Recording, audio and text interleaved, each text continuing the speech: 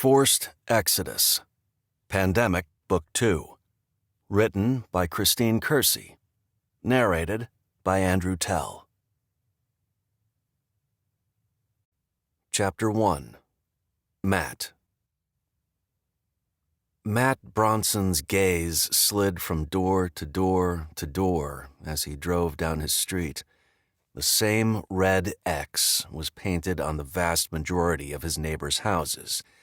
It was the mark of death, meaning there was one or more bodies inside. A corpse, dead from the bird flu. Nearly his entire neighborhood was dead, as was most of the world, from what he'd been able to gather before the grid had gone down. And the stench of rotting corpses. It was a smell he didn't think he'd ever get out of his nostrils. It had been a little more than 2 weeks since the pandemic had exploded, and he and his family had hunkered down, but since then, their world had gone sideways. Even so, they were still alive, which was more than could be said for the vast majority of the population. Frowning deeply, he forced his attention back to the road as he drove his truck, which was pulling their fifth-wheel RV out of their neighborhood. He and his family had been through so much, and now they were at the beginning of a brand new journey. A mix of hope and trepidation washed over him, and he wondered if Jessica felt the same. He glanced over at her. She was staring out of the passenger window with her chin resting on her curled fist. She turned to him with a melancholy smile. "Do you think we'll ever come back?" They'd loved living in their house for the previous 2 years, and the idea that they would never see it again brought on a whole mix of feelings. Sadness, anger, frustration. Slowly shaking his head, he lifted his shoulders in a shrug. "I don't know." He didn't want to point out that thanks to the neighborhood cooperative, their house had burned to the ground, so even if they did come back, they wouldn't have a place to live. Besides, in all reality, they'd never return. They were going to start fresh in California. Softly sighing, Jessica went back to staring out the window. Letting his gaze slide to the rearview mirror, Matt checked on Kayla, Brooke, and Dylan in the back seat of his truck. All three were wide awake and completely silent, their eyes scanning the neighborhood. "Nobody's around," Dylan said. "It's barely 6 o'clock in the morning," Kayla said with a yawn. The kids had hardly left the house since the pandemic had broken out, except Brooke. She'd had to venture to their house on her own after both of her parents had died of the bird flu. Well, she and her dog Cleo. Matt looked over his shoulder to see what the German Shepherd was doing, but he couldn't see her. "How's Cleo?" "She's sleeping on the floor," Brooke said. "Sorry it's so tight back there," he said with a grimace. "One of you can sit up here between Mom and me if you want." None of the kids volunteered to sit between the adults. Was that because they preferred to be parent-free in the back, or because they were nervous about being closer to the potential line of fire in the front?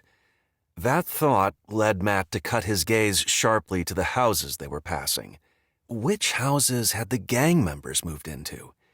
He had no idea. All he knew was that at least 20 dangerous gang members had taken up residence in their neighborhood, which was why they'd decided to bug out rather than find another house to move into.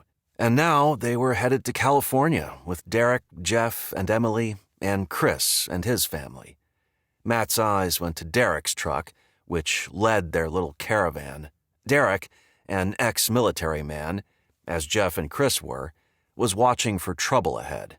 All 4 of their vehicles had walkie-talkies, so they could alert each other before they found themselves in trouble. At least, that was the plan. They rolled through the stop sign that led out of the neighborhood. With no traffic and no police, there was no reason to slow their momentum. Several minutes later, they passed the Home Depot, where Matt and Derrick had shopped a week earlier. Then they approached State Street. They were almost to the I-15 on-ramp, the interstate they would take on their journey to Central California. The walkie squawked on the console between the seats, and then Derrick's voice came over the line. "Roadblock ahead. Approach with caution. Over. Matt's heart pounded as adrenaline surged. They'd barely left their neighborhood, and already they were running into potential trouble. "I see the roadblock," Jessica said, her gaze riveted to the road ahead. "Yeah." Matt touched the .45 on his right hip to reassure himself that it was easily accessible. "Me too." "Can't see around the RV," Jeff said over the walkie. "What's the roadblock look like?" "Over." Matt glanced in his side view mirror. He couldn't see Jeff's truck behind him. He was too close to the back of Matt's RV. But he could see Jeff's small utility trailer. He could also see Chris's SUV, which brought up the rear. "Vehicles blocking the approach to I-15, Derrick said. "SUVs and trucks. Men with guns standing behind the vehicles. No way around them." A brief pause. "Turn right on State Street. We'll try for the next on-ramp. Over."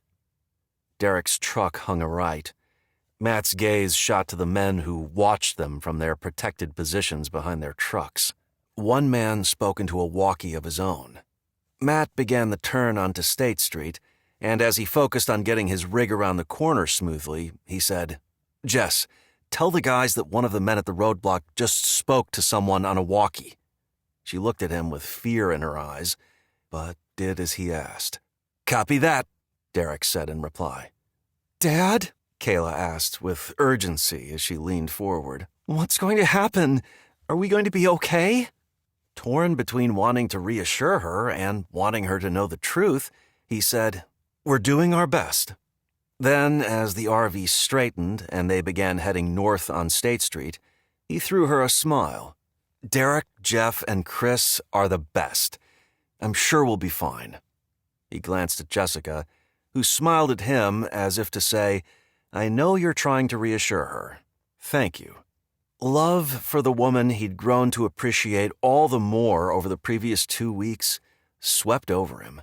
He reached out and took her hand in his, squeezing gently. He checked his right side view mirror and saw Jeff, then Chris, turning onto State Street behind him. His eyes went to the road in front of him.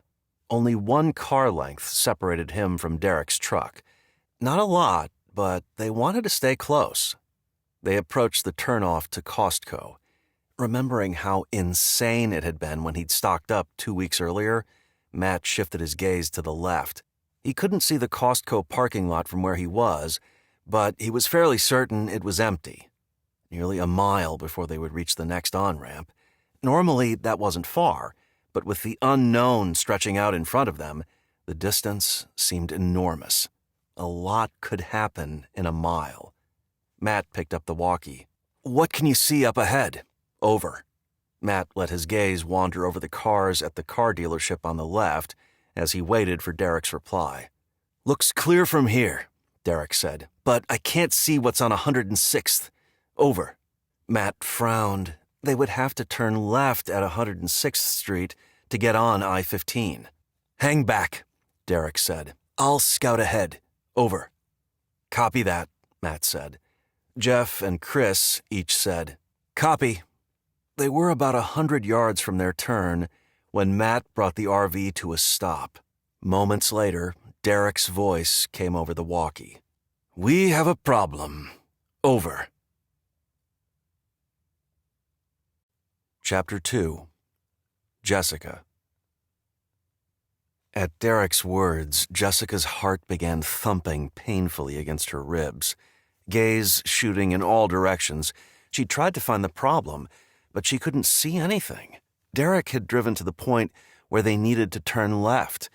Were men blocking that entrance to I-15 as well? The thought of confronting men with guns terrified her. Could they be gang members? The ones who were killing whomever stood in their way? Sickened at the thought, she tried to keep her negative thoughts from spiraling out of control. Then she thought about the long journey ahead.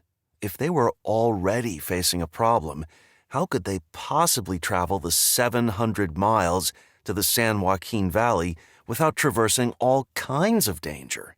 Would they even make it? Glancing at her children, she couldn't stop herself from imagining how she would feel if anything happened to them. It would destroy her. Hot tears pricked the backs of her eyes. Wanting to hide her tears, she turned toward her window. "What's going on?"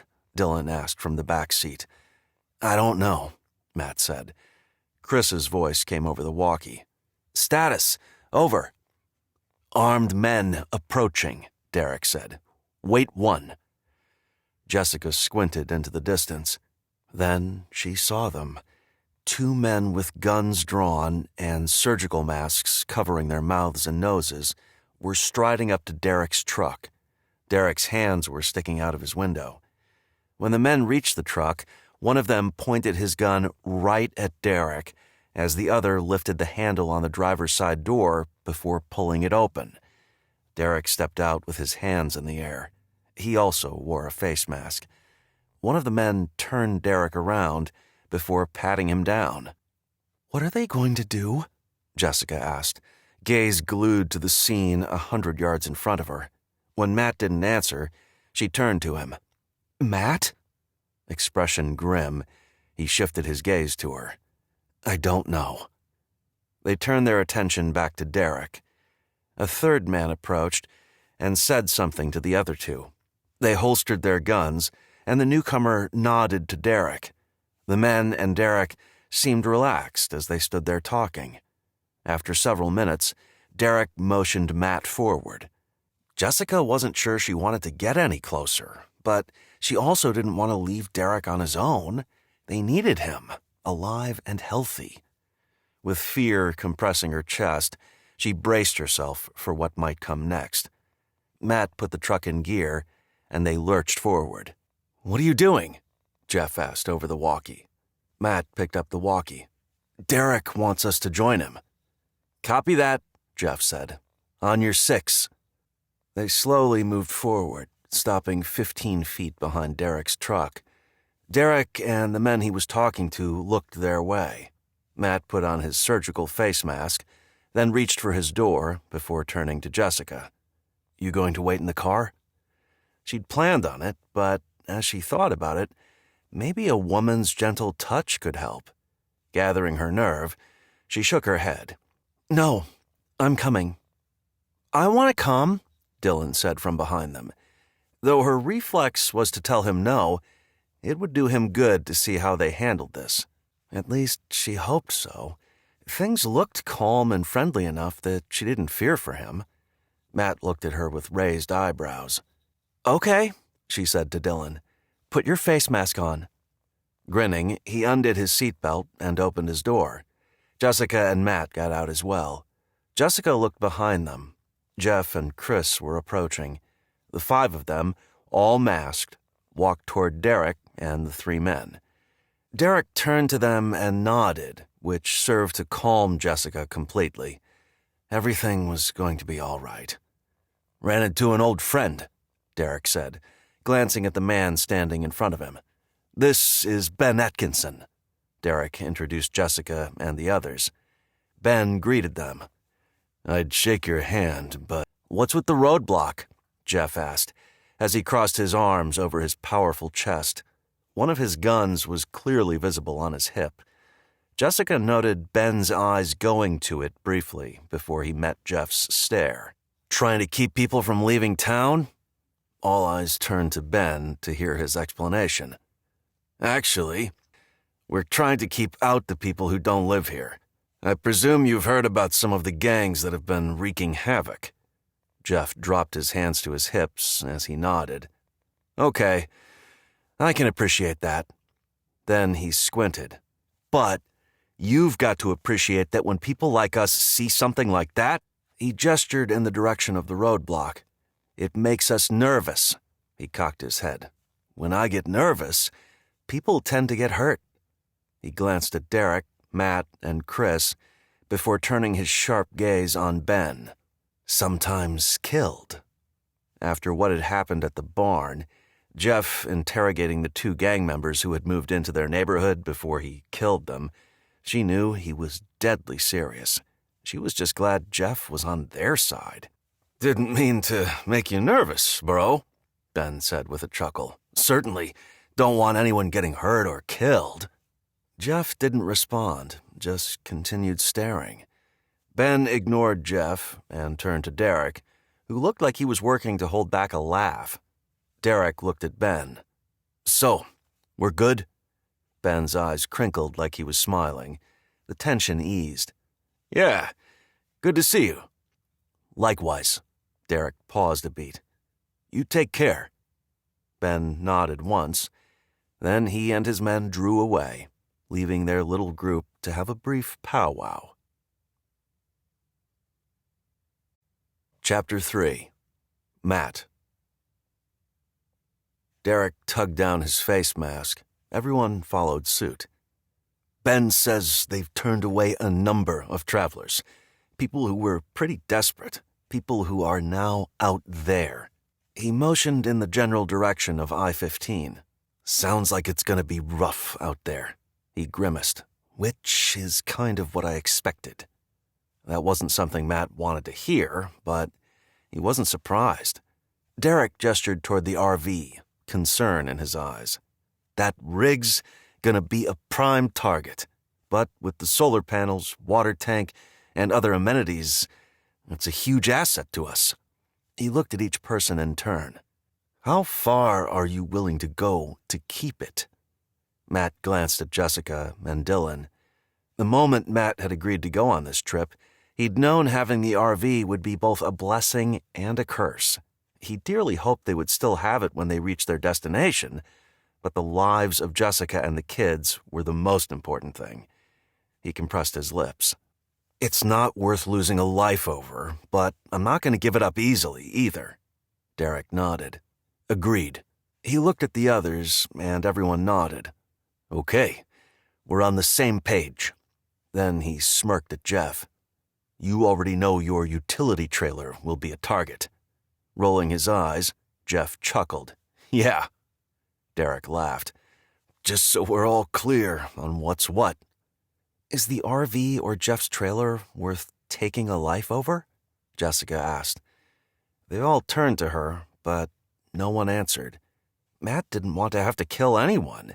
There had been enough killing already. Besides, his RV wasn't worth a person's life. "No," he finally said. Derrick held up a hand. "Hold on." All eyes swiveled to him. "It's impossible to say exactly what situations we'll run into, which makes it impossible to state anything with certainty." He grimaced. "We're going to have to figure things out on the fly." Matt couldn't disagree, but he wanted clarification. "Are you saying there might be an instance where you would kill over losing our supplies? If losing those supplies meant endangering our lives, then yeah, absolutely." Okay, he could see the reasoning behind Derrick's statement. He just hoped that that wouldn't be something they would face. As they walked back to their vehicles, Jessica spoke quietly. "I'm nervous, Matt, about this trip, about what could happen." He put an arm around her shoulders and tugged her against him. "We need to have faith that we'll all be okay. Besides, we have an awesome team." He chuckled. "What could be safer than traveling with Derrick, Jeff, and Chris?" She tossed him a sideways glance. "Not traveling at all." That got his attention. They reached the truck. Dylan got in, but Matt faced Jessica. "Are you having second thoughts about leaving?" Shaking her head, she sighed. "Staying would be just as dangerous, maybe more with those gangs living in our neighborhood. It's just..." She looked at the pavement before meeting his eyes. "I worry. You know that." He kissed her before pulling her into his arms. "Yes, I do know that." He worried too, but he had to shove that down and focus on each moment as it came. He drew away and smiled at her. "Let's not get ahead of ourselves, okay? Instead of thinking about what could happen, let's concentrate on what is happening." Softly smiling, she said, "How do you always know the right thing to say?" Chuckling, he said, "I'm awesome like that?" She hugged him. "Yes, you are."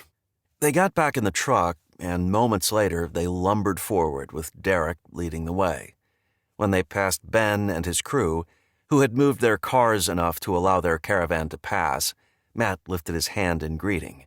Ben gave him a chin lift. Moments later, they drove down the on-ramp and entered I-15. The last time Matt had been on the 10-lane interstate, he'd been coming home from work at Jessica's behest. Traffic had been lighter than normal, but nothing like now. Now, the only cars moving on the road were the ones in their group. A car was parked haphazardly on the shoulder here and there, but no one was near those cars. With no traffic, they drove in the northbound lanes unimpeded, although Derrick kept their speed to about 45 miles an hour. Matt was glad. It would conserve their fuel, as well as give them the agility to go around unexpected obstacles in the road. Chris and Jeff stayed behind Matt, spreading out a bit in the adjoining lanes. Matt looked ahead and saw nothing but clear roads. It seemed unlikely that anyone would expend energy blocking this road. Why would they bother with so little traffic? "Look at that," Jessica murmured, pointing to the southbound lanes. Matt shifted his eyes to the lanes going the other direction. That's when he saw them. 10 people were walking south, most of them with something covering their mouths and noses, a few of them pushing shopping carts overflowing with all of their worldly possessions. The pedestrians stopped and stared at Matt and his group as they passed. "Where do you think they're going?" Brooke asked. She was sitting beside the window and had the best view. "Somewhere warmer?" Jessica asked. Matt thought of Ben's comment that they'd stopped a lot of desperate people from entering the area. Would these people be the next group Ben would come into contact with? "They'll probably go wherever they can find food," he said, which reminded him of how blessed they were. Although now that they had 12 people in their group, plus Cleo, their food stores would dwindle more quickly. They'd traveled less than 3 miles when the walkie squawked and Derrick's voice came over the line.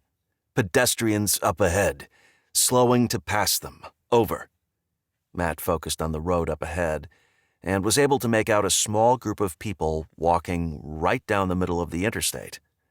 "I see them." "Where?" Dylan said from behind him, leaning halfway into the front seat. "Put your seatbelt on," Jessica said. "How come? There's like no cars on the road." Matt glanced at Jessica. She looked at Dylan with narrowed eyes and a deep frown. "Really?" she said. "You think just because there's no traffic that Dad won't have to slam on the brakes?" Dylan huffed a sigh, but Matt heard his seatbelt click into place. Derrick's brake lights came on, so Matt braked as well. Following Derrick's lead, Matt carefully swerved to the left to go around the people walking in the center lane. "Hey!" one man yelled as he threw a rock at their truck. "Help us out! Give us some food!" Chapter 4. Jessica. A rock hit Jessica's door. She let out a small scream. Sweeping her gaze over the people they were slowly passing, she saw 2 men, 2 women, and 3 school-aged children, clothes dirty and torn in places, hair matted, dragging their feet as they staggered along the asphalt. They looked like they'd been on the move for a while. "Help us!" one of the women cried out. "Please!" Jessica bit her lip, then looked at Matt, who frowned. "Can we help them?" Kayla asked, her eyes beseeching. Jessica wanted to help them too, but in all reality, if they helped every person they came across, they would quickly run out of food, and then they'd be in the same situation. They had to make it to their destination, the San Joaquin Valley in California, where Emily's aunt and uncle had some land where they could settle and make a home. "I'm sorry, sweetie," Matt said. "We have 12 mouths of our own to feed. We really don't have extra." He glanced at Jessica. She assumed to see if she would argue with him, but she smiled and placed her hand on his, adding, "We need to stay focused on our mission." The people walking faded into the distance. "Our mission?" Kayla asked. "I know what it is," Dylan said. Turning her attention to Dylan, Jessica smiled. "What?" He grinned. "To get to that place in California?" "That's right." Kayla pursed her lips. "I still don't see why we couldn't give those people a little bit of food." "Tell you what," Matt said. "Next group of people we see, we'll give them some food." Surprised that he was willing to do that, Jessica looked at him with raised eyebrows. "What?" he said with a chuckle. Reaching out and stroking his cheek, she said, "I just love you." He took her hand and kissed it. "I love you too." It didn't take long before the next group of pedestrians came into view, 2 men and 3 women. All 5 of them waved their hands as Matt and Jessica's convoy approached. Jessica looked at the group, then said, "I know we can only help a few people. Let's wait until we see a group with children." Matt nodded. "I agree." They went on, soon exiting onto I-215 on-ramp. I-215 was the connecting freeway to get them to I-80, which would take them all the way to California. Derrick's voice came over the walkie. "Blind curve ahead. Approaching with caution. Over." Matt and the others acknowledged his message. On edge as they got closer to the curve, Jessica fixed her gaze on the road. She'd driven this way dozens of times, always speeding around this bend to merge with northbound I-215, and never thinking twice about it. But now, what if there was a roadblock, a pileup of cars? What if they were ambushed? She hated this, the danger, the unknown. It was so outside of anything she'd experienced before, and knowing there wasn't a darn thing she could do about it beyond endure and deal with it didn't help. They went around the bend smoothly, without incident, merging with the non-existent traffic. Exhaling the breath she hadn't realized she'd been holding, Jessica knew by the time they reached their destination, all of her hair would be gray. The walkie squawked. "Slowing down. People up ahead. Over." Jessica looked at Matt, suddenly unsure if she wanted to stop and help people after all.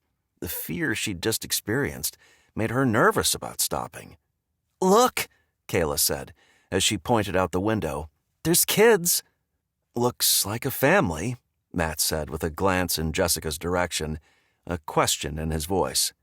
1 man, 2 women, and 2 young teenagers, a boy and a girl, pulled a full wagon behind them.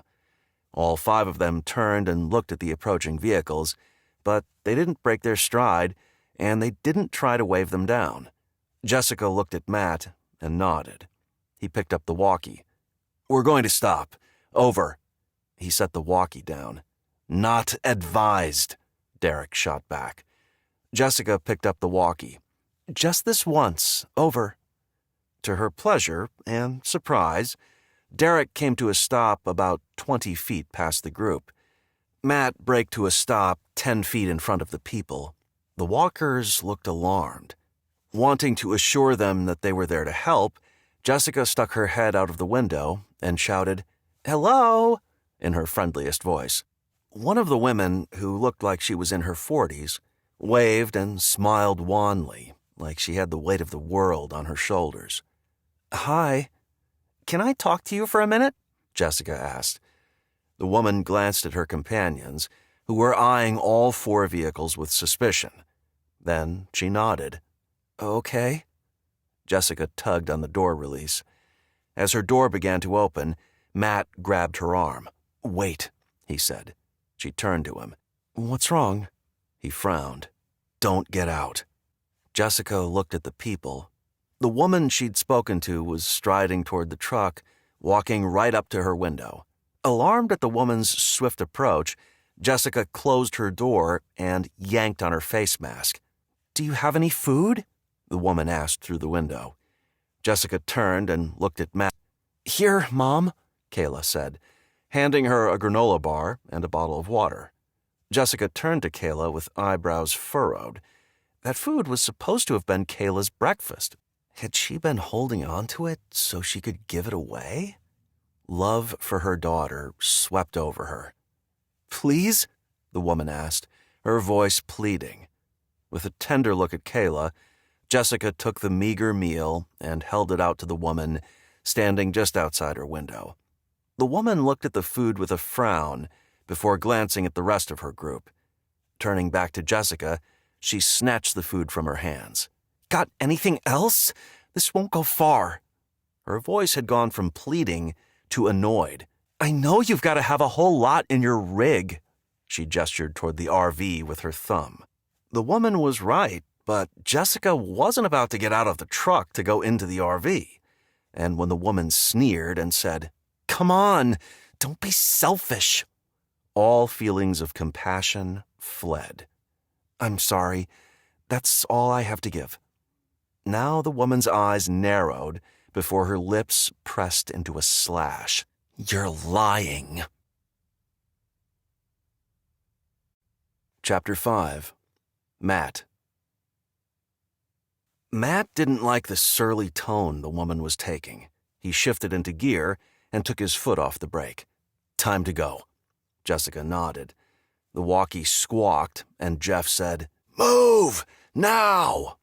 Not taking the time to figure out why Jeff's voice sounded so urgent, Matt hit the gas and the RV jerked into motion. Derrick was already driving, his truck more agile without an RV tethered to it. "Mom!" Dylan shouted. He was sitting behind Jessica next to the window. "Get down!" On instinct, Matt put his hand on Jessica's upper back and shoved her so that she would bend forward. A bullet whizzed past her and nearly hit him, lodging in his headrest. The kids screamed.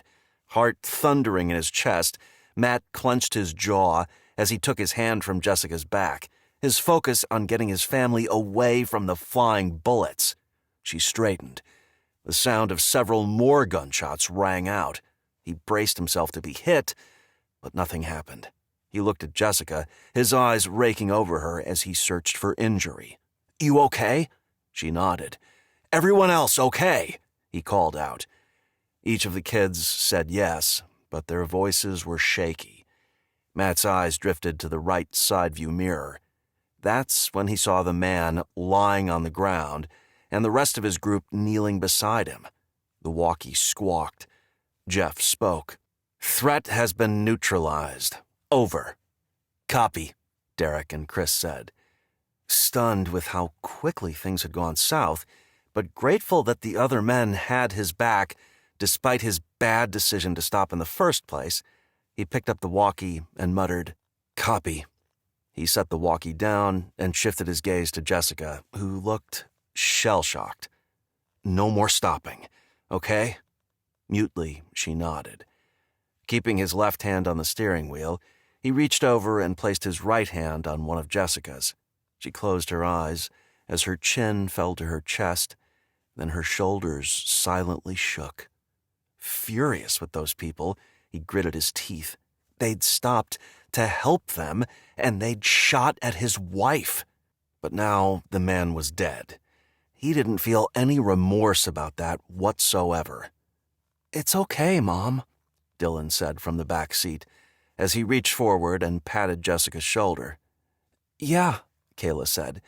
"You were only trying to help. How were we supposed to know they'd turn on us?" Matt could hear Jessica drawing in a shaky breath. "They shot at us." She turned to Matt with tear-filled eyes. "What if they'd hit one of the kids?" "Let's not do what-ifs, okay? We're all fine, and we've learned a lesson." She looked in the side view mirror on her side of the truck, then swiveled to Matt. "What if they'd hurt one of the others? Chris and Amy have little ones in their car. It would all be my fault." He looked at her with raised eyebrows. A tiny smile lifted her lips. "Right. No what-ifs." Not wanting to squelch that part of her that wanted to care for others, he said, "You know, there may come a time when we can actually help someone who will be grateful." Her eyes brightened. "Do you think so?" Actually, he had no idea if that would ever happen, but he couldn't resist the hope in her eyes. "Yeah." Besides, it was possible. She smiled, then leaned back in her seat. They drove several miles in silence. "I think Cleo needs to go to the bathroom," Brooke said. Trying not to sigh, Matt picked up the walkie. "Cleo needs a potty break. Over." "Copy," Derrick said with a chuckle. "Road looks clear. We'll stop here, but make it quick. Over." "Jacob needs to go too," Chris said over the walkie, referring to his 6-year-old son. "I'm glad Cleo's not the only one," Brooke said with a laugh, relieving some of the tension. Matt smiled. A few moments later, the RV stopped. In an overabundance of caution, Matt got out first. Derrick was out of his truck as well. Matt scanned the freeway. No threats visible.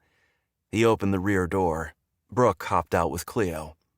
"Go potty, girl," Brooke said, as she held Cleo's leash. But Cleo seemed more interested in sniffing the asphalt than taking care of business. Come on, Matt thought, as he continued surveying the area. Finally, Cleo was done. Matt looked toward Chris's SUV. Chris gave the thumbs up. Breathing a sigh of relief, Matt made sure Brooke and Cleo were safely inside before he got in. Derrick pulled forward, and Matt followed. Traveling with children and a dog would make things a little more challenging, but that was just the way it was. They would all adjust. They'd have to. They passed the Valley Fair Mall. The Maverick Center was coming up on the right. Matt looked toward it, thinking of the good times he'd spent there, watching hockey games with Dylan. "Sniper! Sniper! Sniper!" Derrick yelled, just before a bullet slammed into the grill of Matt's truck. Matt didn't know where the shot had come from, which made it impossible to know how to avoid the next one. "On the overpass!" Jeff called out. Matt's gaze shot to the overpass they were rapidly approaching. 2 men were pointing rifles right at them. "Everyone down!" His family cried out in fear, but all he could do was make sure they weren't hit again.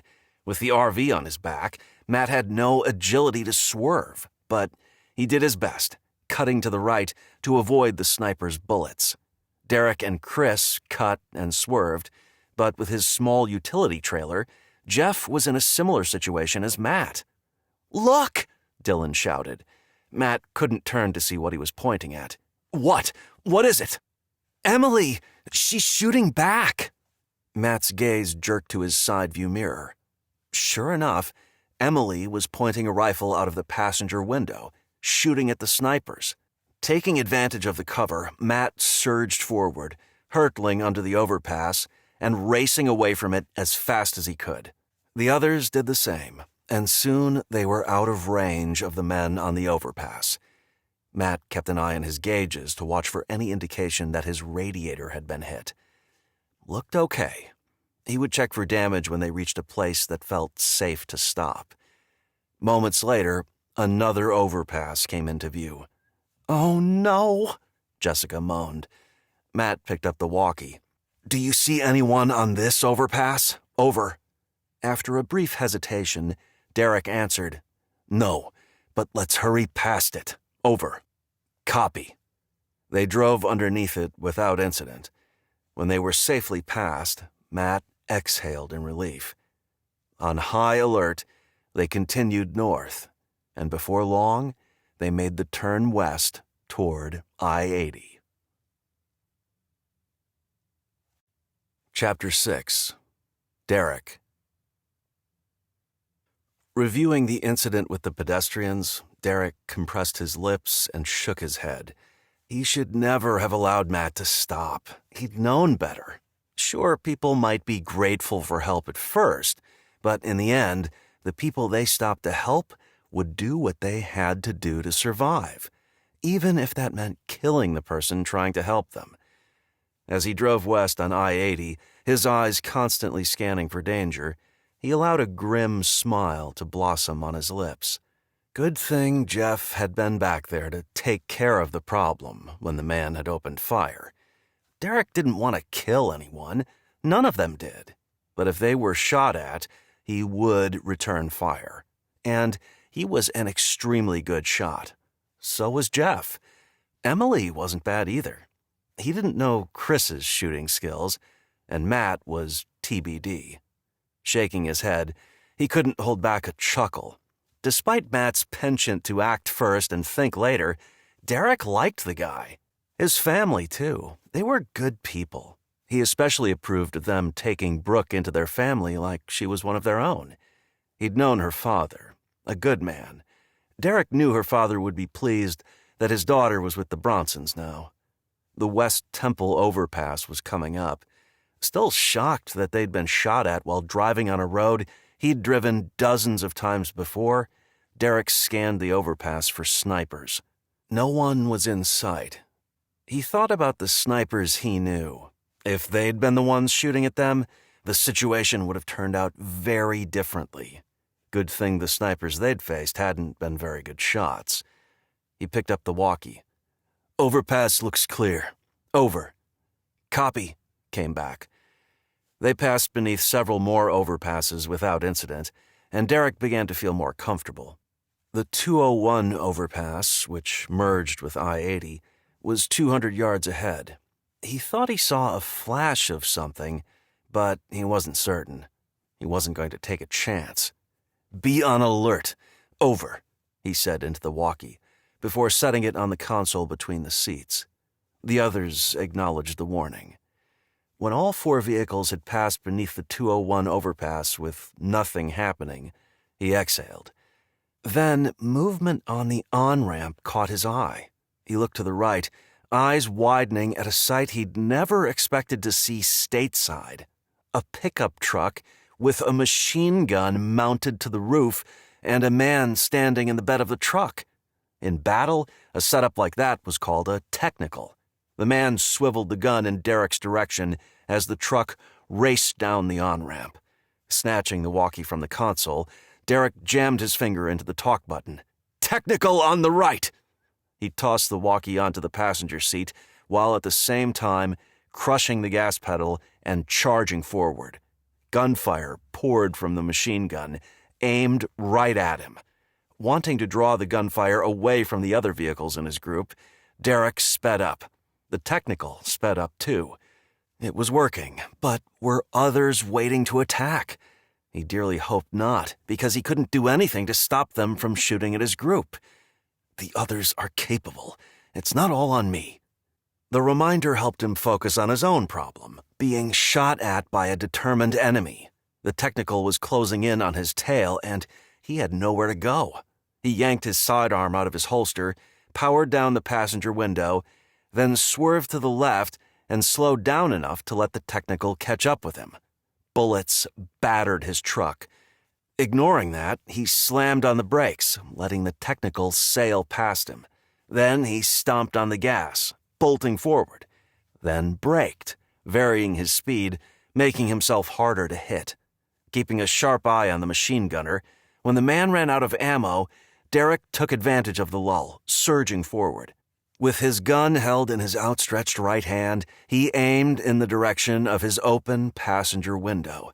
He aligned with the gunner, then slowed his speed to match that of the truck before pulling the trigger in quick succession until the man was hit, tumbling out of the bed of the pickup truck and onto the asphalt of I-80.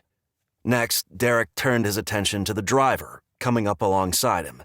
The man was no idiot. His gun was pointed out his window toward Derrick.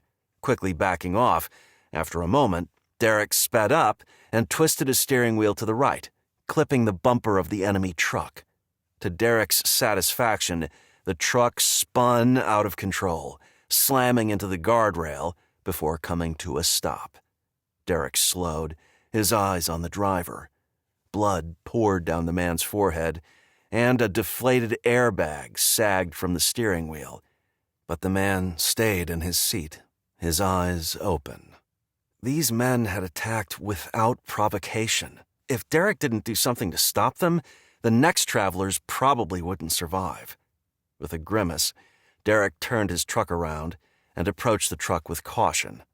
50 feet away, and with the technical on the left side of his truck, Derrick watched the man. Could Derrick shoot him in cold blood on the chance, the very high chance, that he would attack others? Not sure, Derrick stared at the man as his truck crept closer. The man glared back. Derrick had his gun in his right hand, but kept it in his lap. When it came down to it, he didn't want to kill someone who was helpless and injured. But what about the next driver that came along, innocent and unsuspecting? What if they had children with them? What if Derrick could prevent a tragedy? Undecided, he drifted closer. 5 feet from the truck, Derrick lifted his gun, but kept it held low. 4 feet, 3 feet, 2 feet. His gun was just below his window. He looked directly into the man's eyes. They were filled with hatred. Heart pounding with indecision, all he had to do was raise his gun a few inches, and it would be all over. But he hated the idea of shooting a man in cold blood. What if the man had a family of his own? Then again, he and his buddy had come out of nowhere to attack Derrick and his friends unprovoked. The man shifted in his seat. Sun glinted off metal. A gun came into view, tipping in Derrick's direction. Not hesitating a moment, Derrick lifted his gun the 2 inches necessary to clear his window frame and pulled the trigger. The man fell back, a hole in his forehead. Shoulders sagging as he exhaled, Derrick stopped and shifted his truck into park. He hadn't wanted to do it, but the man had drawn on him, giving him no choice. It had been the right thing, the only thing to do. After verifying that no other enemy vehicles were around, he climbed out of his truck. Scanning the interior of the truck, he saw the gun the man had held, plus 2 additional weapons and boxes of ammo. "What did you find?" Jeff asked as he trotted up to Derrick. Derrick smiled grimly, then looked at Emily, Chris, and Matt as they joined him at the truck. "A few weapons to add to our arsenal." Derrick chin-pointed to the bed of the truck. "That machine gun might come in handy as well." Chris grinned. "Absolutely." He jumped into the bed of the truck and unmounted the machine gun. Jeff joined him, gathering up the extra ammo. Once they'd stowed the newly acquired weapons and ammo, both Derrick and Matt assessed their trucks for any engine or tire damage from the bullets that had hit them. Both trucks looked okay. The group gathered in a loose huddle around the hood of Derrick's truck, where he spread out a map of the area. Amy, Chris's wife, as well as Jessica and her kids, joined them. "It's over 100 miles before we reach Wendover," Derrick said, as he tapped a finger on the town just over the Utah border. "Most of those miles will be on the Salt Flats, which means—" He raised his eyebrows and turned to Dylan, testing the kid to see if he knew the answer. Wide-eyed, Dylan said, "Nowhere to hide?" Pleased he'd answered correctly, Derrick grinned. "That's right, for the most part. Even so," he looked at each of the adults, "we have to assume there will be some sort of danger. So, we need to stay on high alert at all times." "Do you want me to take point for a while?" Jeff asked. After the gunfight he'd just been in, Derrick was ready for a break. He nodded. "Yeah, that would be great."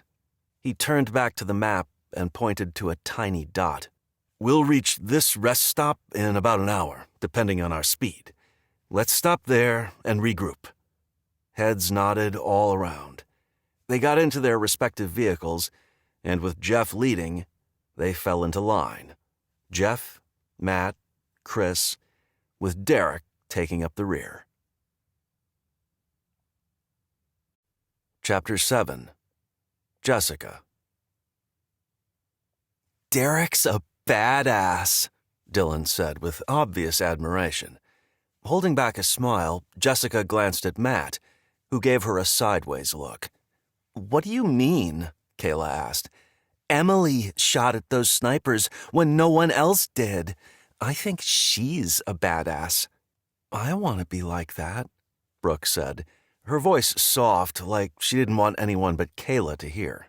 But Jessica had heard, and she felt the same way. She wanted to be like that too, able to take care of herself and her family instead of being scared and nervous all the time. Shifting in her seat, She faced the kids. "We can all be as brave as Emily and Derrick." Matt placed his hand on hers. She turned to him with a smile. One side of his mouth quirked up. Then he said, "You already are." She stared at him. "Why do you say that?" "When that bullet flew past you, you didn't freak out." "No, but I cried." Smiling softly, he put both hands on the steering wheel, glancing at her as he spoke. "Only because you regretted stopping, not out of fear." He was right. Her confidence grew. "Huh." He laughed. The drive across the salt flats was one of the most boring drives, and usually Jessica dozed for the 2 hours it took to cross it. But that was before. Now she couldn't fall asleep if she wanted to. Instead, her eyes were constantly scanning. She hadn't seen any people walking on I-80, but it had only been 15 minutes. A flash of metal caught her eye. It was a car, traveling east. There were 2 lanes in each direction, with a wide area in between. Sagebrush and flat white salty ground lay in the space. No concrete barriers. The median could be easily traversed. Was the driver of the car in the opposing lane friend or enemy? Dangerous or harmless? Was he alone? Were other cars not far behind? Would the driver cross into the westbound lanes and cause trouble? Shoot at them? 2 weeks earlier, that thought would have been ludicrous.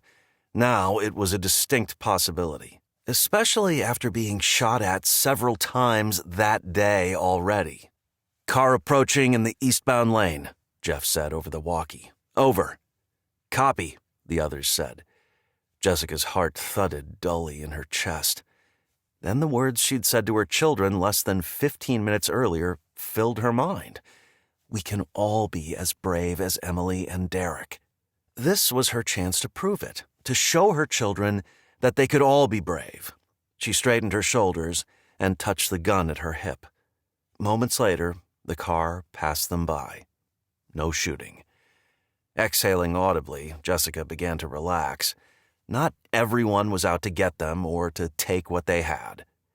They drove on, passing a few people walking on the shoulder, and eventually they cautiously followed Jeff into the rest stop parking lot. No other cars were there, and no people were visible, but there were plenty of places to hide. When their truck came to a stop, Jessica reached for her door. "Hang on," Matt said, stopping her. She turned to look at him. "We need to clear the place before you and the kids get out." "I can help," Dylan said from the back seat. Jessica was about to tell him no when Matt said, "That's a great idea." Scowling at him, Jessica was about to argue when she had a better idea. "The girls and I should help too." Matt's eyebrows shot up, and Jessica wanted to take back what she'd said. Then Kayla leaned forward and said, "Count me in." Half hoping Matt would tell Kayla no, but also knowing this was something they all had to learn how to do, Jessica gazed at him, waiting to see what he would say. His lips compressed as his eyes went to each of them. Finally, he said, "Yeah, okay." Without another word, he opened his door and hopped out. "Yes," Dylan said with a note of triumph. Tossing Dylan and the girls an encouraging smile, Jessica was pleased to see a look of grim determination on the faces of both Kayla and Brooke. "We are brave, Mom," Kayla said. Feeling her courage growing, Jessica nodded. "Yes, we are." They all got out. Moments later, they stood with the rest of their group. Jessica's gaze went to Amy and her young children. She hadn't had a chance to talk to Chris's wife, but the poor woman looked exhausted. Traveling with young children under normal circumstances wasn't easy. Being under constant threat would make it 10 times harder. "We need to clear the building and the surrounding area," Derrick said. He made assignments, leaving out Jessica and her kids. "Hang on," Matt said. Derrick turned to him with a question on his face. "What is it?" "Jessica and the kids need to learn how to clear a building." Pleased that Matt was speaking up for them, Jessica slipped her hand into his. he squeezed gently. Derrick nodded. Yeah, the more trained people in our group, the less burden it is on the rest of us. Jessica hadn't thought of it that way, but she definitely wanted to carry her own weight, and she knew that the more she was able to do, the more her confidence would grow. Same for her children. Okay, Derrick said. Dylan's with me, Kayla with Jeff, Brooke and Cleo with Chris, Jessica with Matt. Emily, stay with Amy and her kids. This shouldn't take long. He told them which area to clear. She and Matt were assigned to clear the men's restroom. Meet back here after you clear your assigned area. They all nodded. Glad Derrick had assigned her to stay with Matt. As they approached the building, she noticed a sign that said, "Watch for snakes and scorpions." Arching an eyebrow, she looked at Matt, who chuckled. They walked toward the glass-fronted building that held both the men's and women's bathrooms. Matt stopped outside the door and took out his gun. He told her to do the same. Eyes widening, Jessica felt her heart skip a beat. This was suddenly all too real. What if she had to shoot someone? Then she remembered how terrifying it had been when that bullet had flown past her hours earlier. She couldn't allow someone to threaten her or her family. Besides, most likely, no one was in there. She pulled the 9mm from her waist. Matt watched her. Is it ready to fire? I don't know. She hated her lack of expertise. Rack the slide. She did. He showed her how to tell if the safety was off. It was. Smiling grimly, he nodded. Now it's ready. His smile vanished. Stay behind me. Jeff and Kayla, who were assigned to clear the women's bathroom, were right behind them. Jessica looked at Kayla, who had a gun in her hands and a look of grim determination on her young face. The sight sent a thrum of sadness and pride through Jessica. It was better that Kayla knew how to defend herself than be afraid of guns. Matt peered through the glass door. After a moment, he pulled it open and stepped through, his gun held low and ready. Jessica stayed close to him. She heard Jeff and Kayla enter behind them, but a moment later, they went toward the women's restroom, whereas she and Matt went toward the men's restroom. Matt paused outside the door. He looked at her with raised eyebrows. Heart rate increasing, she nodded. Leading with his gun, Matt stepped into the men's room. Jessica studied his every move. She knew he wasn't an expert, but Derrick had trained him. That was good enough for her. Light filtered in from the high windows along the wall. As Jessica crossed the threshold, she realized this was the first time she'd been inside a men's room. A slight odor of urine permeated the air, and the place was definitely less clean than women's restrooms usually were. Pushing aside those pointless thoughts, she watched Matt as he cleared the first stall, and when he motioned for her to do the other one, she inhaled sharply, then immediately regretted it, wrinkling her nose at the smell. Matt chuckled and shook his head. She tossed him a smile before turning her focus back to the stall she was about to clear. It seemed likely that it was empty, which made it easier to push the door open all the way. No one was inside. Feeling a burst of pride that she'd done this instead of waiting in the truck, frightened and helpless, Jessica beamed. All clear. Matt grinned and tugged her into his arms.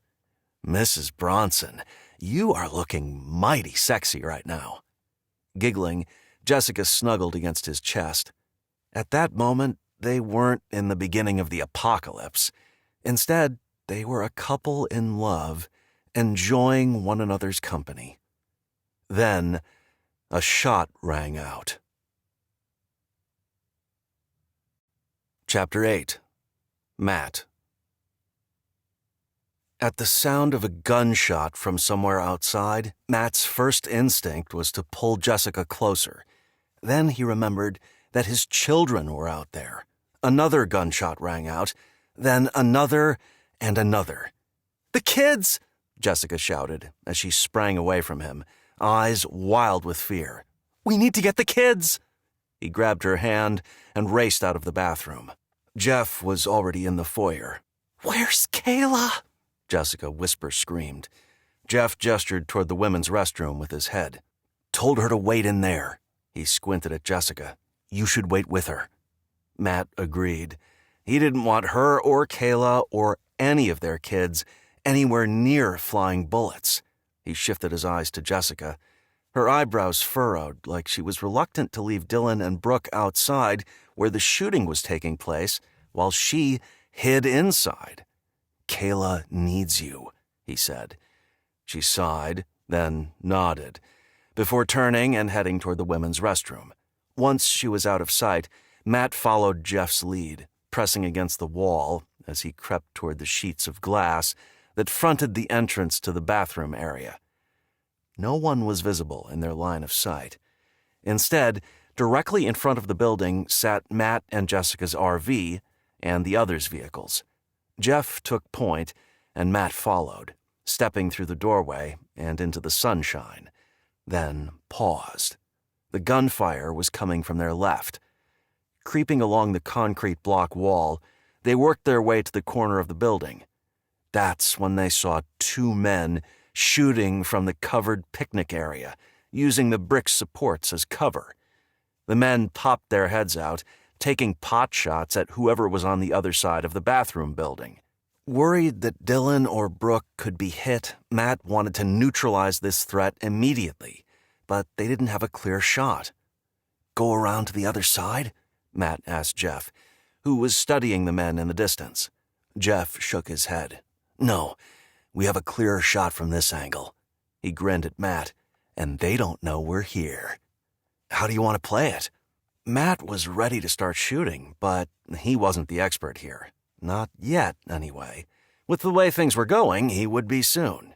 Not something he relished learning. Jeff told Matt his plan.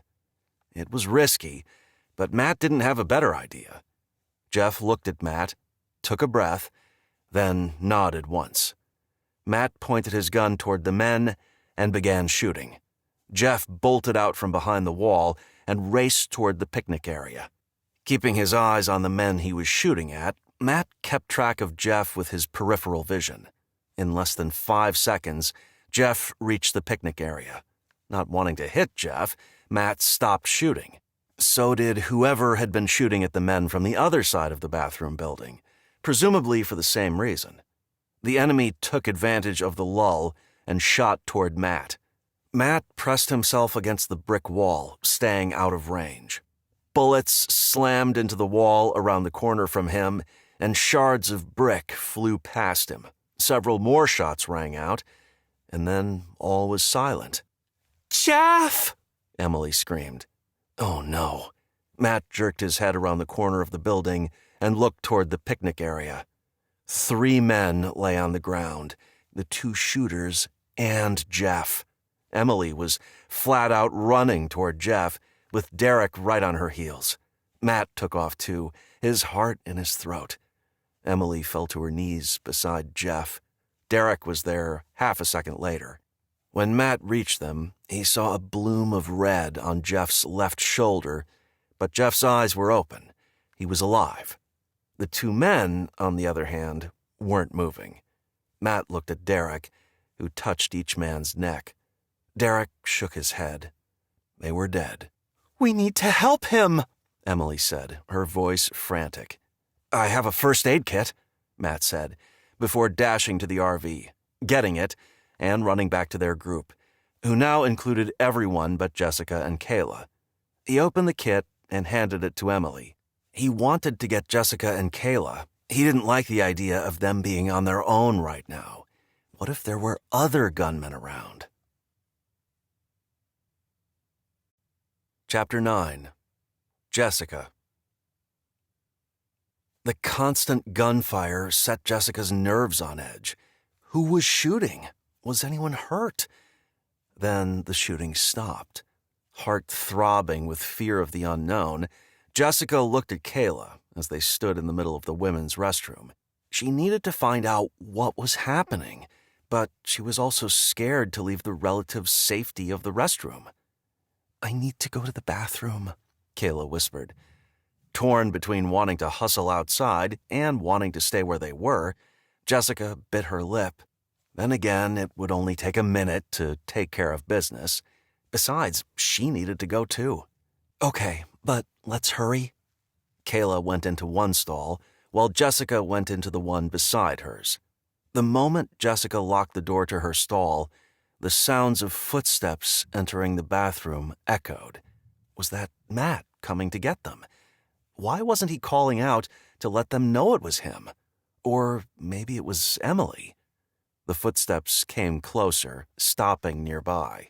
Foreboding swept over Jessica. She moved back, pressing her body against the corner of the stall, her eyes riveted to the tiny gap around the door. "I know you're in there!" The voice belonged to a woman. She sounded upset and angry. Who was it? Was she alone? Was she dangerous? Who was she talking to? Kayla was in the stall next to Jessica's, but she was completely silent. Obviously, she didn't want the woman to know she was there. And with the wall between the stalls reaching the floor, Jessica couldn't silently communicate with Kayla. A brisk knock on Jessica's stall door startled her. She let out an audible gasp. "I knew it! You're in there!"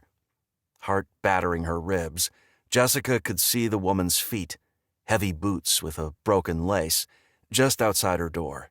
With no idea what to do, she took comfort in the fact that the woman probably didn't know Kayla was in the other stall. "Open the door!" Pounding with both fists accompanied the words. Slapping a hand over her mouth to smother a scream, Jessica's eyes widened. "Matt! Where's Matt?" All at once, Jessica remembered she had a gun at her back. Hands shaking, she pulled the 9mm out of her waistband, glanced at it to make sure the safety was off, then pointed it at the door. "What do you want?" "Oh, she speaks." "You have the wrong person." A maniacal laugh filled the air. "Are you with the people outside? The ones who killed my man?" Her gaze shot in all directions. What exactly had happened out there? More pounding. "Are you?" Startled, Jessica almost dropped the gun, but managed to keep it in her control. She gripped it more tightly, steadily pointing it at the door. "Leave now!" "Or what?" The tone was taunting. "I saw you with those people, and then you came in here with one of the men. He came out, but you didn't, so don't try to lie to me." Swallowing over the knot in her throat, Jessica gathered her courage. She had to protect Kayla, had to protect herself. She inhaled, then said, "This is your one and only warning. I'm going to count to 3. If you're still in this bathroom when I get to 3, we're going to have a problem." She didn't want to flat out tell the woman she had a gun. What if the woman had a gun of her own pointed at the door right now? What if she shot first? Trapped in the tiny stall, Jessica would have no way to dodge flying bullets. The woman didn't respond, but Jessica could see her feet planted right in front of the stall door. "1," Jessica said, working hard to keep her voice from shaking. She paused a beat. "2." The feet shuffled away from Jessica's stall. "Maybe you're the wrong one," the woman said, her voice still very close. Jessica nodded. She was the wrong one. She hadn't done anything. Not yet. "Maybe it's the girl I want." Kayla. She meant Kayla. The woman knew Kayla was in the other stall. Jessica had to do something, and do it now. Licking her lips, Jessica crouched down and tilted her head to see exactly where the woman was. She barely managed to see that the woman was standing in front of the neighboring stall, the one Kayla was in. A soft knock sounded on Kayla's stall, like the woman was trying to be gentle. "Knock, knock," she sang out. "Leave me alone," Kayla shouted. Still crouching, Jessica squeezed her eyes closed for a moment. Now the woman knew for sure that Kayla was in there. The woman laughed, but this time it sounded dark and menacing. "Ollie, ollie, oxen free!" "I'm not coming out," Kayla said, her tone laced with determination. "Oh, no." "No." "I don't think you understand," the woman taunted. "You have to come out. It's only fair." She paused. "A life for a life. Your life for my man's." Jessica's heart slammed harder against her ribs. This woman wanted to kill Kayla for something she had nothing to do with. As long as Jessica had breath in her body, she would never allow anyone to hurt her baby girl. Falling to her knees, she got close to the filthy ground and lowered her gun, poking her gun out of the stall and toward the woman's booted feet. She didn't want to do this. She really didn't. But she couldn't let the woman hurt Kayla. Besides, this shot wouldn't kill her, only disable her. Forcing her hands to remain steady, she slid her finger until it was touching the trigger. Her eyelids fluttered closed as she considered what she was about to do.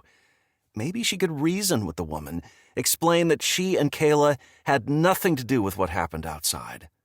The walls of the stalls began to shake violently as the woman screamed and pounded, demanding that Kayla open the door right now. Kayla screamed in terror, and Jessica's eyes snapped open. With a grimace of reluctance, she squeezed the trigger. Boom! The sound of the blast echoed off the walls of the bathroom, nearly deafening Jessica, but she was so focused on what she was doing that she hardly noticed. The woman screamed in pain, falling to the ground as a gun clattered to the tile floor, skittering under another stall. Jessica twisted the lock on her stall and yanked the door open, her eyes snapping to the woman before scanning the restroom for other attackers. They were alone. Holding her gun in the low ready position, she stepped out of the stall, then pointed her gun at the woman. The woman moaned and held onto her foot, her gaze jabbing at Jessica. "You shot me!" Forcing away the guilt that swept over her, Jessica stared at the woman. "Move out of the way." She used her gun to indicate that the woman should slide away from Kayla's stall. "Or what? Are you going to shoot me again?" It didn't seem as if the woman posed a threat now, so of course Jessica wouldn't shoot her, but she wasn't about to admit that. She just wanted Kayla to be able to safely come out. "Ignore me and find out." Eyes wild with pain and fear, the woman used her good foot to propel herself to the other side of the bathroom. A trail of blood from her wounded foot smeared across the floor. Keeping her eyes on the woman, Jessica called, "Come out, baby. It's safe." A moment later, the lock on the stall turned, and the door opened a few inches. Kayla's face appeared in the gap, her mouth hanging open, and her gaze bouncing between Jessica and the woman on the floor. "Mom?" Holding her gun with her right hand and keeping it pointed at the woman, Jessica held out her left arm to Kayla, who rushed into her mother's embrace. "It's okay," Jessica murmured, which was laughable. Nothing in their world was anywhere near okay. Chapter 10. Matt. About to leave Jeff and the others so he could get Jessica and Kayla, when the unmistakable sound of a gunshot filled the air, Matt bolted toward the building that housed the restroom, his focus solely on getting to his wife and daughter. Cautiously entering the building, he swept the foyer with his gaze, his gun at the ready. He thought about his family being taken hostage in the barn in his old neighborhood only the night before, and the tactic he and the other men had used to rescue them. As much as he wanted to burst into the bathroom to save them, he had to be smart. It wouldn't do anyone any good if he got himself killed. A tap on his shoulder made him jump. Glancing behind him, he was relieved to see Derrick there to back him up. "Which room are they in?" Derrick murmured. "Should be the ladies' room." Offering a quick nod, Derrick gestured for Matt to take point. Clenching his jaw in determination, Matt moved forward, his body tense, his ears straining to hear anything that would give him a clue as to what was happening. Moments later, he crossed the threshold into the women's restroom and peered around the corner. A woman he'd never seen before lay on the floor, her foot bleeding. But to his everlasting gratitude, Jessica and Kayla stood over the woman, appearing whole and healthy. "Dad," Kayla said, stumbling toward him as tears filled her eyes. He wrapped her in his arms. Jessica stayed where she was, her gun pointed at the injured woman. "What happened?" Derrick asked. Jessica told them what had transpired, ending with, "She claims you guys killed the rest of her group, but I don't know if that's true." "It is," the woman said, her voice wavering between pain and fury. "It was me and Evan and Todd. Thanks to you, it's just me now." Derrick frowned. "We didn't want any trouble, but your friends shot at us unprovoked." The woman scowled. "Her gun's in there," Jessica said, pointing to a stall. Derrick retrieved it, tucking it into his waistband. "Jeff's been shot," Matt said. Jessica's eyebrows rose as she lowered the gun. "What? How badly is he hurt?" "Not sure yet. They needed to get back to their group, especially since they didn't know for sure if there were others in this woman's group, others who were a threat. We need to go." "What about me?" the woman cried, her face screwed up in obvious pain. Derrick quickly searched the woman, then knelt beside her. Gently removing her boot and sock, he examined the wound. "It's only a flesh wound." He turned to Matt. "Can you get a first aid kit?" Matt didn't like the idea of leaving Jessica and Kayla, but he had complete confidence in Derrick's ability to keep them safe. "Yeah." When he got back, first aid kit in hand, he handed the kit to Derrick, then went to Jessica, who had tucked her gun back into her waistband. Drawing her into his arms, he relished the feel of holding her. What if the woman had shot her or Kayla instead of Jessica shooting her? He didn't want to think about it. Instead, he focused on Derrick, watching as he cleaned the woman's wound and wrapped it in gauze. "That should do it," Derrick said as he stood. "What?" the woman said, alarm in her voice. "You're leaving me? Alone?" Derrick didn't hesitate. "Yeah." He looked at Matt, Jessica, and Kayla. "Let's go." The four of them left the bathroom to the sounds of the woman screaming obscenities. "I feel bad about leaving her," Jessica murmured to Matt. "I mean, I'm the one who shot her." Matt turned to her with a frown. "Did you have a good reason to shoot her?" "Yeah, she had a gun and wanted to kill Kayla." "Then don't feel bad. Besides, it's not like we can bring her with us. We could never trust her to not hurt Kayla or anyone else in our group." That seemed to settle Jessica, although he understood how hard it was to not help someone when in the past they would have helped without hesitation. They headed straight to the others, who were gathered around Jeff. He was sitting up, leaning against the brick support, a bandage covering his shoulder. "Are you okay?" Jessica asked him, concern in her voice. Expression surly, he nodded. "I'll be fine." Matt lifted his gaze to Emily. She wouldn't pretend everything was okay if it wasn't. Emily turned to Jessica. "It was a through and through, but still, we have to watch for infection." "I assume you can walk," Derrick said with a smirk. Jeff chuckled. "It's my shoulder, not my legs." "Good. We don't know if any other hostiles are in the area, so we need to get moving." With help from Chris and Emily, Jeff stood. His face was pale. Matt hoped he wasn't hurt worse than he was letting on. "Let's blow this pop stand," Jeff said with a laugh. Matt was ready to leave this rest stop that had been anything but restful. Soon, they were back on I-80, heading west, but this time Derrick was in the lead, and Emily drove her and Jeff's truck. Driving in silence, Matt left Jessica and the kids to their thoughts. "I can't believe I shot that woman," Jessica said after 20 minutes.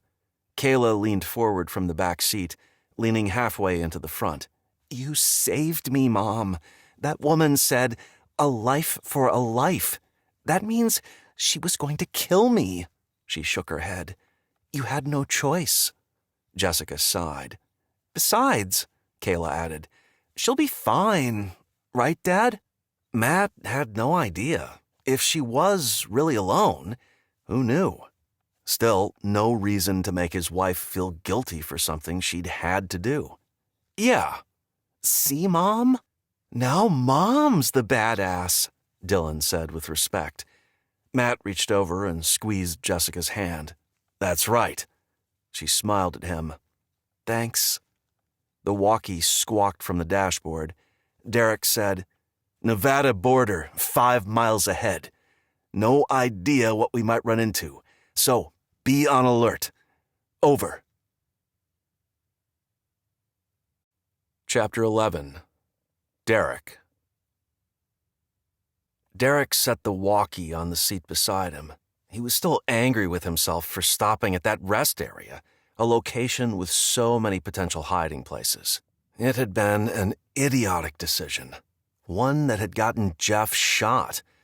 Yes, he should recover, but what if he'd been killed? Or what if someone else in their group had been killed or seriously injured?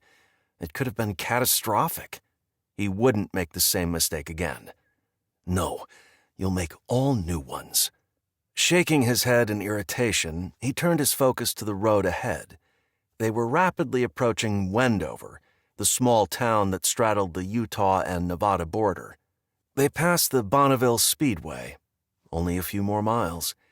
Not that it mattered much. They still had hundreds of miles to go before they reached the farm in California's San Joaquin Valley. Derrick squinted at the road ahead, then he snatched the walkie and pressed talk while sliding his foot to the brake pedal and applying gentle pressure. "Roadblock ahead. Hang back while I approach." "Copy." Glancing in his rearview mirror to verify that the rest of the group was stopping, he slowly crept forward. His gaze went to the overpass a quarter of a mile ahead. He wasn't certain, but he thought he'd seen the glint of the sun on metal. The roadblock was on their side of the overpass. Most likely, there were also men on the overpass assigned to overwatch. Only the westbound lanes, the way they were traveling, were blocked. Evidently, these people didn't want anyone to enter their town, but they were fine with people leaving. As he got closer to the roadblock, 2 garbage trucks nose to nose, he saw movement near the rear of one of the trucks. He and his group had to get past this roadblock. They were committed to taking I-80. If they couldn't get through, their only alternative was to take Highway 50, and to access that, they'd have to backtrack all the way to Salt Lake City. That was not an option. How many men were guarding this roadblock? More than the one man he'd seen, he was certain of that. That, plus the men on the overpass, meant he had no choice but to reason with whomever was in charge. He pulled to a stop 100 yards from the roadblock and threw his truck in park. He took his Glock and holster out of the waistband of his jeans and dropped them to the floor, pushing them under his seat with his foot, then put on his face mask.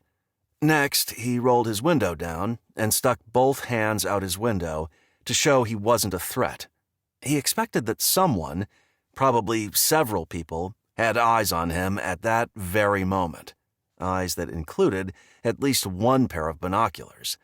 They would know he was alone. "Step out of your vehicle," a male voice said over a megaphone. "Keep your hands visible." Derrick couldn't see where the voice had come from. Using his right hand, he reached through his open window for the outside handle of his door and lifted. The door opened. Using his foot, he pushed the door open farther and swung his feet to the asphalt. With his hands in the air, he stepped out.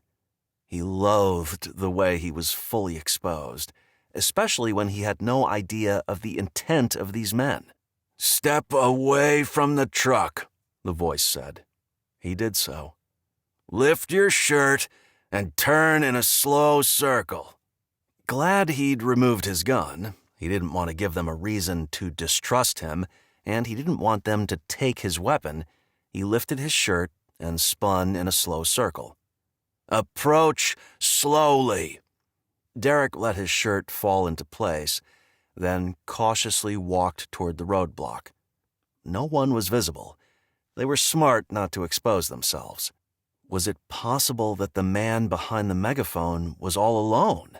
Was this all for show? When Derrick was 10 feet from the roadblock, a nearby voice said, "Stop there." Holding his hands straight out to his sides, Derrick stopped. A man in full tactical gear trotted up to him and patted him down. Then, while keeping his eyes on Derrick, called out, "He's clean." A voice answered, "Bring him back." Okay, so he wasn't alone. Too bad. That would have made this a lot easier. The man who'd searched him rested his right hand on the butt of the gun at his hip. He gestured with his head toward the garbage truck. "This way." Derrick nodded once, then strode past the man. He was curious now to meet the man in charge. The fact that they hadn't shot him led him to believe that they weren't hostile. If not, what was their story? He walked around the back of the garbage truck, the faint stench of rotten garbage wafting into his nostrils. Rounding the truck, he came face to face with a man who looked to be in his 40s, average height, but fit. Behind him stood 4 other men. All were armed. With a quick glance at the overpass above them, he saw one rifle pointing at him and one pointing toward the westbound lanes where the rest of his group had stopped. A total of 8 men. 2 in a superior position and the rest well protected behind the garbage trucks. Great. "What's your name?" the man in charge asked. Derrick shifted his gaze to the man. "Derrick. Yours?" The man pursed his lips like he was deciding if Derrick was worth answering. "Tyson." Not wanting to give anything away, Derrick stayed silent, staring at the man. Tyson blinked. "Where are you headed?" "Just passing through." Tyson narrowed his eyes. "How many in your group?" No way was Derrick going to reveal that information. "Are you going to let us through, or what?" Scowling, Tyson looked at a man to his right. That man gave a slight nod. Was he the actual person in charge? Shifting his gaze back to Derrick, Tyson said, "Come back in an hour, and we'll talk." Scrubbing a hand over his face, Derrick withheld a sigh. "What's the problem, Tyson?" A smile bloomed on Tyson's lips. "No problem. Just need to discuss some things." Obviously, these people wanted to prove they were in control. Truth was, they were. Reminding himself to relax his jaw, Derrick said, 1 hour. Then he turned to walk away. "Hey," Tyson said from behind him. Derrick turned to him with a frown. "You're not gonna do anything stupid, are you?" Derrick couldn't help himself. Grinning, he said, "Never know." He strode away, acutely aware of the guns pointed at his back. Chapter 12. Chris. The more problems they ran into, the more Chris questioned his decision to come on this journey, although he silently acknowledged that if he and his family had stayed, they wouldn't necessarily be any better off, not after he'd turned on the men of the neighborhood co-op. Men who'd gone way over the line, setting fire to Matt's, Derrick's, and Jeff's houses, all because they'd refused to go along with their strong-arm tactics to take over the neighborhood. Yeah, he really hadn't had any choice. Coming with this group had been the only play he could make to keep his family safe, and his family was his top priority. He looked at Amy, who was trying to comfort Aaron, their nearly 2-year-old son. Aaron was fussy and unhappy, wanting to get out of his car seat. Both Aaron and 6-year-old Jacob were having a rough time. Under the best of circumstances, they didn't like being stuck in their car seats for more than a couple of hours. On top of that, he was sure they could feel the tension all around them. Amy wasn't faring much better. She turned to him with a look of despair. The boys need a break, she frowned. So do I. Leaning toward him, she murmured, "One without bullets flying?" Grimacing, he nodded. I know. They were waiting for Derrick to negotiate a way through the roadblock, but he'd gone behind the garbage trucks and was no longer visible, which made Chris extremely nervous. For all he knew, Derrick was dead, and the rest of them would be next. Let me see what's going on. Amy nodded, then gently touched his arm. Be careful. He kissed her. I will. He got out and cautiously looked around. His car was behind Jeff and Emily's, which was behind Matt and Jessica's. Easing forward, Chris made his way to Jeff and Emily's truck.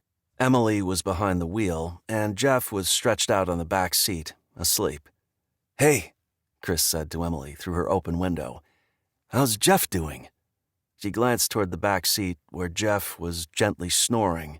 It's hard to say. He never complains, but the fact that he's asleep says a lot. She smiled at Chris. He's so tough, I'm sure he'll be fine. Her expression sobered. He has to be. Chris nodded in agreement. They needed Jeff. Emily's eyebrows puckered as she turned her eyes toward the front of their caravan. What's going on up there? Don't know. Chris glanced toward Matt's truck. Matt probably has a better vantage point. Emily opened her door and stepped out. I'll come with you. The two of them walked toward the driver's side of Matt's truck, keeping close to his RV to keep out of range of anyone pointing a gun their way. Matt must have seen them coming because he got out and walked in their direction. Let's talk over here, Chris said, gesturing to the area behind Matt's RV. It would give them cover while they spoke. The three of them huddled behind the RV. How long's this going to take? Matt asked. Chris had no idea, but he didn't like waiting any more than Matt did. No clue, but I don't like that we can't see what's happening. He didn't want to share his fears with them. No reason to incite panic. Moments later, Jessica came around the side of the RV, her expression hopeful. Derrick's coming.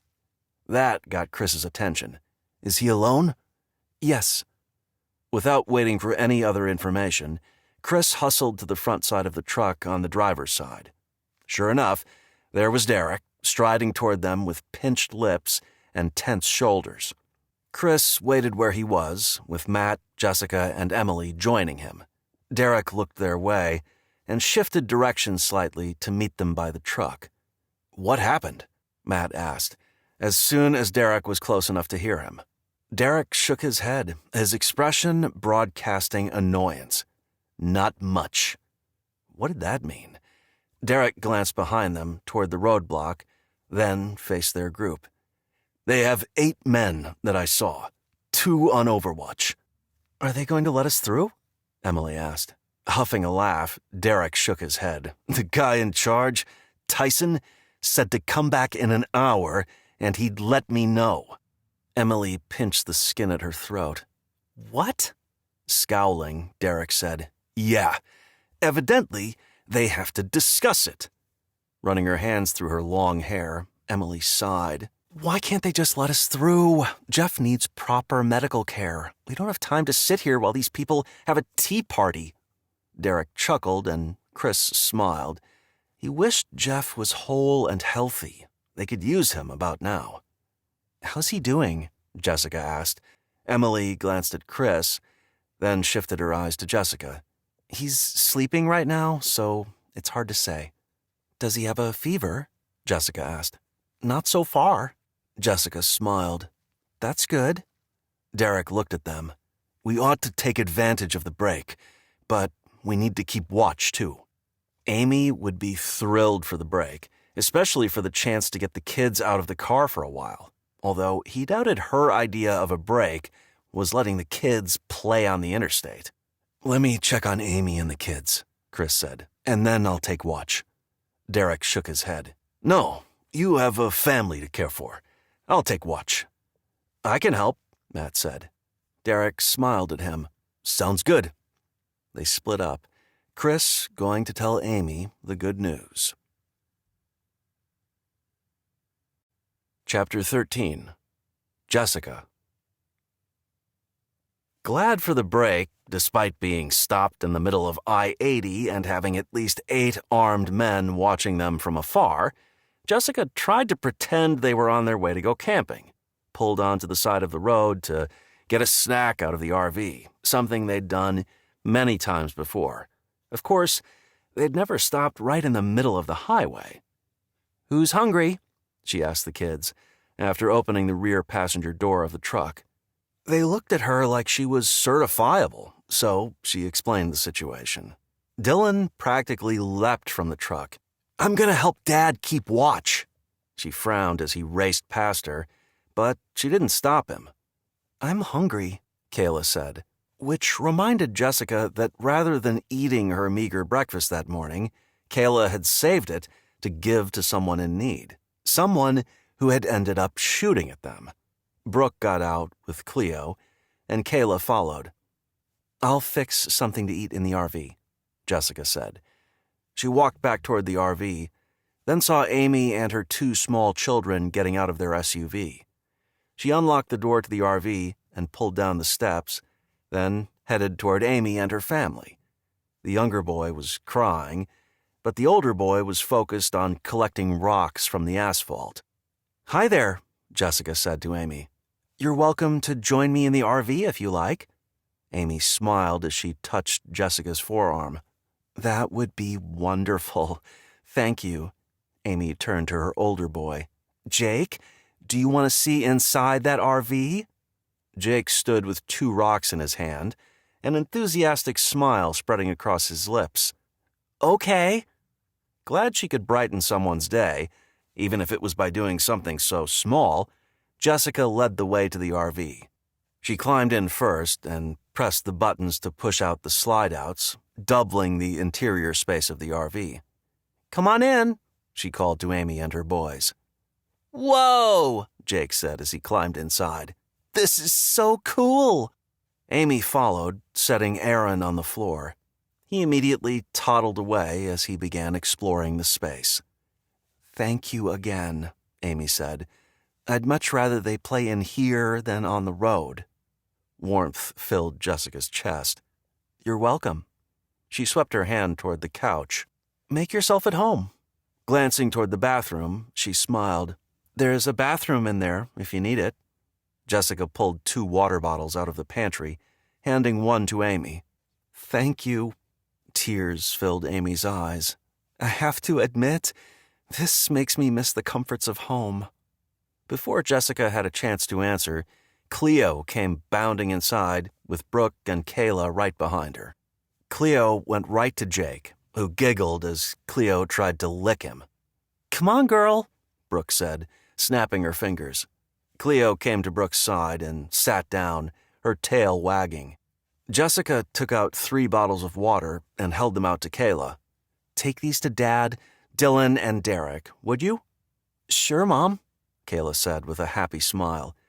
Jessica watched her go, worried that she was suppressing her emotions after the terrible events at the rest stop.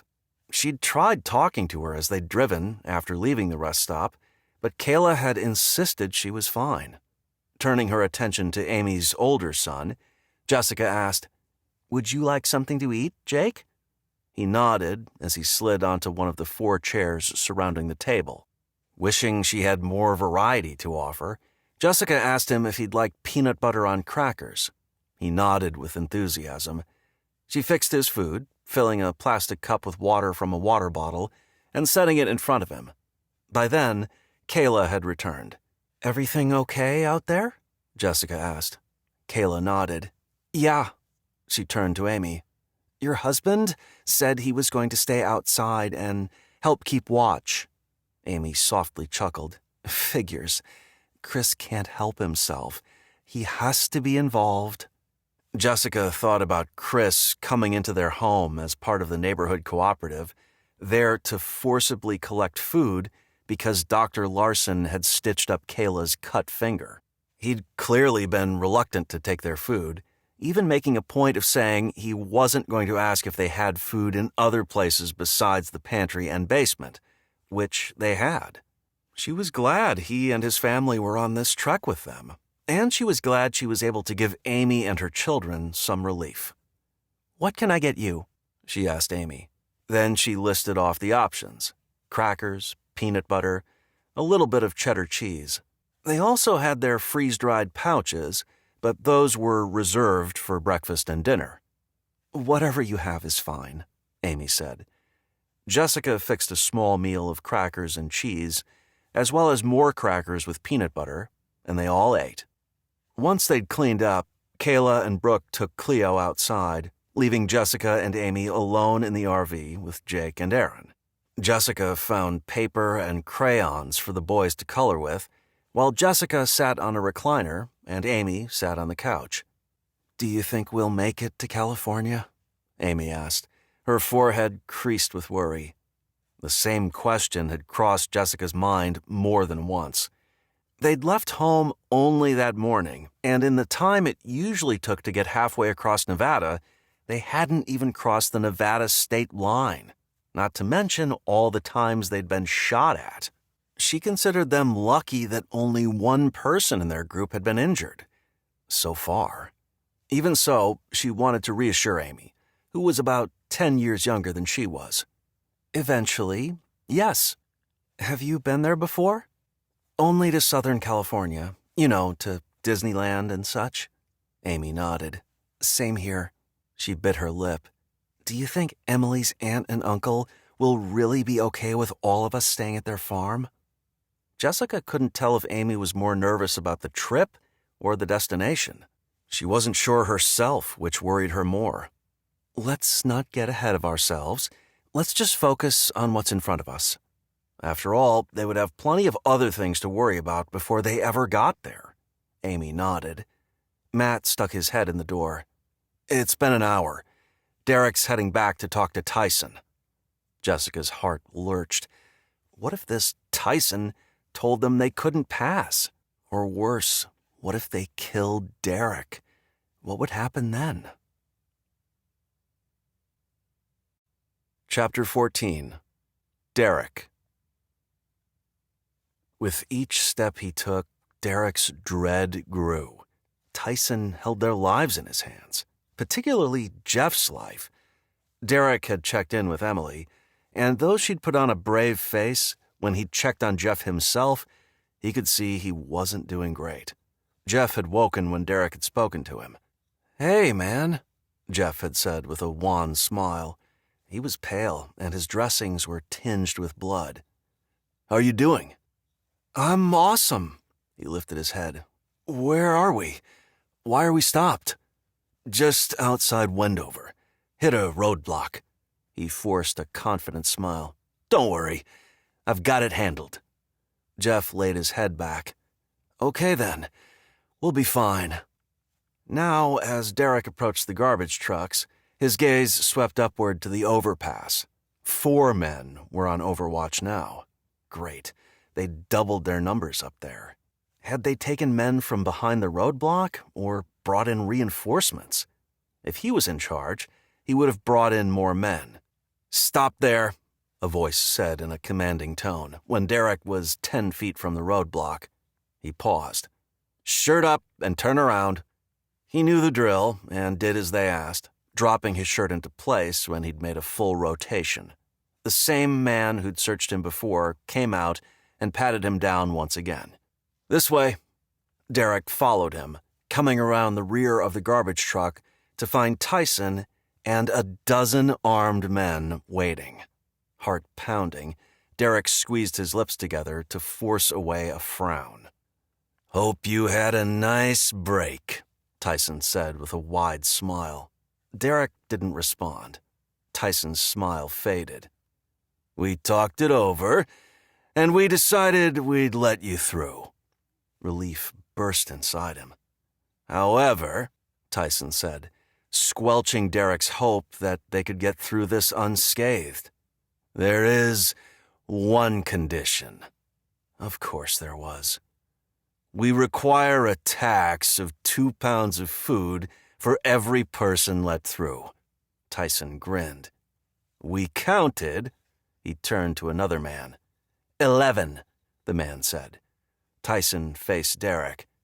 11 people in your group, so your total tax is 22 pounds of food. Reminding himself to relax his jaw, it took all of Derrick's self-discipline not to slam his fist into Tyson's grinning face. Then he held back a smirk. They actually had 12 people in their group, but Jeff hadn't left the car the entire time they'd been waiting. Whoever had been watching them and counting had missed Jeff. "That's a lot of food," Derrick said, his tone even. "Yes, enough to feed my men dinner tonight." Tyson's gaze swept over the men arrayed around them, clearly trying to emphasize the fact that there were many more of them than there were of Derrick's group. Derrick did the math. There were 16 men in Tyson's group, all armed, whereas his group had 6 healthy adults, including Jessica, Amy, and Emily. In all reality, he didn't think Jessica or Amy would be up to the challenge of a gunfight. He didn't know about Emily. Cold, hard math slapped him in the face. They were outnumbered 4-1. Fighting their way through the roadblock wasn't an option. "That's more food than we can spare." In a way, that was a lie. They had a lot of food, but they also had a long way to go. Who knew how many other towns would require a tax to pass through? And who knew how long it would take them to arrive at their destination? They had to survive until they got there. Perhaps even after reaching Emily's aunt and uncle's farm, they would need the food. For all he knew, her aunt and uncle had no extra. They might even be dead. No, he needed to do whatever he could to reduce this ridiculous tax.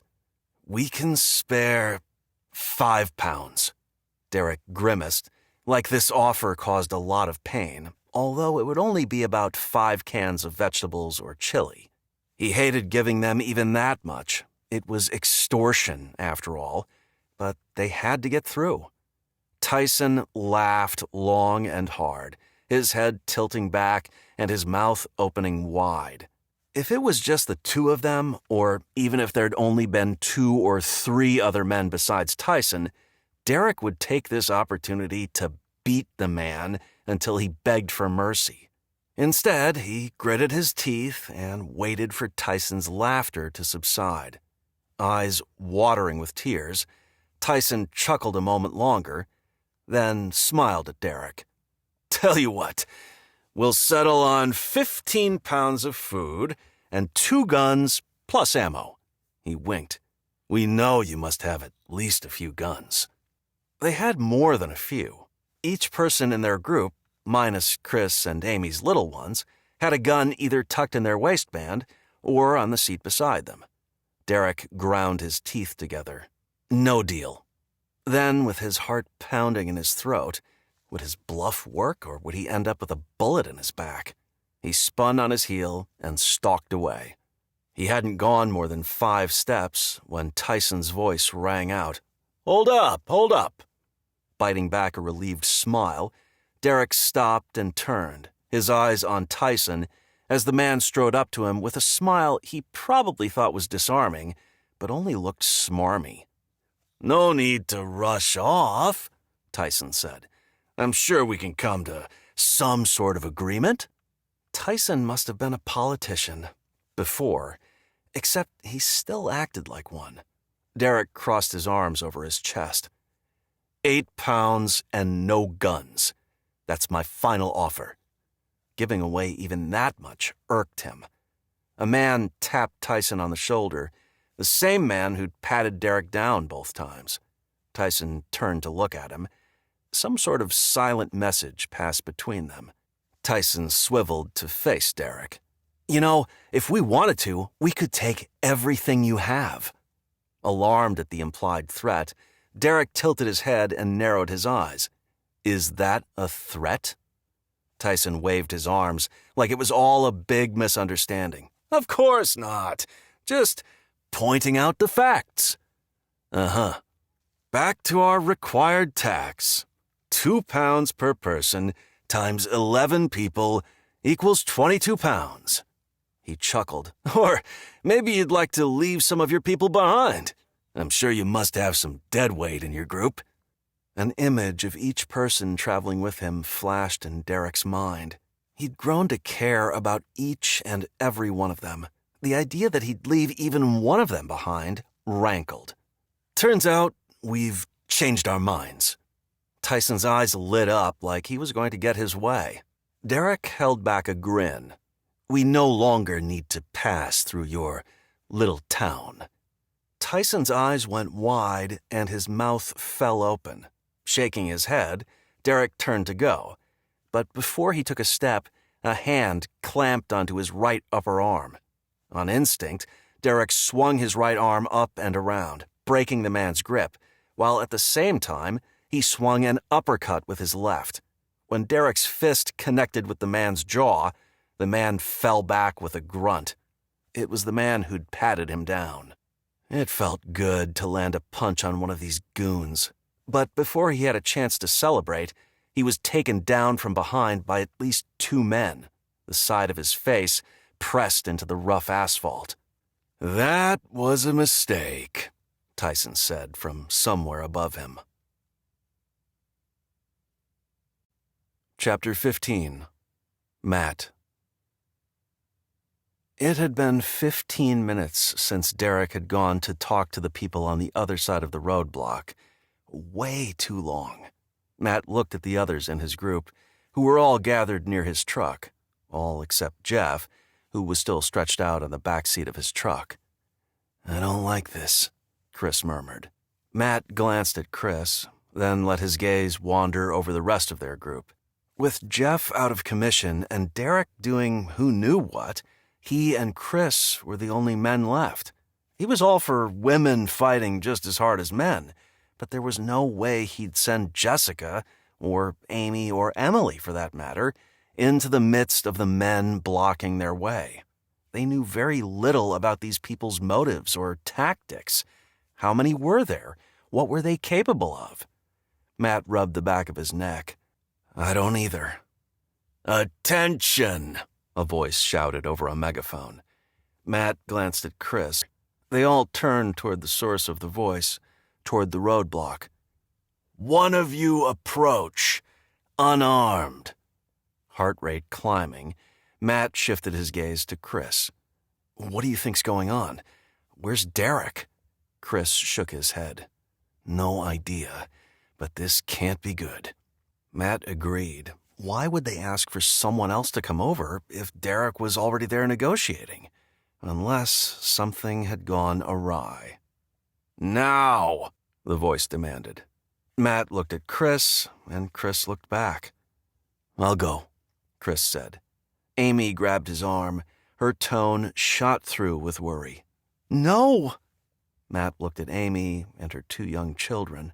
If anything happened to Chris, she would be on her own. Then he looked at Jessica and their children. If anything happened to him, she would be devastated. Still, their children were older, more independent. It had to be him. He shook his head at Chris. "No, I'll go." "Matt," Jessica said, her voice shaky. Turning to her with a reassuring smile, a false smile, he said, "It'll be fine." Her lips flattened. "You don't know that." No, he didn't. But what other option was there? He kissed her, handed his .45 to Chris, then pulled on a face mask. "I'll be back as soon as I can." With a grim smile, Chris nodded. Forcing confidence he was nowhere near feeling, Matt strode toward the roadblock. Guns, seen and unseen, were pointing at him, and he was unarmed and completely vulnerable. Had they already killed Derrick? Was he next? Was he walking into a trap? Would he leave Jessica a widow before they'd even left the state of Utah? Heart jackhammering so hard that it made him cough, he nearly stumbled on the asphalt. He glanced behind him at his family. Jessica's eyes were wide, and one hand was pressed to her mouth. Trying to reassure her, Matt nodded. Then he faced forward and breathed in and out, slow and steady. He had to get his slamming heart under control before he went into cardiac arrest. 10 feet from where the garbage trucks met, a voice shouted for him to stop, lift his shirt, and turn slowly. That did nothing to calm him. Regardless, he did as they asked. Then a man darted out and patted him down before demanding that Matt follow him. Forcing one leg in front of the other, he followed the man past the back of the garbage truck and around the side. That's when he saw Derrick lying helpless on the asphalt, hands bound behind his back and duct tape covering his mouth. Panic blasted through him. Why had they tied Derrick up? What were they going to do to him? Mentally pointing out that Derrick was still alive, he let his gaze glide over the men standing in a loose semicircle. All were armed, and all looked angry. Then he noticed that one man was holding his jaw like he was in pain. Had Derrick punched the guy? In all the horrible events Matt had been in with Derrick, he'd never seen Derrick hit someone. What had happened? Matt's eyes went back to Derrick. His face mask was nowhere to be seen, and these guys weren't wearing any protection on their faces. Were they all healthy? Swallowing over his panic, he looked at the assembled men. "Which one of you is Tyson?" A man stepped forward, his expression less than friendly. "I'm Tyson. Who are you?" "Matt." Matt let his eyes slide to Derrick to get some indication of what was going on, but with his mouth covered with duct tape, Derrick only stared back. Matt shifted his gaze to Tyson. "What happened?" The corners of Tyson's lips tugged upward. "Negotiations broke down, so we decided it might be helpful to have a new negotiator." Oh, crap. If Tyson didn't like Matt's answers, he'd end up on the ground next to Derrick. He shoved down his fear. "I see. Like I told your friend Derrick," Tyson said as he glanced toward Derrick, whose eyes narrowed in obvious anger. "We require a tax from all those who wish to pass through." It felt like a boulder had been deposited in Matt's stomach. "What kind of tax?" Tyson glanced at Derrick again before facing Matt. 3 pounds of food for each person passing through. He grinned. "Once you deliver the tax, we'll let your friend go." Derrick made a noise like he was trying to yell something. Matt desperately wished he knew what it was. "That's 33 pounds, Tyson said, his voice calm, like he was in complete control, which, since he had a dozen armed men backing him up, he was. Though Matt knew very well that they had 12 people in their group, Matt wasn't going to point out Tyson's mathematical error. "We don't have that much," he said instead. That wasn't true, but he wasn't about to let on to how much they actually had. Sighing heavily, like he'd been through all this before, Tyson shook his head. "Come now, Matt. You and I both know you're lying." What exactly had Derrick told him? There was no way Derrick would have told these people any more than the bare minimum.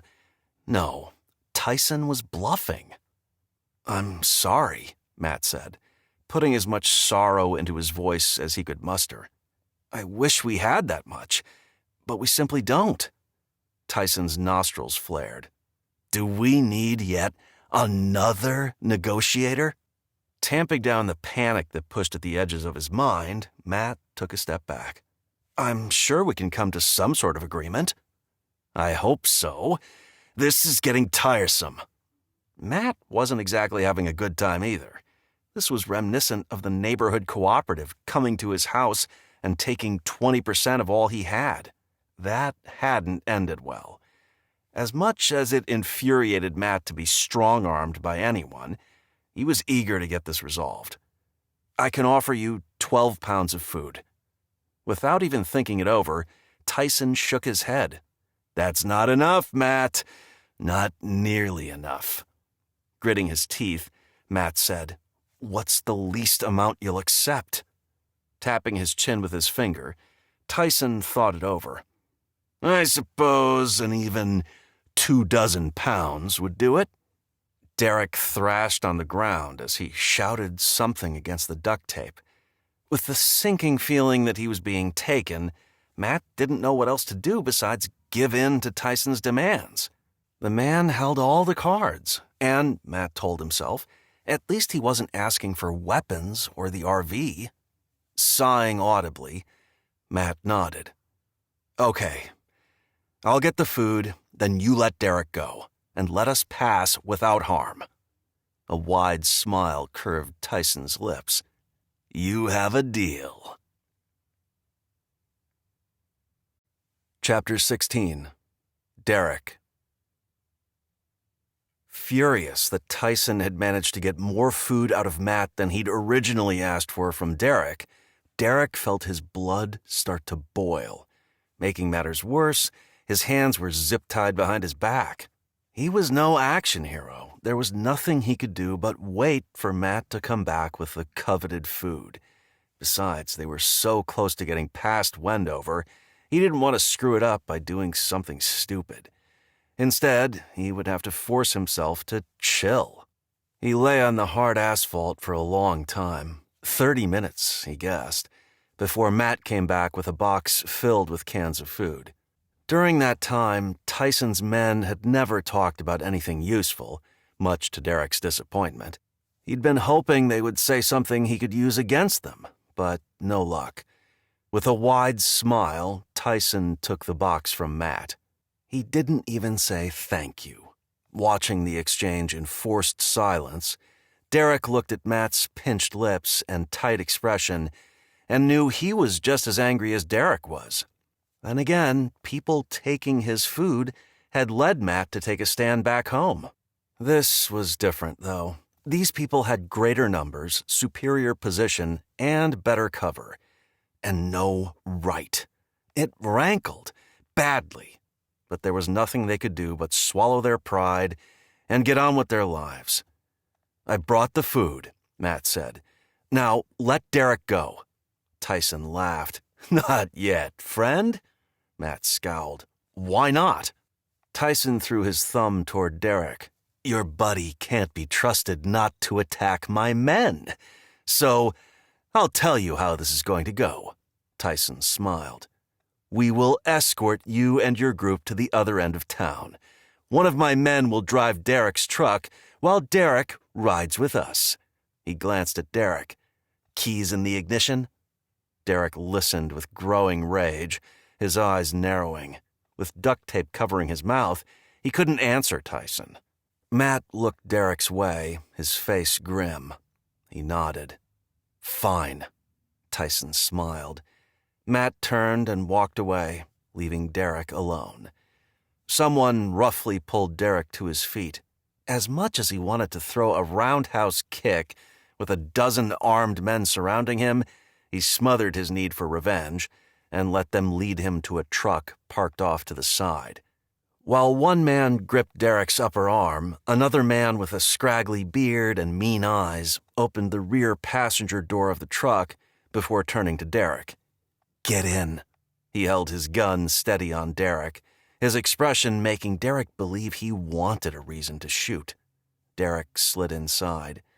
Scraggly Beard ripped the duct tape from Derrick's mouth, then closed the door behind him. Derrick was left alone. Swearing under his breath at the sting left by the tape being torn from his face, Derrick glared at Scraggly Beard, who stood outside the door of the truck, his eyes shifting between Derrick and the other activities going on. Derrick watched as the two garbage trucks were backed out of the way, creating an opening wide enough for a single line of vehicles to pass through. He couldn't see Matt and the rest of their group. 10 minutes later, Tyson appeared at Derrick's door, pulling it open with a grin. Look what I found! He held up a Glock 21. The same one Derrick had tucked under his seat a few hours earlier. The same one he always carried in his concealed carry holster. It was his favorite gun. That's mine, Derrick said, his voice deadly calm.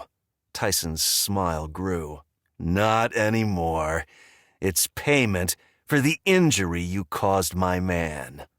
Jaw aching from clenching it so hard, Derrick glared at Tyson. "Your man deserved it." The smile melted from Tyson's face. "We don't condone violence here." Tilting his head, Derrick paused, then burst out laughing. "Right." Looking offended, Tyson shook his head, then turned to leave. "Hey." He stopped and looked at Derrick. "I'll expect to get my gun back when we reach the other side of town." Tyson narrowed his eyes. Then he pursed his lips before closing the door and stalking away. More livid than ever, when 3 men got in the truck, including Scragglybeard, who climbed in back and pointed his gun at Derrick's head, Derrick had to remind himself to breathe slow and deep. "Everything okay?" Scragglybeard asked him, his tone snide. Sliding his eyes to his backseat neighbor before looking toward the front again, Derrick didn't reply. Just then, Derrick's truck came into view, driven by one of Tyson's men. Tyson sat in the passenger seat. "Nice ride," Scragglybeard said. "I wouldn't mind owning it." Derrick didn't take the bait, his eyes on Matt and his RV, followed by Emily, then Chris. Jeff wasn't visible. The man driving the truck Derrick was riding in pulled into line behind Chris's SUV. They slowly made their way forward, passing a "Welcome to Nevada" sign. Just over the border, a casino sat on the left. They drove on, not stopping until they were several miles west of Wendover. Their caravan came to a halt. The truck Derrick was in passed the parade of cars, pulling to a stop beside Derrick's truck. Tyson and the man who'd driven Derrick's truck stood outside. With his hands bound, Derrick had to wait for Scragglybeard to get out and come around to open his door. The door swung open, and Scragglybeard pointed his gun at Derrick. "Get out." More than happy to comply, Derrick swung his legs out of the door and hopped out. Tyson was walking his way, Derrick's gun tucked into the front waistband of his jeans. All 4 of Tyson's men who had come along stood in a half circle, guns ready, but aimed at the ground. Derrick was completely outgunned, but this was the only chance he was going to get against these bullies. He wanted to make them pay for their extortion, wanted to make sure they didn't continue stealing from innocent travelers. Derrick stared Tyson down. "You gonna undo my hands?" A smile pulled up the corners of Tyson's lips. "You've been a good boy, so, yeah." Tyson nodded at one of his men, who cut the zip ties from Derrick's wrists. Forcing a friendly smile, Derrick held out his hand to Tyson, whose smile widened as his hand came up automatically. Holding back a grin, Derrick slid his hand into Tyson's, then abruptly yanked him forward, spinning him around so that his back was to Derrick. At the same time, he snatched his gun from Tyson's waistband. Using Tyson as a shield, Derrick held the gun to Tyson's head. The 4 men who'd come with Tyson raised their guns and pointed them at Derrick, but they couldn't shoot him without hitting Tyson. Tyson trembled, ever so slightly. "Tell your men to drop their weapons," Derrick growled in his ear. Drop your weapons," Tyson stammered the command without a moment's hesitation, all his bravery gone now that he wasn't the tough guy holding the gun. Scragglybeard narrowed his eyes, his gun still trained on Derrick. Derrick was so done with these people. "Do it now," Tyson nodded. "Do it." Looking furious, the men dropped their guns to the pavement. Derrick softly exhaled. "Kick them over here." The men complied. Matt and Chris joined Derrick, much to Derrick's relief. Chris pointed his gun at Tyson's men, while Matt collected the guns from the pavement. With a grim smile at his friends, and with Tyson still in his grip, Derrick looked at Tyson's men. "All of you, turn around and put your hands on your heads." They did so before Matt and Chris quickly patted them down, coming up with 2 knives and another gun. Matt and Chris stepped back and trained their guns on the men. Derrick released Tyson, before shoving him. "Join your men." Staggering a bit, Tyson made his way to his men, who stood together several yards away. Derrick stared at them. "Take off your shoes and socks." With fury in their eyes, they did as instructed. "Turn around and put your hands behind your backs." "You're going to regret this," Scragglybeard breathed out. Yeah, just do it." Never dropping his aim, Derrick turned to Chris. "Will you search their truck? Look for zip ties." Chris grinned. "Glad to." 5 minutes later, Chris returned with a handful of zip ties, along with another gun. "Found this." Not surprised, Derrick smirked as he shook his head. He turned to Matt, who was aiming his gun at the 5 men. "Hold your aim while Chris and I bind their hands." Matt nodded. "Will do." Once all of the men had their hands tied behind their backs, Derrick opened the gate on the bed of their truck. "Climb in." They struggled, but eventually all 5 were sitting in the bed of the truck. Derrick closed the gate. "What are you going to do?" Tyson asked, fear shining from his eyes. Derrick glanced at the cloudless sky before meeting his gaze. "It's a lovely day for a drive." Tyson's eyes widened. "Are you going to kill us?" Derrick wasn't the kind of person to kill someone in cold blood, but they didn't have to know that. So he just smiled, then turned to Matt. "Want to go for a drive?" Matt looked uncertain, but he nodded. Chapter 17. Matt. Keeping an eye on the men in the bed of the truck, Matt held on as Derrick drove across the open desert. The ground was bumpy, and as uncomfortable as it was in the cab of the truck, seeing Tyson and his men bouncing in the hard bed of the truck brought Matt a feeling of grim satisfaction. These guys had stolen their food under the guise of a tax. How many other travelers had they victimized? Matt glanced at Derrick, who was concentrating on where they were driving. "How far are we going?" Derrick grinned. "Far enough that it'll take them a long, long time to get back to their buddies." "So you're not going to shoot them?" Because if Derrick was capable of that, Matt wasn't sure he wanted to be in his group. Derrick laughed and shook his head. "I know you don't know me all that well, Matt, but I hope you know I wouldn't shoot a man unless I had to." Matt felt a mix of embarrassment and shame that the thought had definitely crossed his mind. Right. They'd driven several miles before Derrick slowed to a stop. He left the truck running before getting out of the cab. Matt got out as well. Derrick pulled down the gate on the bed. "Okay, everyone out." "Look," Tyson said, his voice nearly a whine. "You don't have to do this. We'll give you your food back." Derrick lifted his gun and pointed it at Tyson. "Don't make me ask you again."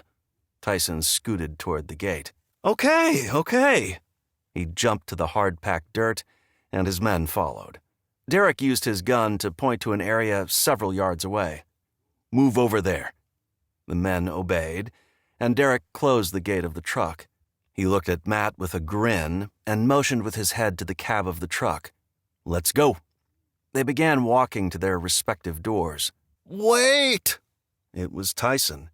At the look of desperation on his face, Matt held back a chuckle. "You aren't gonna leave us here, are you?" Tyson asked. Derrick tilted his head.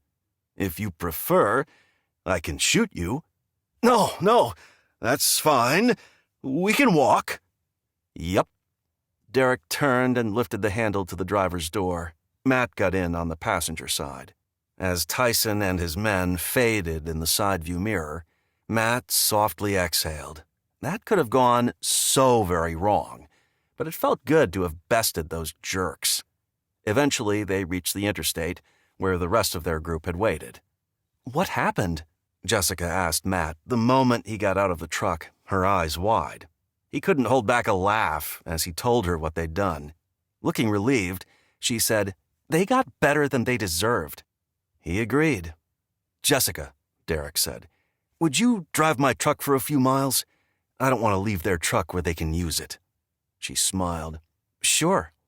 Matt watched Derrick gather the shoes and socks the men had left on the side of the road, tossing them into the bed of the truck.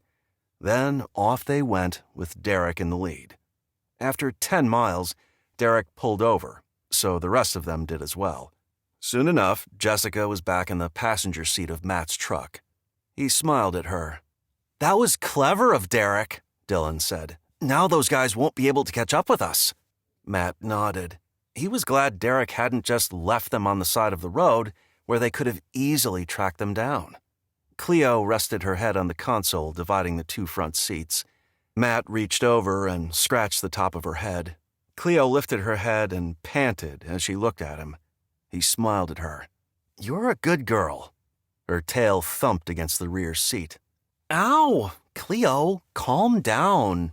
Matt smiled at Kayla, who was sitting between Dylan and Brooke and was getting the brunt of Cleo's enthusiasm. Brooke laughed, but pushed a hand against Cleo's rump, forcing her to sit. They drove on without incident, occasionally passing cars traveling west as well. They'd gone about 150 miles when the walkie squawked. "I'm running low on gas. Over." It was Chris. Emily began. "I think Jeff's running a fever." "Oh, no," Jessica said. Moments later, Derrick pulled to the shoulder of I-80, half of his truck still in the right-hand lane. Matt followed suit. Right after he turned off his truck, everyone got out. The kids took Cleo for a walk, while he and Jessica went to Jeff and Emily's truck, which was right behind them. "How's he doing?" Jessica asked Emily. Worry bracketed Emily's eyes. "Not good. He's thrashing around back there, and he has a fever." "We have Tylenol," Jessica said with a grimace. "Maybe that will help?" Emily's forehead was furrowed. "I'll try anything." If Jeff didn't get better, they'd be in a world of hurt. He'd proven his value many times already. They needed him whole and healthy. Matt cleared his throat. "I'll grab the Tylenol." Jessica smiled at him. "Thanks." He got the Tylenol and a bottle of water out of the RV, then gave them to Emily. "Do you need more gas?" Emily nodded. Glad he could do something useful, he smiled. "I'll get some for you." She smiled in appreciation. "Thank you." He went to Derrick's truck, where Derrick had several small containers of gas. Derrick was pouring gas into his tank. Chris was doing the same in his SUV. Glad he had the auxiliary tank on his truck, which would take him hundreds of miles further, Matt stopped beside Derrick. "Do you have enough for Jeff and Emily's truck?" Grimacing, Derrick nodded. "We have enough to get us to the next town, but we should stop there and fill up if we can." Matt glanced toward Jeff and Emily's truck. "We need to find some medical help for Jeff." Derrick looked at Matt sharply. "That bad, huh?" Matt just shook his head. Then he lifted a 2-gallon container of gas from the back of Derrick's truck before walking back to Jeff's truck and pouring it into the tank. As he poured, he saw Emily coaxing Jeff to drink some water. Jeff struggled, but managed to swallow some. Once all the gas had been emptied into tanks, they hit the road. After a while, Derrick's voice came over the walkie. "We're coming up on a small town. We'll stop there for gas and medical help. Over." Matt hoped they could find both. Chapter 18. Jessica. As they exited I-80 and headed toward the town, Jessica's gaze shot in all directions. Wary about someone attacking them, she wished they didn't have to stop at all. But they had to. Jeff needed help they couldn't provide, and the others needed gas. Sagebrush lined both sides of the road, stretching as far as the eye could see. They drove for nearly 2 miles before they reached the outskirts of town, and to Jessica's pleased surprise, there was a gas station right there. Following Derrick, they pulled into the gas station. "Looks like they have diesel," Matt said, as he squinted at the pumps. "We can top off." "I need to pee," Kayla said. Jessica turned and smiled at her children. "We can all use a pit stop." There were only 2 pumps with 2 sides to each, so all 4 of the vehicles were able to stop next to a pump.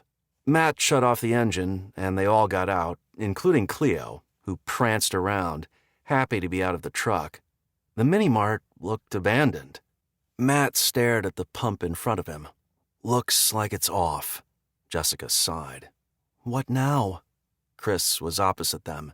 "If there's no generator to run the pump, we're out of luck." "Can I at least use the bathroom?" Kayla asked, "since you don't want us using the one in the RV?" "We need to save the water in the RV for drinking," Jessica said, although she understood Kayla's complaint. "If we can find water to wash down the RV toilet, we can use it." That seemed to brighten Kayla's mood. Jessica held back a laugh. The things that made her daughter happy now. Jessica waited while the men hunted down a generator, but after 5 minutes, they came back with bad news. "No luck," Matt said with a frown. "We'll have to go farther into town and find another gas station." "And hope their gas pumps work," Dylan added. Matt ruffled Dylan's hair. "Yup. Hold on a second," Amy said to Chris as she held her younger boy in her arms. "You were able to get inside the mini-mart, right?" Chris nodded. "Yeah." She glanced at Jessica. "Well, some of us would like to use the ladies' room." "Oh," Chris said with a chagrined smile. "Right." Derrick and Matt kept watch, while Chris escorted the rest of the group inside, where they not only used the restrooms, but gathered several gallons of bottled water. "We can use it for drinking," Jessica said to Kayla and Brooke as they walked back to the truck. "Or in a pinch, we can use it for washing." A few minutes later, they were back on the road, heading west through town. Occasionally, they saw someone outside, watching them drive by, but the place was eerily quiet. "I wonder how many people died here," Brooke murmured. Jessica didn't want to think about the dead and dying. They were alive, and that was all she wanted to focus on. They passed several mom-and-pop restaurants and a couple of small motels. A railroad track ran alongside the road to their right. Eventually, they reached the other side of town, where they found another gas station, this one much larger than the first. It had multiple pumps, including pumps just for semi-trucks. One man was standing at a pump, filling his car. "This looks promising," Matt murmured. Jessica had high hopes as well, although she worried what the gas station would charge. She and Matt had a decent amount of cash with them, but she expected the prices to be sky high. All 4 of them pulled into the lanes, stopping beside pumps, then got out. A man with a bushy mustache and friendly smile came rushing out to greet them. "Howdy do." His jeans sagged on his hips, but he didn't seem to notice. "Hi," Matt said with a smile, the mask on his face. Jessica watched the exchange, relieved to interact with a stranger who wasn't interested in shooting at them for a change. "We need some fuel," Matt said, sweeping his hand toward the rest of their group. Derrick, Emily, and Chris joined them, all masked. "How much for a gallon of unleaded?" Derrick asked, his tone wary. The man looked at Derrick. $8 a gallon. Though that was much higher than it had been before the pandemic, it wasn't nearly as high as Jessica had feared it would be. "We can do $5 a gallon," Derrick said, "for all of us." The man chewed on his lower lip a moment. "I'll do $6.50. Derrick nodded. "Deal." "I need diesel," Matt said. $6.50 for that as well?" The man paused a second. "Yeah, I can do that for you." He looked at each of them. "Cash only, and I need a deposit of $100 per vehicle. That'll get you," he looked up as he did the math, 15 gallons to start. At least he hadn't asked for them to hand over their food. Matt, Derrick, and Chris pulled out their wallets. Emily took a step forward. "Do you know of a doctor around here?" The man stumbled backwards. "Are you sick with that flu?" She rapidly shook her head. No. It's my husband. He's injured." Jessica noticed Emily hadn't mentioned Jeff had been shot. No reason to alarm the man. He seemed to relax. "Oh, I see. No, sorry. I can't help you." Emily's shoulders sagged. The man filling his car at the adjacent pump stepped forward. Jessica noticed Derrick reaching for his gun. "I might be able to help," he said. Chapter 19. Derrick.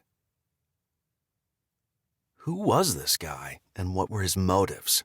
After all they'd been through, Derrick's trust in strangers was completely gone. "Thank you," Emily said, her smile bright with relief. She turned to Derrick with hope-filled eyes. He stared back. He didn't like it, not one bit. But Jeff needed help. Where else were they supposed to turn? Still, things had not gone well that day, not by a mile. If Emily went, they all needed to go. He clenched his jaw, his gaze going to Jeff, who was asleep in the back seat of the truck. He looked at the man who'd offered help, taking the measure of him. He had a streak of dirt on his face, and his cheeks were hollowed out like he hadn't had enough to eat. Was he hungry enough to lure them into danger? Jeff moaned, and all eyes went to him. His head turned from side to side like he was in distress. "Please, Derrick," Emily whispered. He watched Jeff. They needed him. More than that, he was a friend. Derrick faced the man. "How can you help?" "The doc. He's helping people at his house." That sounded good, if it was true. Derrick considered the other option, keep going and risk Jeff not making it. That wasn't a choice he was willing to make. Besides, it was ultimately up to Emily. He appreciated her looking to him for agreement. Finally, and with great reluctance, he turned to Emily. "We'll all go." She whooshed an exhale and spun to face the man who had offered. "If you can wait until we fill up?" The man smiled, revealing straight white teeth. Quietly sighing, Derrick turned away and went to his truck to fill it up. By the time everyone had filled their tanks and Matt had topped off his auxiliary tank, Derrick was slightly on edge. Even so, he led the way, following the man who said he could help Jeff. As they pulled out of the gas station and turned right, back the way they'd just come, he picked up the walkie and pressed talk. "Be on guard. We don't know if this guy is legit. Over." Everyone agreed, and on they went. The town was tiny, and after only a few minutes and several turns down residential streets, the man pulled into a driveway of a modest house. Eyes scanning, Derrick felt a modicum of relief when it looked like no one was hiding around corners, ready to ambush them. The street ahead looked clear, no roadblocks or dead ends. He pulled to a stop at the curb. The others stopped behind him in a long line. The man got out of his car and looked at Derrick, waving an arm to follow. He picked up the walkie. "I'll check it out and let you know if it's safe. Over." Hooking the small walkie-talkie onto his back pocket and making sure his Glock was locked and loaded, he got out of his truck and cautiously strode to the front door, where the man was already knocking. An older man opened the door, a tired smile on his face. To Derrick's surprise, he wasn't masked. "Good afternoon, Tommy." "Hi, Doc." Tommy jabbed a thumb in Derrick's direction. "Brought some folks over who need some help." Doc lifted his gaze to Derrick. "That's so?" Everything seemed on the up and up. Derrick felt his body relax. "Yeah, ran into some nasty people earlier today. My friend," he gestured toward Jeff's truck, "he got shot." Doc didn't look surprised. "Been a bit of that going on, I'm afraid. People getting desperate and all. Can you help him?" He nodded and waved him in. "Bring him in." Derrick spoke into the walkie, telling his group to bring Jeff in. He turned to Tommy. "Thanks for helping us." Tommy smiled. "Glad to." "Tommy's good folks," Doc said. To Derrick's surprise, he felt a burst of warmth in his chest, like he'd forgotten there were actually good people in the world, people willing to help without expecting anything in return. Tommy turned and walked to his car. "Hold up," Derrick said. Tommy spun around, a question on his face. Derrick held up one finger, then jogged to his truck and dug around. A moment later, he held up several cans of chili. He trotted over to Tommy and handed him the cans. "Thanks for bringing us here." Tommy cradled the cans to his chest as a smile lit up his face. "Thanks. This means more than you know." Derrick nodded. It felt good to share by choice instead of by force. "Take care." Tommy nodded, then climbed into his car and drove off. By then, Matt and Chris had reached the porch with Jeff between them and Emily right behind them. "What's going on?" Jeff asked. "Where are we?" Derrick smiled at him. "Getting you some help, bro." He shook his head, but he was clearly weak. "I'm fine." Derrick rolled his eyes. "Right." "Come on in," Doc said, before turning and walking inside the house. Derrick went in first, scanning for trouble before he motioned with his head for the others to follow. Doc's front room had been turned into a makeshift doctor's office, with an exam table in the center and supplies on nearby shelves, and the curtains pulled wide to let the light from the sun stream in. Derrick helped Chris and Matt get Jeff onto the table. Then he turned to the men. "I'll stay with Emily. You guys keep watch outside." They nodded and left. "Is he going to be okay?" Emily asked as she hovered near Jeff's head. Doc leaned close to the bullet wound, angling a flashlight that was hanging overhead so that the beam hit Jeff's left shoulder. "Let's take a look." Jeff was awake but calm as Doc examined his shoulder. "Good news is, I don't see any bullet fragments." Doc straightened and frowned at them. "Bad news is, he needs antibiotics." Derrick looked at the supplies on the shelves, which was when he realized there weren't any bottles of pills. He lifted his gaze to Doc. "I take it you don't have any?" Doc shook his head. "With all the people who caught that flu, I'm plumb out." Derrick frowned. "What's going on with the flu?" Emily asked. "I mean, are people still dying?" Doc smiled. "Now that's where the flu being a fast killer was a good thing." Emily's eyebrows shot up. "A good thing? How so?" Doc shook his head. "People who caught it started dying so quick that they didn't have time to spread it. It's burning itself out." Emily smiled. "That's great news." "Yep." He turned his attention back to Jeff. "I can get this cleaned up and sutured, but if he doesn't get those antibiotics, infection is a real concern." "Where can we get antibiotics?" Derrick asked. Doc lifted his head and looked at Derrick. "The pharmacy in town should have some." A deep crease formed on Doc's forehead. "Only problem is, a group's taken it over." That couldn't be good. Derrick highly doubted this group would just hand over what they needed. "What about the neighboring houses? Do you think they'd have any meds?" Doc shook his head. "I've already had some people search for me. This neighborhood is cleaned out." "They all are." "Of course." "How far to the next town? Maybe they have something we could use." "Doubtful. Anyway, it's a long drive." Yeah, Derrick had noticed that towns were few and far between along I-80. Looked like they had no option but to deal with the people who had taken over the pharmacy. "What do you know about these guys? Will they negotiate?" Doc tilted his head. "Hard to say.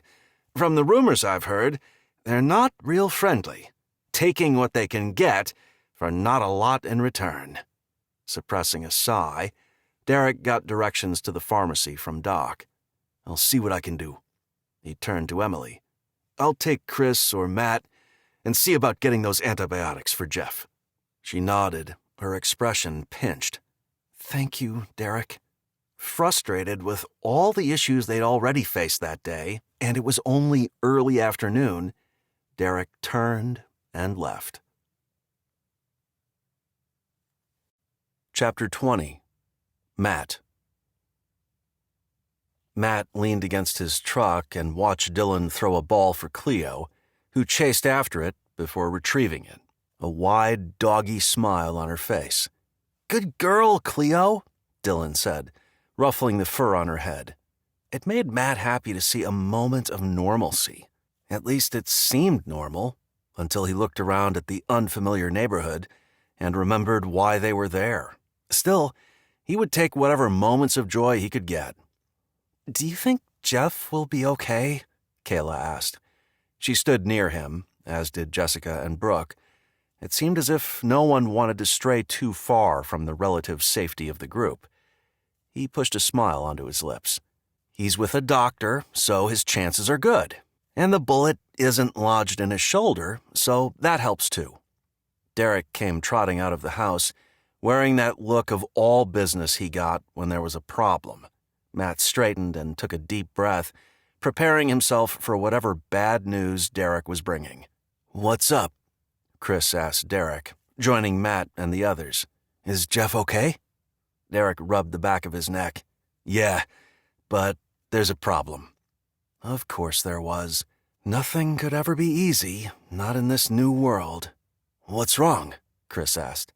"Jeff needs antibiotics, but the doc doesn't have any. We need to get some from the pharmacy in town." Derrick sighed. Matt narrowed his eyes. "And?" Derrick's lips flattened. "Some group took it over." "Group?" Matt asked. "What group?" Derrick shook his head. "Not sure." "Wonderful," Chris muttered. "Can't we look for antibiotics somewhere else?" Jessica asked, her eyebrows bunched in concern. Derrick frowned. "Already thought of that. Doc says there's nothing anywhere else. Besides, we need to get Jeff started on them right away." He paused a beat. "If we wait, infection could set in." It sounded like there wasn't much choice. But what about their recent interaction with Tyson? What if these men were just as bad? What if these people killed one of their group? "I'm gonna go there." Derrick pursed his lips. "I don't want to endanger any of you, so I'll go by myself." "No," Matt heard himself say. "You should have backup."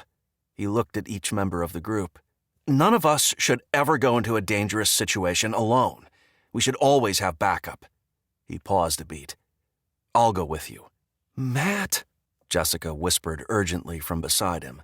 He looked at her, saw the concern on her face, and clasped her hand with his, squeezing gently. "What if it was one of our kids that needed medicine? I know Jeff would do it for them, for any of us." Her shoulders slumped, and she stared at the ground before lifting her eyes to his. "Please be careful." He kissed her on the lips. "Always." He shifted his gaze to Derrick, who stared at him, and asked, "Are you sure?" He wasn't sure about anything, except that it wasn't right that Derrick was always the one jumping into danger. They all had to take risks, for each other. That was the only way to survive. Matt nodded. "Yeah." A grin tugged up the corners of Derrick's mouth. "Okay then, let's go. We'll take my truck." While Matt gave Jessica and the kids a hug, he heard Derrick telling Chris how to get to the pharmacy in case they didn't return within an hour.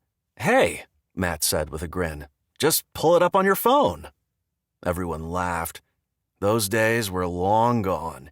It had only been 2 weeks since their world had shifted, but Matt dearly missed the technology that had been part of his daily life. Ah, well, nothing he could do about that now. As they pulled away from the curb, Matt watched his family recede in his side view mirror. "How far is it?"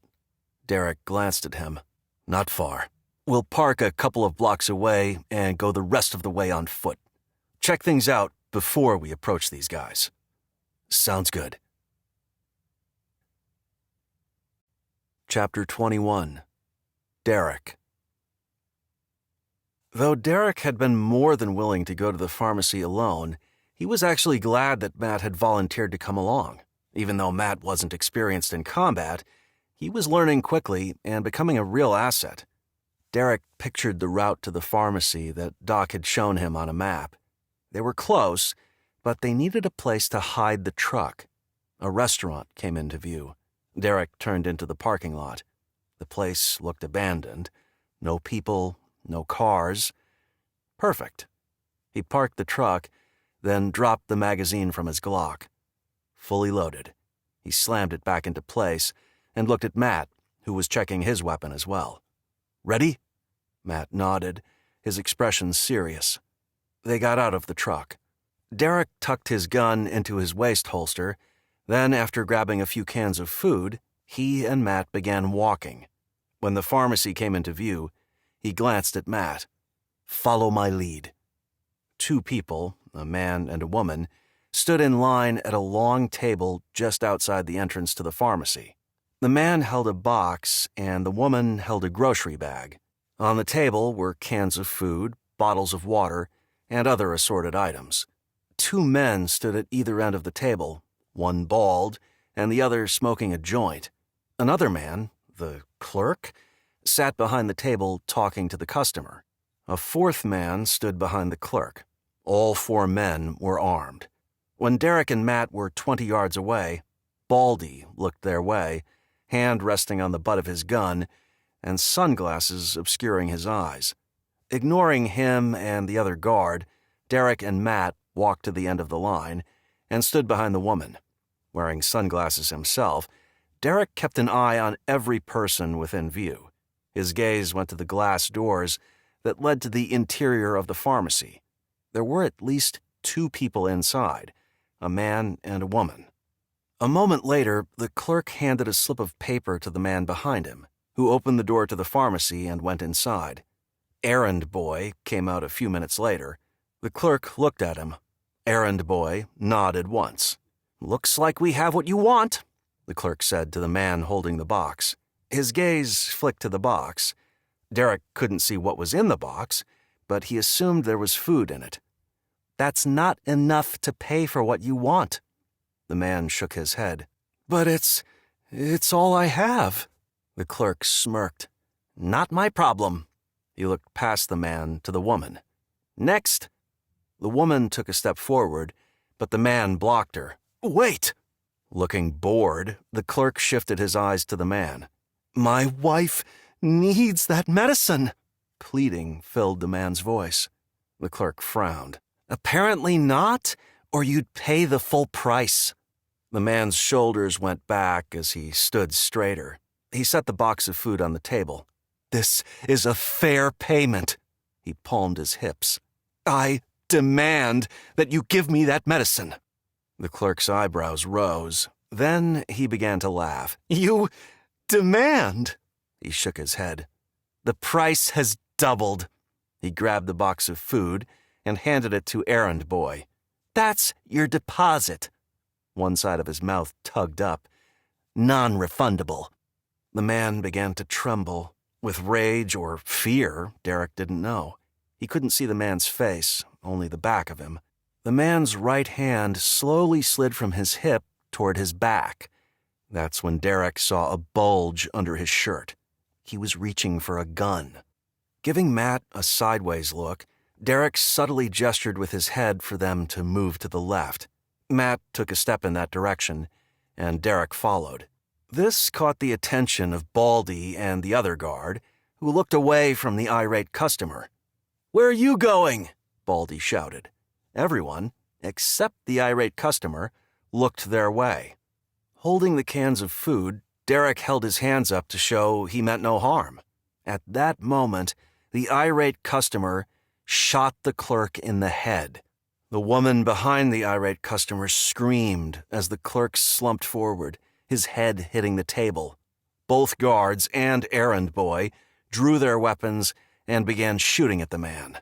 He fell to the ground. The woman behind him screamed and screamed until her screams were silenced by several gunshots. Her bag of goods fell to the ground, and cans of food tumbled across the sidewalk. These guys were ruthless. Yeah, they'd shot back at the man who'd killed their clerk, but then they'd killed the woman. Not able to stand there and do nothing, Derrick dropped his cans of food and pulled his Glock from his holster.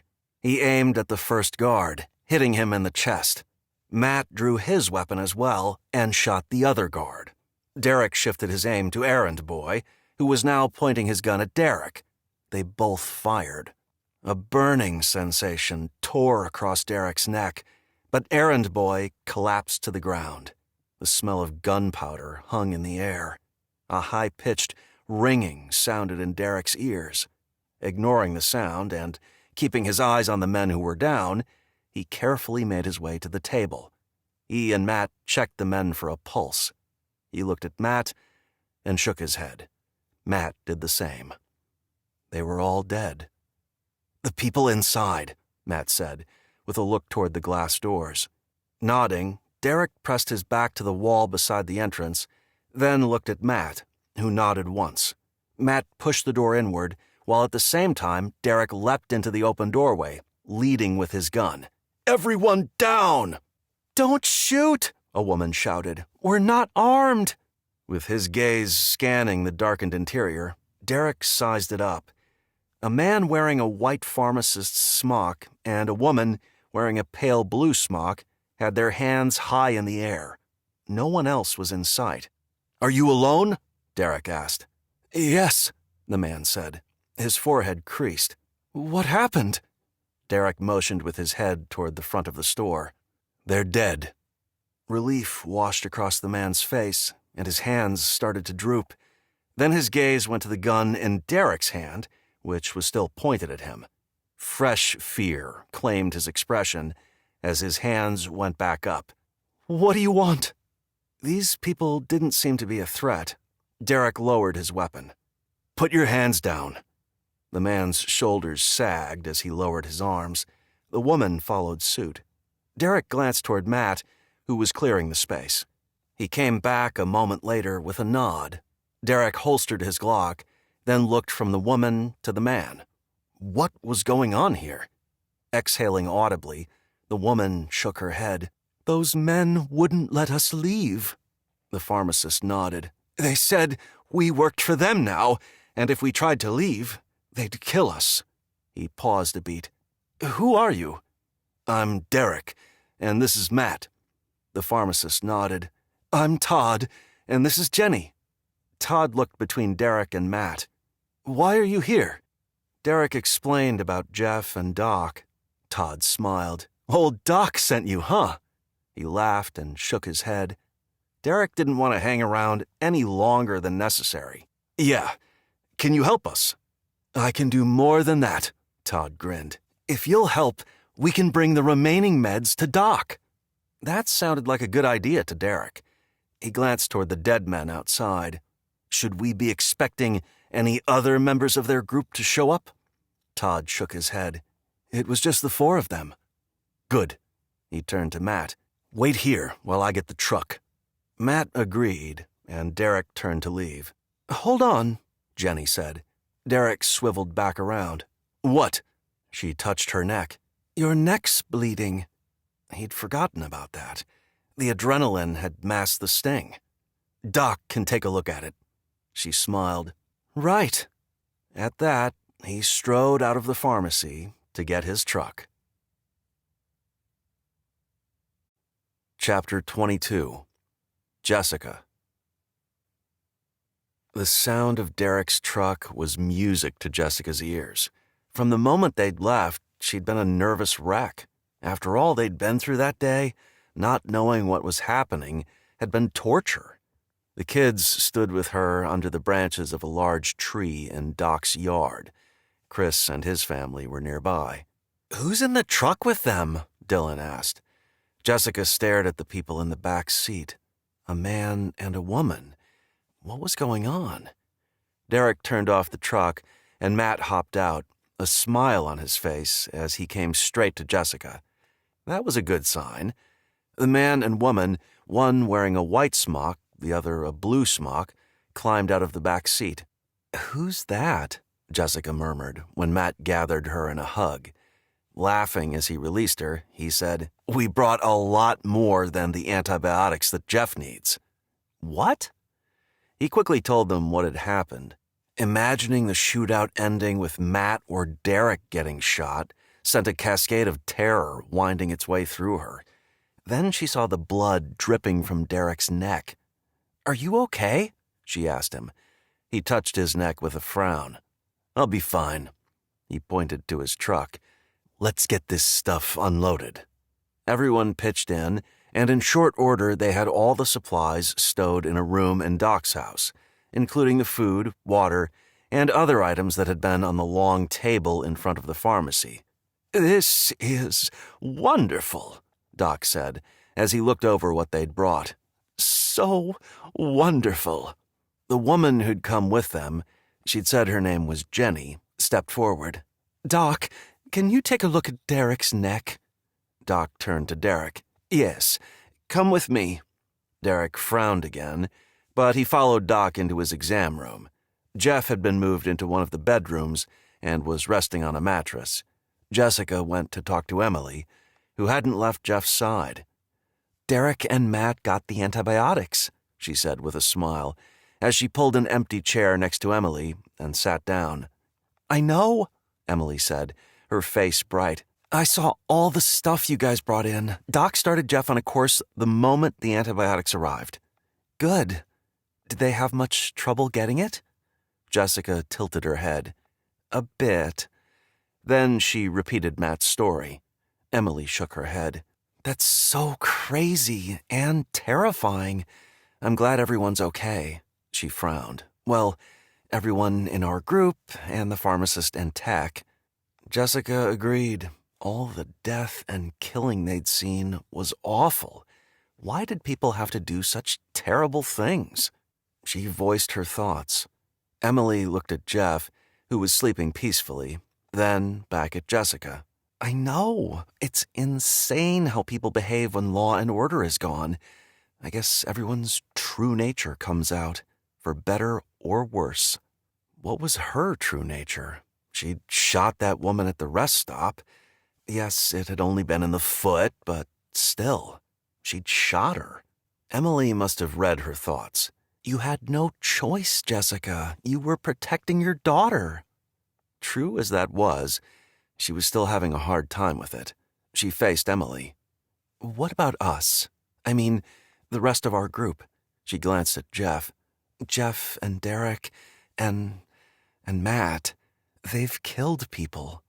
Emily shook her head, her expression sure. "Nope, that doesn't work for me. They weren't the aggressors. They weren't looking for trouble." She held up her hand and pointed to one finger. "Men were burning your house down." She touched another finger. "Those people shot at you, people you were trying to help." She touched a third finger and a fourth. "That man barreled onto the freeway and shot at Derrick. Those men at the rest stop shot first." Dropping her hands into her lap, she shook her head. "And from what you just told me, those men at the pharmacy were holding people hostage and extorting other people for medicine that wasn't theirs." Hearing it all laid out like that assuaged Jessica's guilt to a great degree. "You're right," she smiled. "Thank you." Jeff opened his eyes and looked at Emily. "Hey, baby." "Hey, how are you feeling?" Slowly, he pushed himself into a sitting position. "Better." He smiled at Jessica. "Is everyone waiting on me?" "You and Derrick." "What happened to Derrick?" Jessica repeated the story again. Jeff shook his head. "I should have been there." Emily rolled her eyes. "They were getting the meds for you, goofball." Jeff chuckled.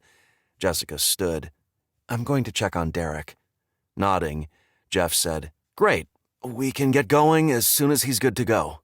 Jessica looked at Emily to see if she would object, but she seemed just as eager to get going as Jeff was.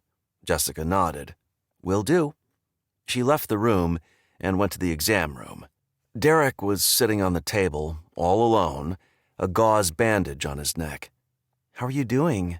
He smirked. "I'll be fine. It's just a flesh wound." "Where's Doc?" Now Derrick laughed. "Went to get me some antibiotics." Grinning, Jessica said, "Good thing you brought back extra." He laughed. "How's Jeff doing?" "Okay, I guess. He wants to leave as soon as possible." Derrick nodded. "Yeah, we should hit the road. Todd and Jenny said no one else was involved in the pharmacy thing, but you never know." She shook her head. "We just leave a trail of enemies in our wake, don't we?" One side of his mouth quirked up. "Not all enemies." She pictured Doc and how happy he'd been to receive the supplies, not to mention Todd and Jenny being freed. Yeah, not everyone was bad news. "Would you tell everyone to get ready to go?" Derrick asked. "Sure." She went outside and let the rest of the group know that both Derrick and Jeff wanted to head out as soon as possible. Chapter 23. Chris. Once they were back on I-80 heading west, Chris breathed a sigh of relief. Waiting for Derrick and Matt to come back from the pharmacy had been difficult. He would have preferred to go with them, but leaving Amy and the boys unprotected wasn't something he was willing to do. Not when their group was traveling and didn't know the people in the area. Too risky. On the positive side, the break had been nice for the kids. Jacob and Aaron had been able to stretch their legs and work off some of their boundless energy. "I like Jessica," Amy said from the passenger seat. "Yeah, she and Matt are good people." Sagebrush stretched off into the distance all around them. Occasionally a car or truck drove past, heading the other direction. Every time a vehicle approached, Chris braced himself for something bad to happen, but nothing did. He tried to relax, but it was difficult, not when danger could be around the next bend. "Believe it or not," Amy said, "I'm glad you convinced me that we should leave our house and go to California."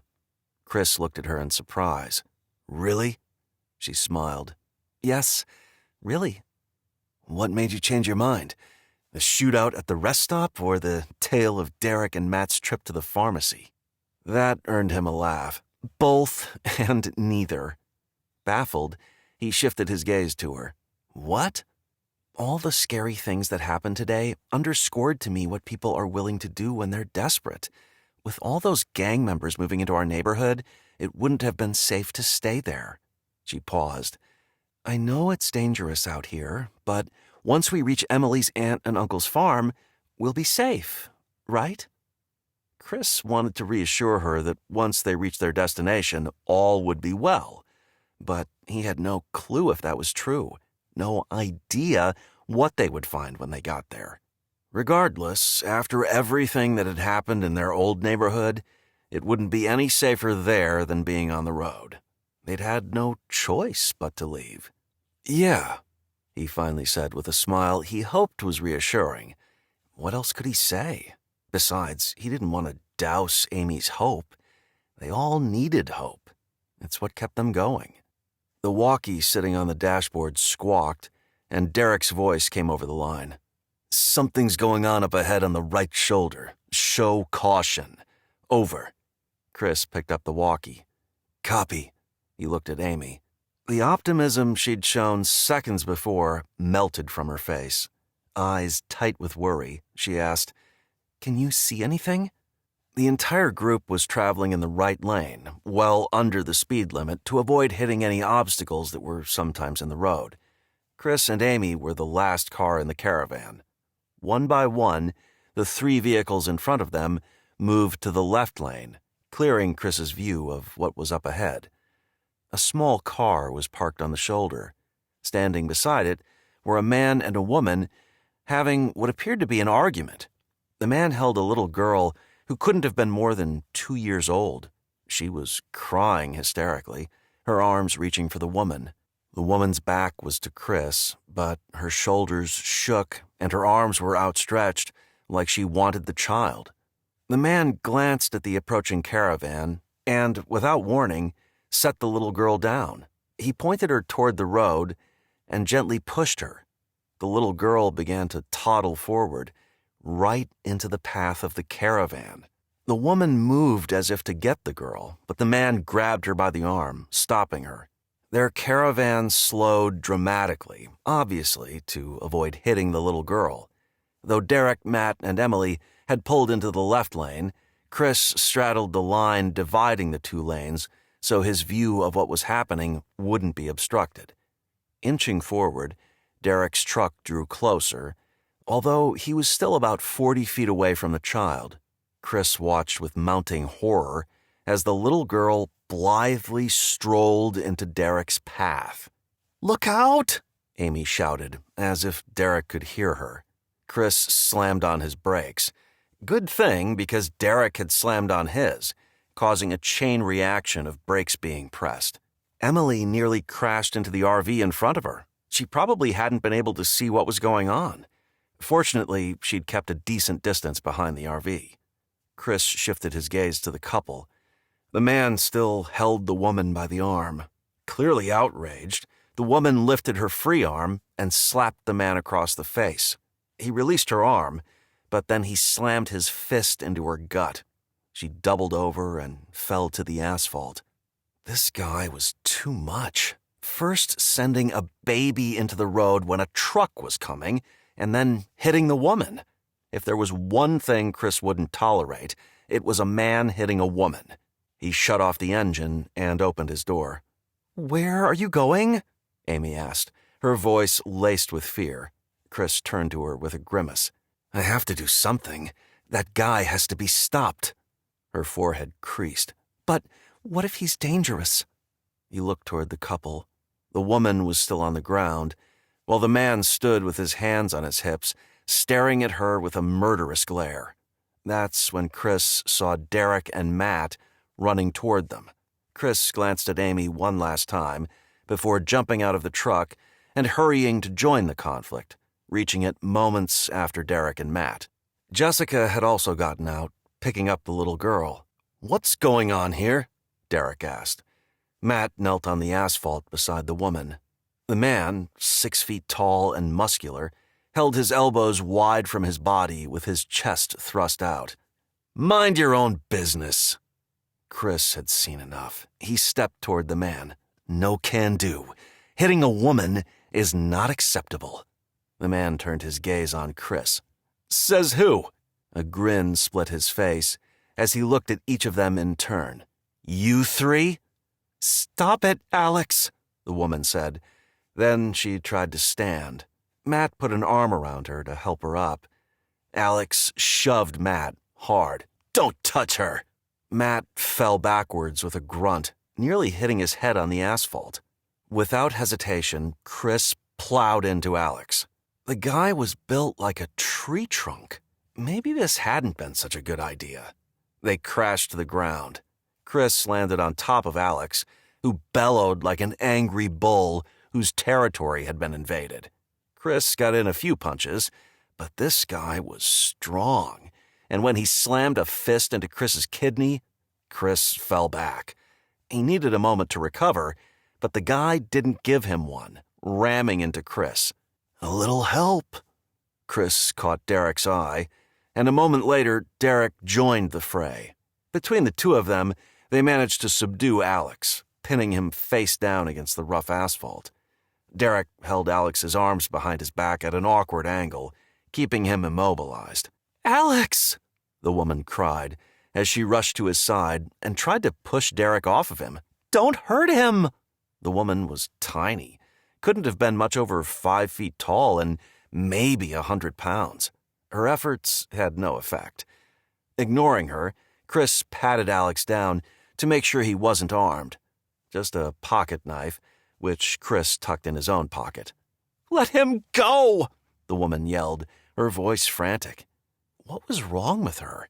Chris stood and looked at her in disbelief. "He hit you."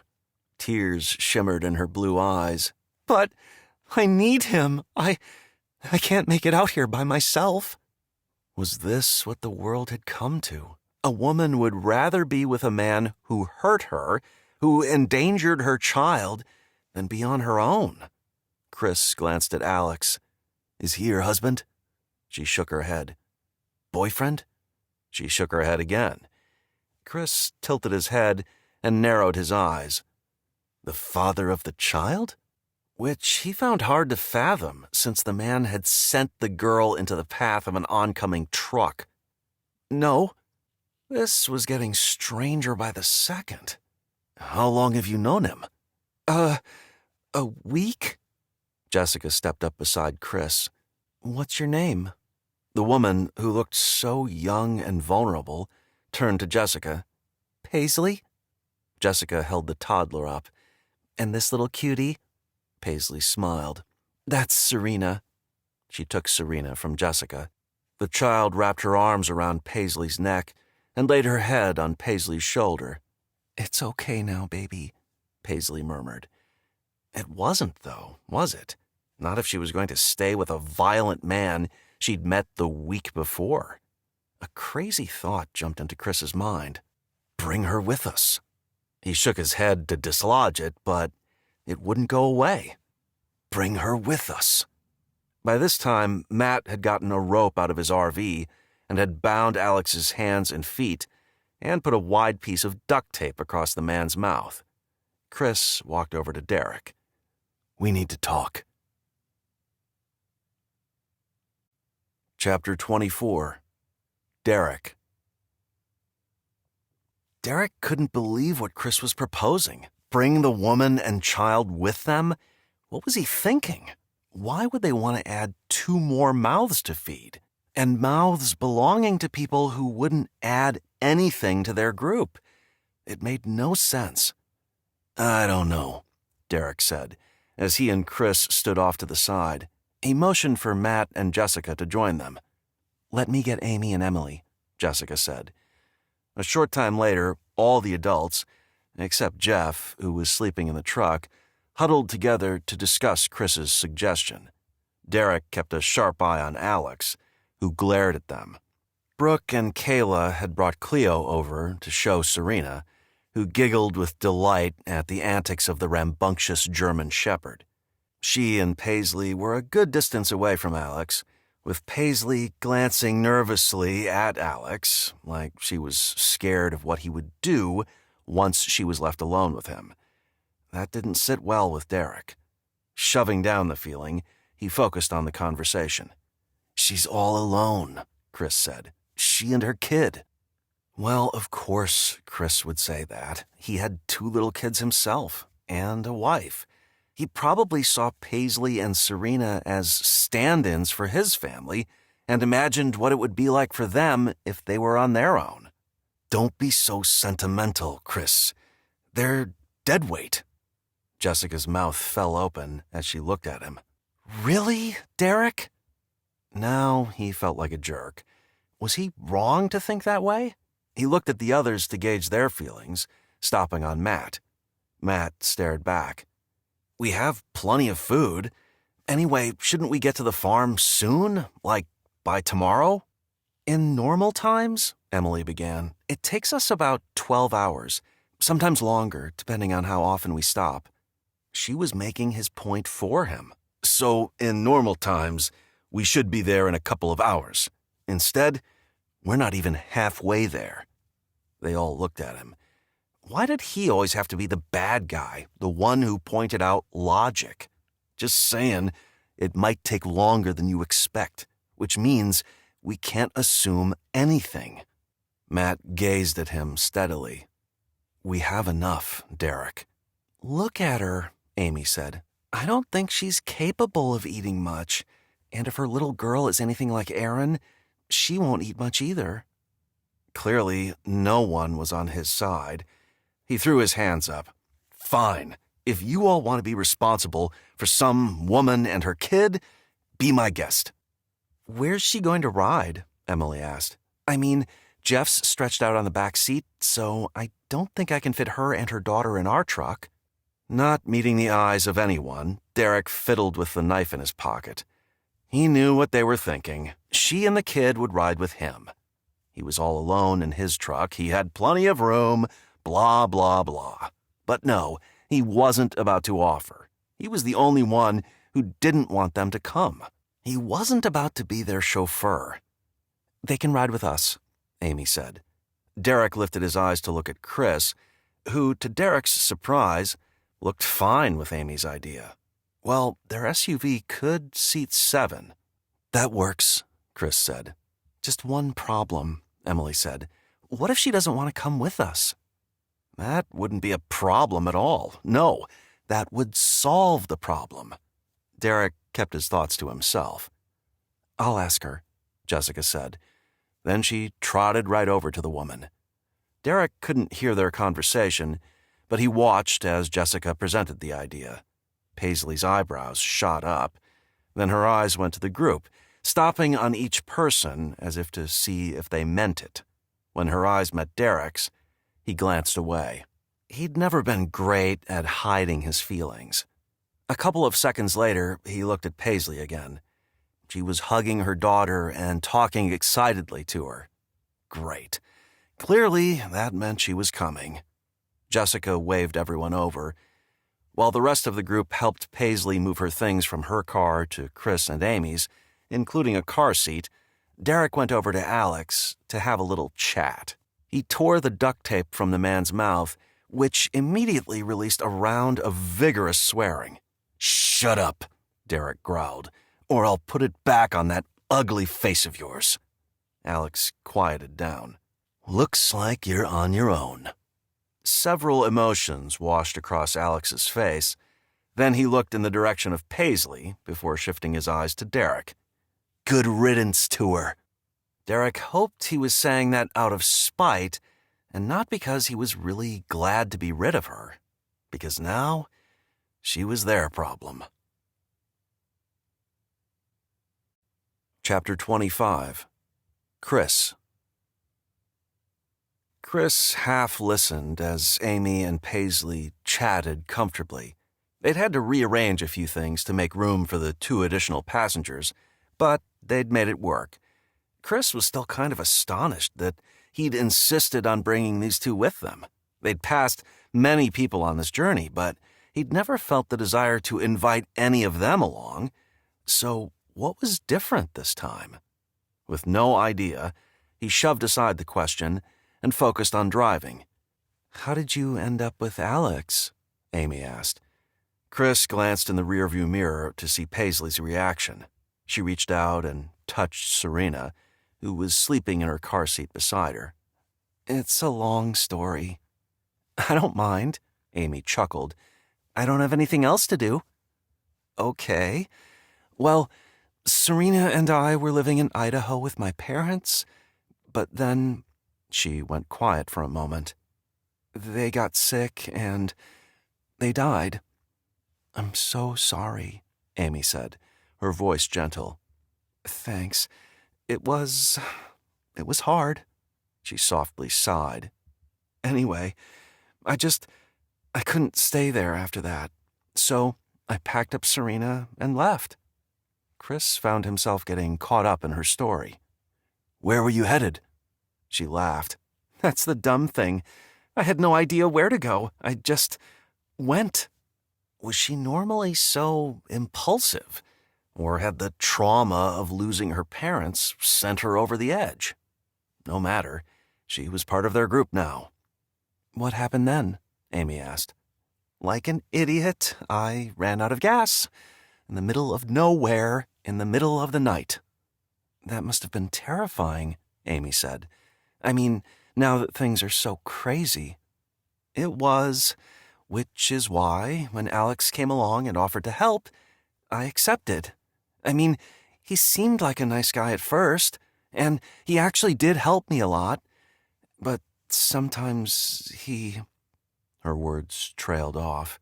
Chris glanced at her again, then thought about the way Alex had put Serena in extreme danger and had kept Paisley from protecting her daughter, not to mention punching her in the stomach.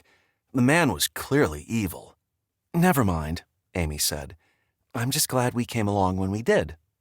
"Me too." Earnest gratitude filled Paisley's voice.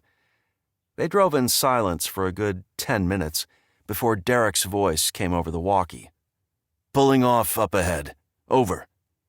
2 minutes later, their convoy had pulled well off the shoulder into the grassy area to the right of the road. Unsure of why Derrick had stopped, Chris turned to Amy. "Wait here while I see what's going on." Jogging over to where Derrick, Matt, Jessica, and Emily were gathering, Chris let his gaze sweep the surrounding area. Nothing was in sight, just short grass and sagebrush. "What's going on?" he asked as he joined the group. "We're about halfway to the farm," Derrick said. "Feels like it's time to stop for the day." They'd been on the road all day, and after everything they'd been through, Chris didn't disagree. "There's no way we'll make it to the farm today," Derrick said, "and I want to be fresh when we pass through Reno." "How far is Reno from here?" Matt asked. "Less than 200 miles? One side of Derrick's mouth quirked up. "I don't know about you guys, but I'm ready for a break. A long break." Chris nodded. It had been a crazy day, and if the next day was anything like it, they would need the rest. He glanced around. "Where do you want to set up camp?" Derrick shrugged. "This place seems as good a place as any. We'll need to take turns keeping watch tonight, but if we circle our vehicles and camp in the middle of the circle, we should be safe." "Circle the wagons," Chris said with a grin. "I like it." Derrick smiled. "Exactly." He paused a beat. "How's it going with the new people?" Lifting his shoulders in a shrug, Chris said, "Fine. She seems legit." "What's her story?" Chris repeated what Paisley had shared, which wasn't a whole lot, really. Derrick nodded. Then he looked at all of them. "Let's get set up." After a bit of maneuvering, they formed a rough circle with their vehicles. Matt and Emily left their trailers hitched to their trucks. Everyone gathered in the interior of the circle, including Jeff, who said he was feeling better. Chris helped Derrick and Matt set up the 2 large tents that had been stashed in Jeff and Emily's small utility trailer. Then they laid out sleeping bags. Chris was a bit concerned about how well he and Amy would sleep that night, what with the kids not sleeping in their beds like they were used to. Regardless, they would all have to adjust to sleeping wherever they were. He doubted they would ever return to their home. Instead, home would be wherever they were, not a structure where they had their stuff. Chapter 26. Jessica. Jessica turned away from the tents and gazed at the RV.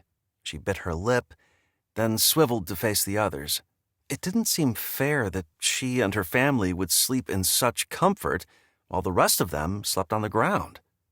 "We can fit a few people in the RV, on the couch and the floor." Everyone turned to look at her. "I'll probably sleep under the stars," Derrick said with a smirk, before going back to checking the tent cords tethered to the hard-packed dirt. Jessica looked at Amy and Paisley, who were keeping a close eye on their children. Amy regarded Chris. "The kids might sleep better indoors," he said. Amy smiled at Jessica. "If you're sure you have room." "I'll sleep in a tent," Chris added. Jessica smiled at Amy. "We'll make it work." Amy glanced at Paisley before meeting Jessica's gaze with a meaningful expression. Jessica didn't know this new person, didn't have the history she had with the rest of the group. Could Paisley be trusted? Maybe putting out the open invitation to sleep in the RV had been a mistake. "That would be wonderful," Paisley said, putting an end to Jessica's hope that maybe she would decline the offer. "Thank you so much." The woman seemed sincere, and she had a little girl, for heaven's sake. Besides, Jessica had wanted the chance to help someone. Here was her chance. Of course, she would welcome her into their RV, at least for the night. She smiled, and it wasn't all forced. "You're welcome." Once that was settled, Jessica had Dylan and the girls set up the folding table they kept in the RV's basement before putting their red-checked tablecloth on it and taking out a stack of paper plates. Matt set up his camp chef stove and used some water from their fresh water tank to fill a large pot before turning on the flame to boil the water. Matt took out one of the buckets of freeze-dried food and read off the front. "We've got cheesy lasagna, creamy pasta, chili mac, and savory stroganoff." He smiled at the assembled group. "Take your pick." To her surprise, Jessica's mouth watered at the prospect of any one of those choices. They'd been trying to conserve their food, so she hadn't eaten much that day. Since all the madness had begun 2 weeks earlier, She'd lost at least 10 pounds. Weight she'd been trying to get off for a while before the pandemic hit. This wasn't the way she'd planned on losing weight, but the apocalypse diet was the only one that had worked so far. Holding back a chuckle, she helped get the meal ready, then sat down with her plate of food. Paisley sat across from her. "Are you sure you're okay with Serena and me sleeping in your RV? I mean, you just met me today." She glanced at the tents. "We'd be fine in a tent." She laughed. "It wouldn't be much different from sleeping in the car, which is what I've been doing for days now." The poor woman had been under a real hardship, and now she was giving Jessica an out. "No," Jessica said. "I insist that you sleep in the RV." Tears sprang into Paisley's eyes. She looked down at her lap for a moment, then met Jessica's gaze. "Thank you. Truly." Feeling silly for having doubts earlier, Jessica let the warmth of knowing she was helping someone who really needed it wash over her. After everyone ate, they cleaned up, which didn't take long as almost everything was disposable. How long would their paper plates hold out? Eventually they'd run out, and then what would they do? She and Matt had 8 real plates, but with water such a precious commodity, they didn't want to have to use it to do dishes. "We'll set up the latrine back there," Derrick said, pointing to a place a fair distance behind their camp. He gestured with his chin toward Matt and Dylan. "I could use some help setting it up." At the look of disgust on Dylan's face, Jessica held back a laugh. "It's just dirt right now, Dylan." An embarrassed smile curved his lips. "I know." Off they went, and while they were gone, the rest of the group pulled up camp chairs to create a large circle. Cleo curled up on the ground between Brooke and Kayla.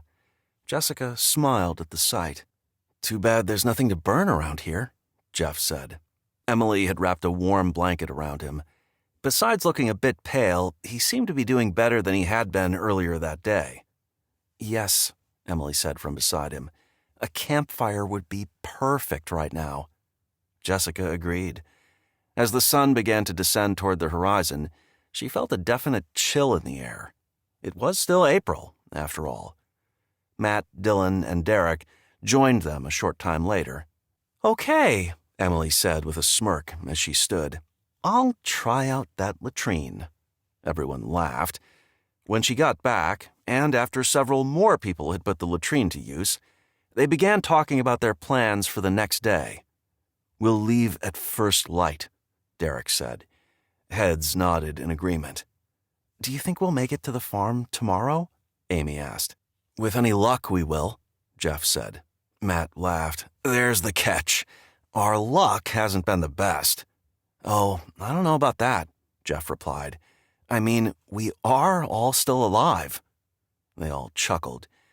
Jessica deeply hoped they would get there the next day. She was beyond ready to be done with this road trip and settled into their new place where she assumed they'd be safe. "Hold on a sec," Paisley said, looking confused. Everyone looked her way.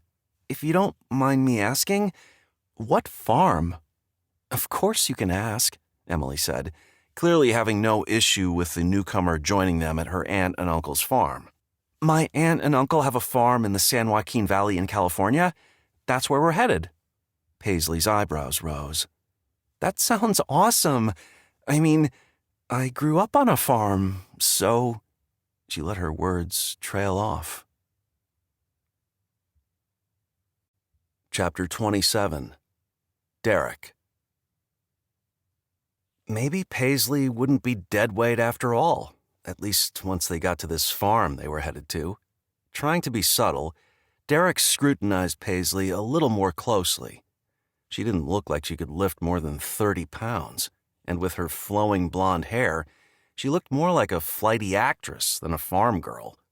Ah, well, they would reach the farm soon, and then Emily's aunt and uncle could decide if she, or any of them, were welcome.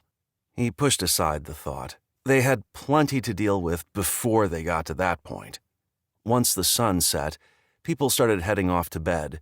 Derrick had volunteered to take first watch, so he stood, and began patrolling the outer perimeter of their circle. Eventually, the night became pitch black. Tilting his head back, he gazed at the stars. They were absolutely brilliant. He took a moment to admire the Milky Way.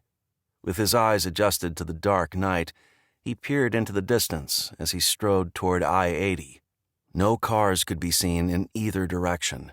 He turned his back to the road and looked toward their camp, gauging how visible it would be in the dark. Probably not visible at all until a car's headlights swept across it. But by then, the car would have passed, and whoever was on watch would be aware of the vehicle and able to watch for it to possibly backtrack. It seemed highly unlikely that anyone would manage to sneak up on them. Still, Derrick made a slow circuit around the perimeter of the camp again, checking out the approach to the camp from the wild area to the north. It would be nearly impossible to see anyone coming from that direction, but any intruder would have to be on foot, as there was nothing in that direction but miles and miles of sagebrush, nothing to hide behind. During his 3-hour watch, not one car passed by, and when Chris came out to relieve him, Derrick was more than ready to get some sleep. "Wake me up if you see anything," he said to Chris, who nodded his agreement. Staying fully dressed, including wearing his shoes, Derrick laid his sleeping bag in the bed of his truck and stretched out on top. With his hands behind his head, he gazed at the stars, soaking in the beauty of the night sky. It didn't take long for him to drift off, but he woke abruptly when he heard a shout. It took a second for him to orient himself to where he was, but the moment he did, he sat up, holding his gun in the low ready position, his eyes probing the darkness around him. From the bed of his truck, he could see the interior of the circle, as well as a good portion of the area outside the circle. That's when he saw a pair of men crossing the eastbound lanes of I-80, coming toward their camp. "I said to stop!" Matt shouted. If Matt was on watch, it had to be somewhere between 3 and 6 in the morning.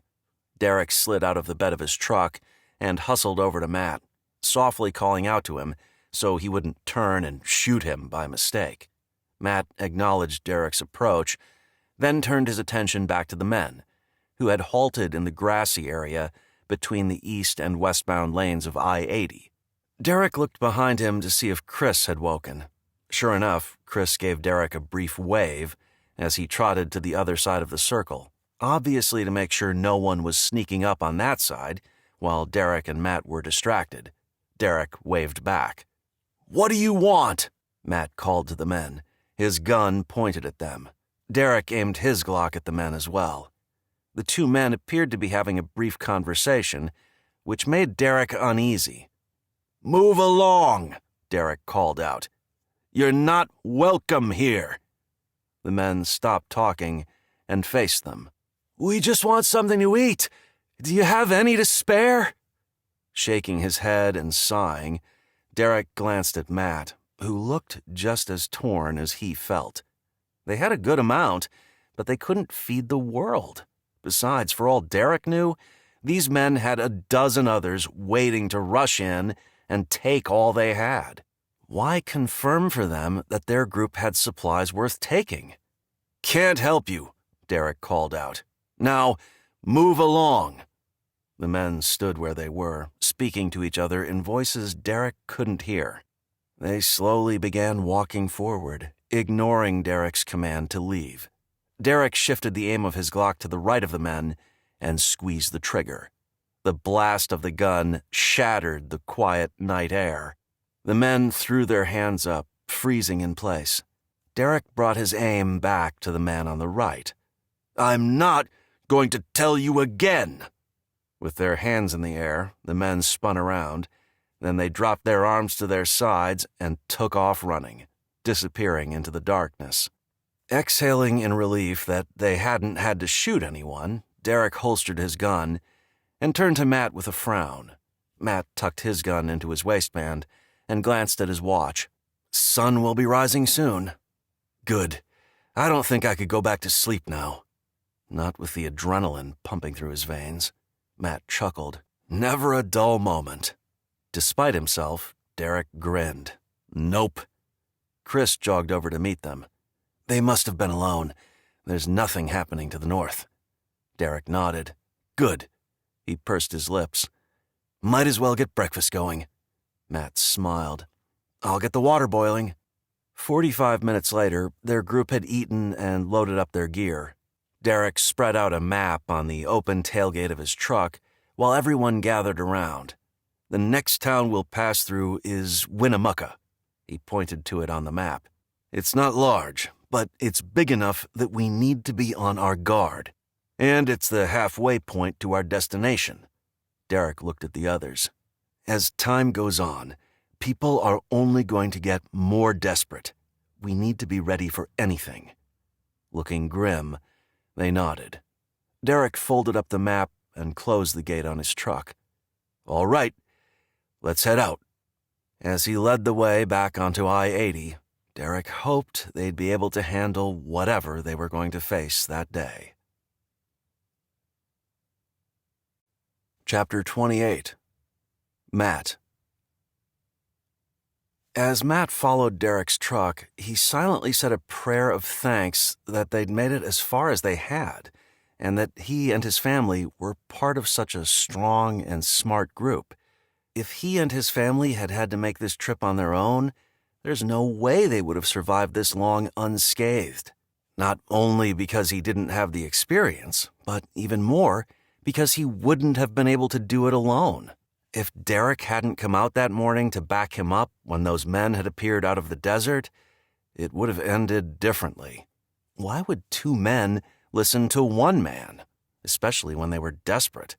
Of course, Matt could have shot them both, although, let's be honest, he wasn't that great of a shot, but he wanted to keep the body count to a minimum.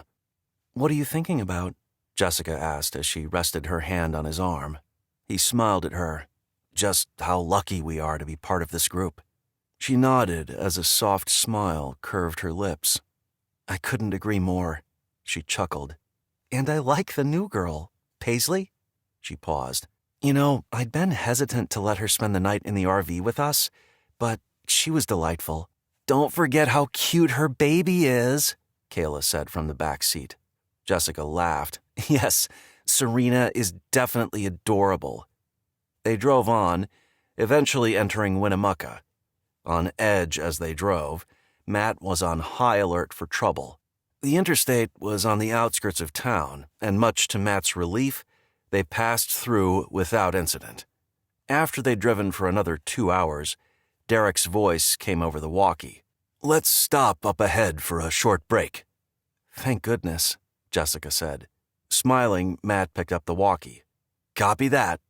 Their caravan pulled on to the right shoulder, although they were still partially on the road, which didn't matter as traffic was non-existent. Everyone jumped out of the truck, including Cleo, who immediately began sniffing everything in the immediate vicinity. Matt intertwined his fingers with Jessica's before they walked together to meet up with the rest of their group, who were gathering beside Jeff and Emily's truck. Though Jeff had seemed to be doing well when they left that morning, Matt was still concerned about him. They needed him.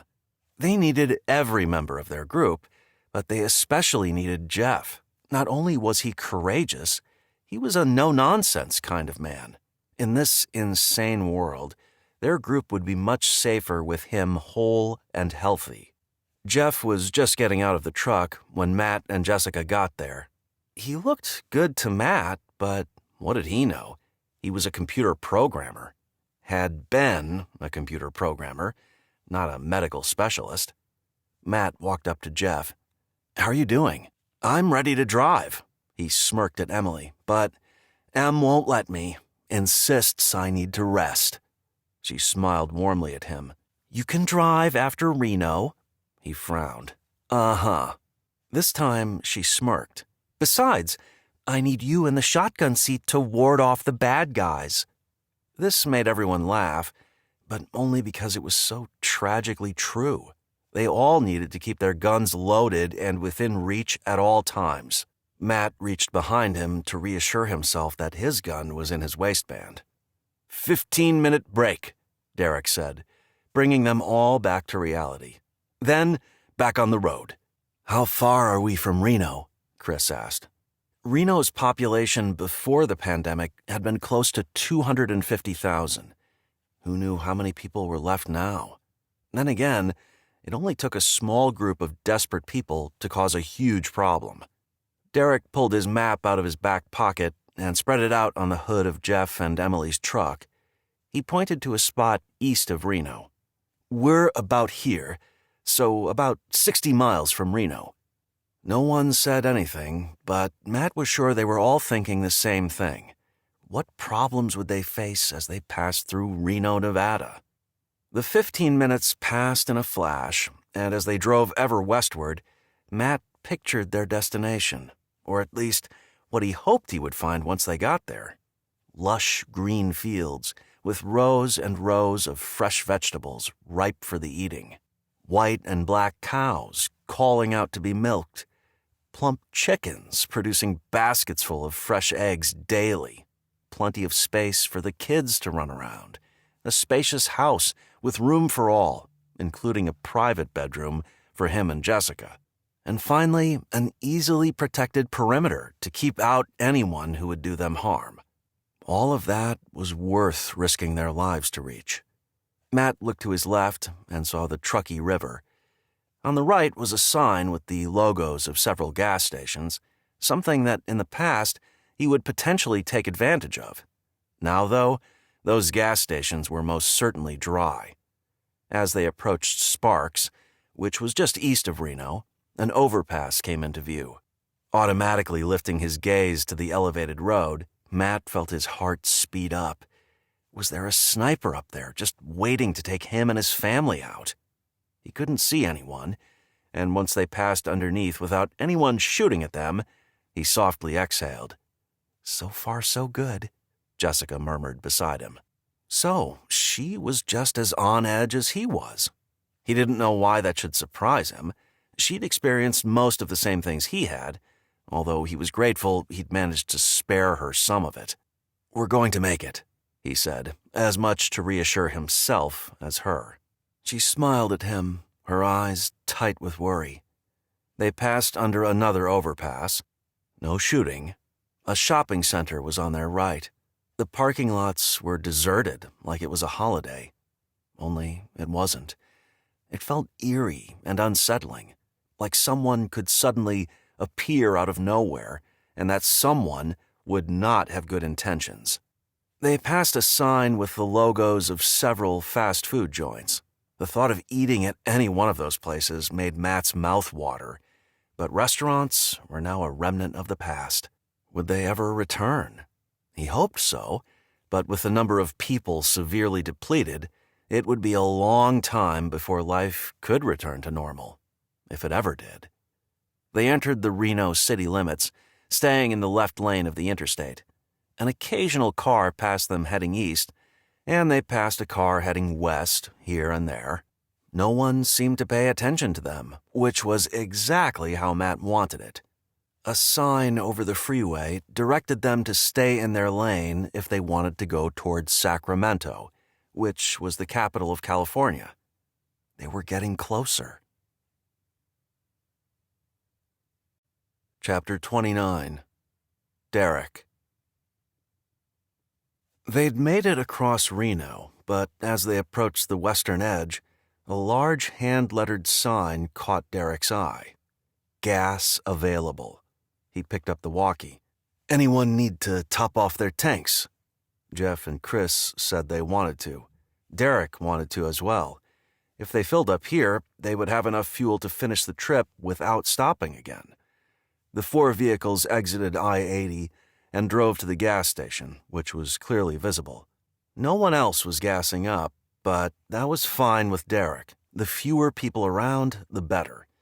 They pulled into the station, each of them stopping beside a pump. A man came hustling out, a wide grin on his bearded face. "Howdy! Need some gas, do you?" Derrick had already gotten out of his truck. Matt, Chris, and Jeff joined him. The man's name was stenciled on the pocket of his shirt. Everett. Was that really his name, or had he taken the shirt from someone else? No matter. He was the one who controlled the pumps. "How much you chargin'?" Derrick asked. Everett's smile grew. "Doing it in trade. Cash does me no good." The man wasn't an idiot. Derrick had to give him that. "What do you need?" He chuckled. "Lots of things, but food and weapons carry the most value." No way would they give up any weapons. "We'll trade a can of food per 3 gallons of gas." Between the 4 of them, they'd need around 60 gallons. That would be 20 cans of food. Everett laughed. "Not even close, my friend." "Do you even have that much fuel?" Jeff asked, his deep voice booming. Derrick was glad to have him back in action. Everett shot his gaze to Jeff, who towered over him. "I have plenty of fuel, sir. The question is, do you have the goods to trade?" Jeff glowered. "We have 1 can of food per 3 gallons. Everett stared at Jeff, clearly not about to back down. "Where y'all headed?" Derrick didn't like his nosy question. "Why?" Everett glanced toward the west, then turned back to face them. "If you're heading into California, might be worth your while to save your food and instead trade your weapons for fuel." Crossing his arms over his chest, Derrick sighed heavily. "Now, why would we want to do that?" A smirky smile curved Everett's lips. "They won't let you bring any guns across the border. They're confiscating all of them, even from the people already in California." Sudden alarm pierced Derrick. They needed their weapons. Not having them would leave them wide open to attack. "Oh, hell no," Jeff said. "You're kidding," Chris said, his body rigid. Everett looked at Chris. "'Fraid not. They'll search your rig from top to bottom." He shook his head like he didn't agree with it either. "This world's gone barking mad." That was the understatement of the year. Derrick needed to know more. "Who's taking the guns?" Everett turned to him. "State government, on the orders of the acting governor." Chris shook his head. "Did the governor give a reason?" This brought a smile to Everett's face. "Yeah, claims it's for the protection of all. You know, if fewer people have guns, fewer people will be killed by guns." Shaking his head in disgust, Derrick clenched his jaw. Some politician, guarded by armed men, no doubt, thought it was a good idea to disarm law-abiding citizens. That way, only criminals would be armed. Just perfect. "Let's not forget," Jeff said, "if the people are disarmed, the government can more easily control them." Derrick sighed. Exactly. Trying not to let his frustration get to him, he faced Everett. "Will you take 1 can for 3 gallons or not?" Everett chewed on his lower lip as he stared at Derrick. 2 cans for 3 gallons. That's my final offer." Jaw clenched. Derrick shifted his eyes to the others, stopping on Matt. He had the most food, and with his auxiliary tank, he probably didn't even need any fuel. Still, Matt gave a nearly imperceptible nod. Derrick swiveled to Everett. "Deal." A wide smile flashed across Everett's face. "How many gallons you think you'll need?" 45 of unleaded. He glanced at Matt. Matt nodded. 15 of diesel. Everett's smile never dimmed. "That's 40 cans. I'll need a deposit of half before you start pumping." Derrick couldn't blame him, but he was still irritated, and he didn't fully trust the man. "How do we know you have enough fuel?" Now he looked offended. "Like I said before, I have enough." Derrick stared at him a moment. "Tell you what, we'll get the cans out, but we'll only hand them over as the fuel goes in our tanks." Everett seemed to think that over. "If we're going to do that, then we only fill 1 vehicle at a time." "Fair enough." Derrick turned to the others. Jeff grinned. "Line up in formation?" Derrick had to chuckle. "Yup." In short order, they'd all lined up with Derrick in the lead, then Matt, Jeff, and Chris. They took out a case of green beans and set it on the ground beside the pump. Then Derrick started pumping. Every time they hit 3 gallons, he handed 2 cans to Everett. It took a while to fill all 4 vehicles, but when they were done, each of them had a full tank. When they were back on the road, Derrick looked for a good place to pull over, one where they were less likely to be observed. He passed the off-ramp for a casino at exit 2, 2 miles from the California border. He picked up the walkie. "Pulling over up ahead. Over." The others acknowledged him, and when exit 1 appeared, he pulled off, driving to a parking area near an abandoned building. Once everyone was stopped, he asked Chris to help him clear the building while Matt and Jeff kept watch. It didn't take long to verify that no one was around, and once he and Chris had completed that task, they met up with Matt and Jeff. The rest of their group joined them. "What's the plan?" Emily asked. "Jeff told me they're confiscating guns at the border." Her forehead furrowed. "We're not going to give up our weapons, are we?" A laugh erupted from her lips as she glanced at Jeff. "Never mind. I know the answer to that." Derrick looked at Jeff, who wore a deep scowl. "Of course not," Derrick said in reply. "Then what are we going to do?" Jessica asked. He looked at all of their faces. They were looking to him to lead them, to get them through this, just like they'd been looking to him to lead them since they'd left home. Fine. He would do it. A grim smile tugged up the corners of his lips.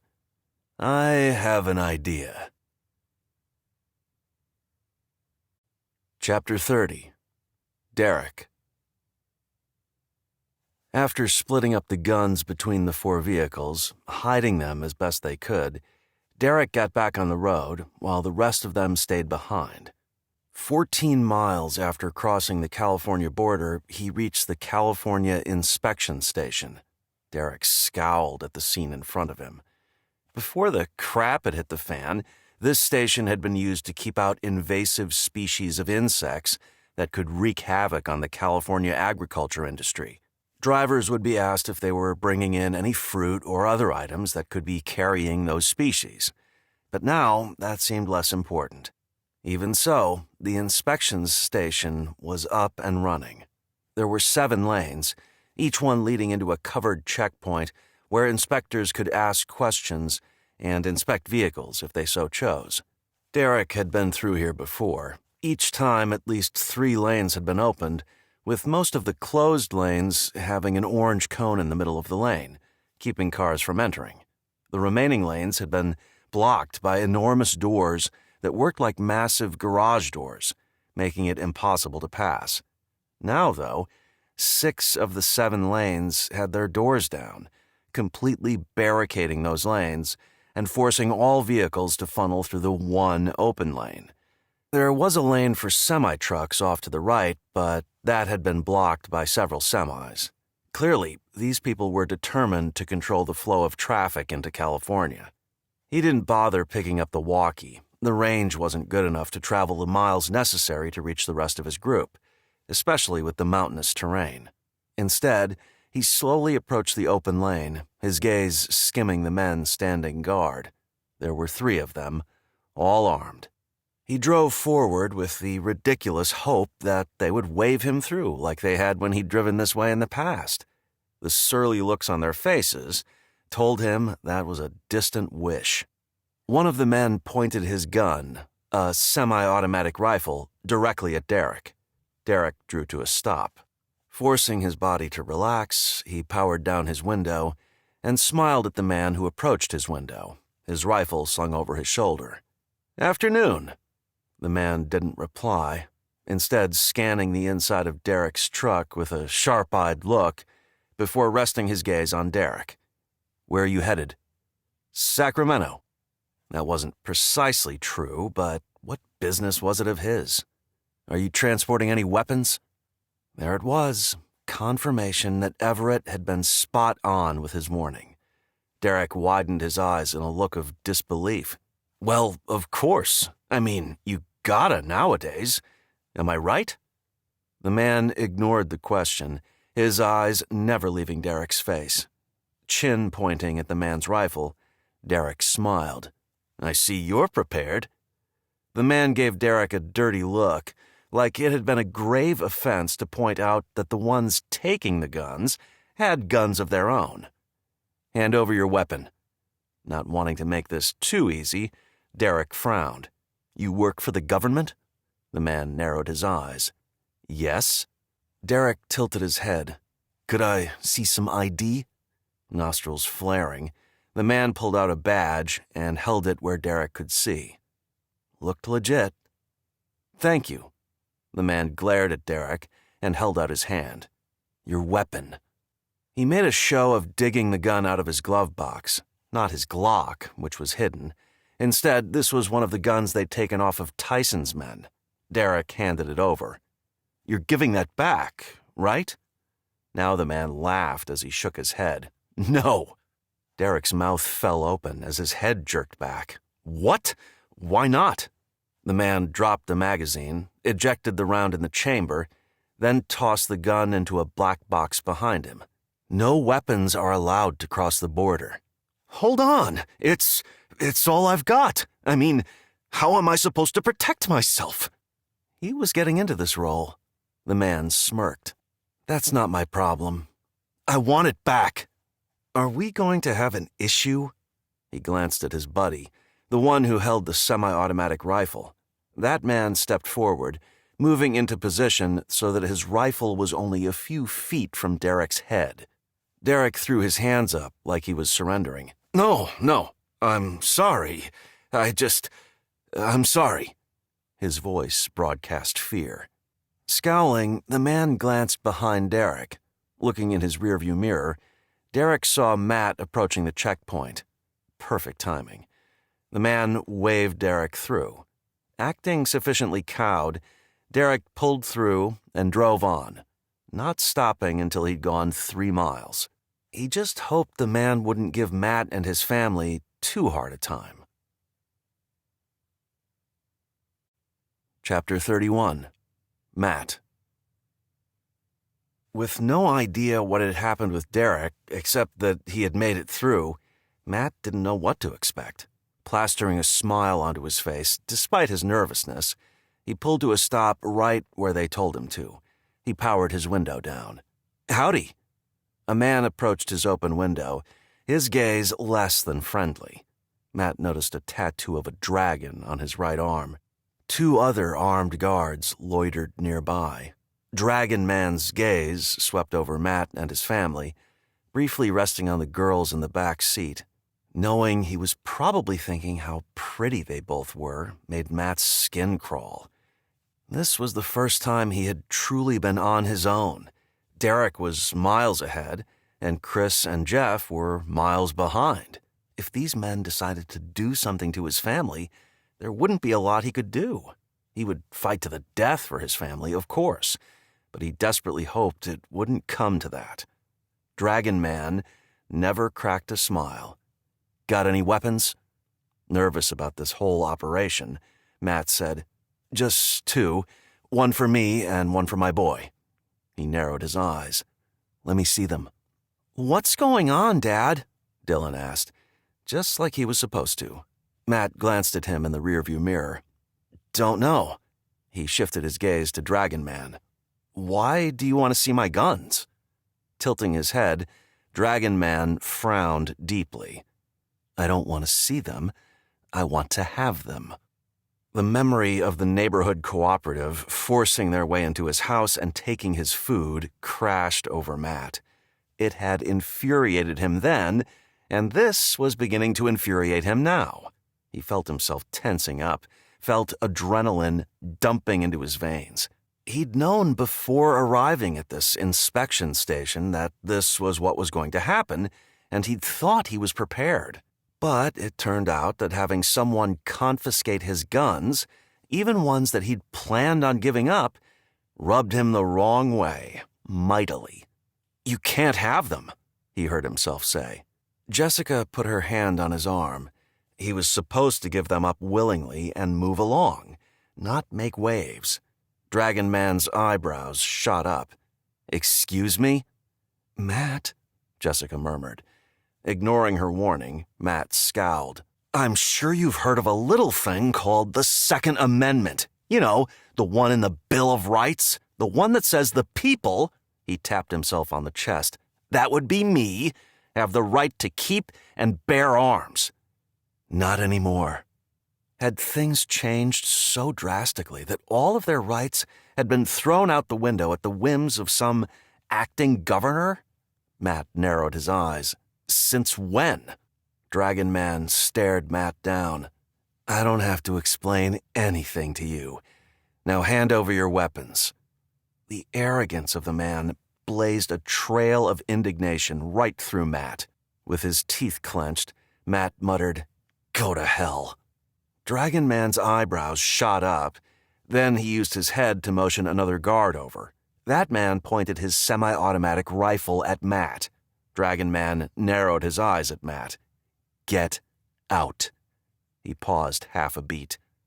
Now. Oh, crap. He should have stayed with the plan. Now he'd screwed everything up. Still, these guys infuriated him.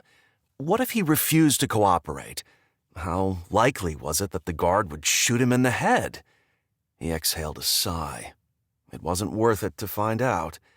He started opening his door. "Dad!" Kayla whispered, her voice frantic with fear. He threw her what he hoped was a reassuring smile before stepping out of the truck. He was about the same height as Dragon Man, but not nearly as ripped. Dragon Man looked like he spent every spare moment working out. Not good. Not to mention that he and the other two guards were armed and ready, whereas Matt's guns were tucked away, so as to show that he and his family were just wanting to pass through without causing a problem. Too bad he'd blown it. Dragon Man clamped the back of Matt's neck with one hand and wrenched him away from the open door. With the other guard's rifle trained on him, Matt wasn't about to resist. The third guard stayed a short distance away, his rifle slung low and ready.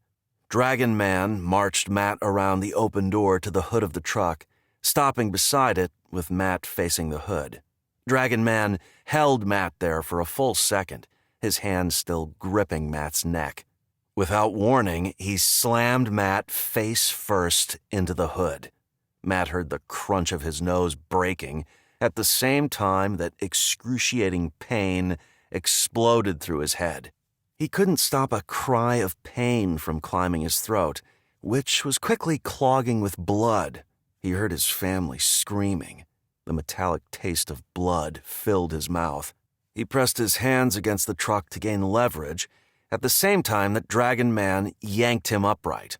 Blood gushed out of his nose and over his lips. He covered his face with his hands. They were immediately awash in his blood. "Matt!" Jessica cried, as she flung her door open and rushed toward him. "Stop right there!" the closest guard shouted, shifting his aim to her. She froze, her eyes wide with terror.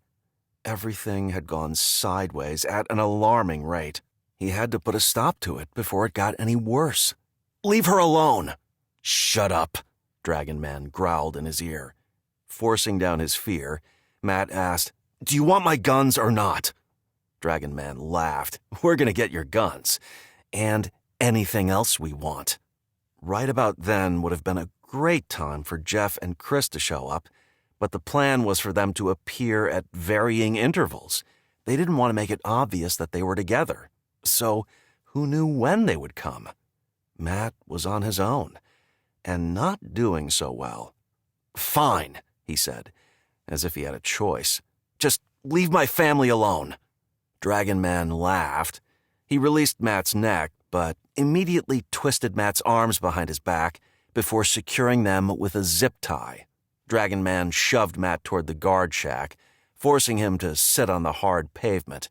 "You're going to sit there while we search your rig." The third guard, who'd stayed back, came over to Matt and pointed his rifle at him. Ignoring the throbbing of his face, Matt tried to calm the fury that was coming to a boil inside him.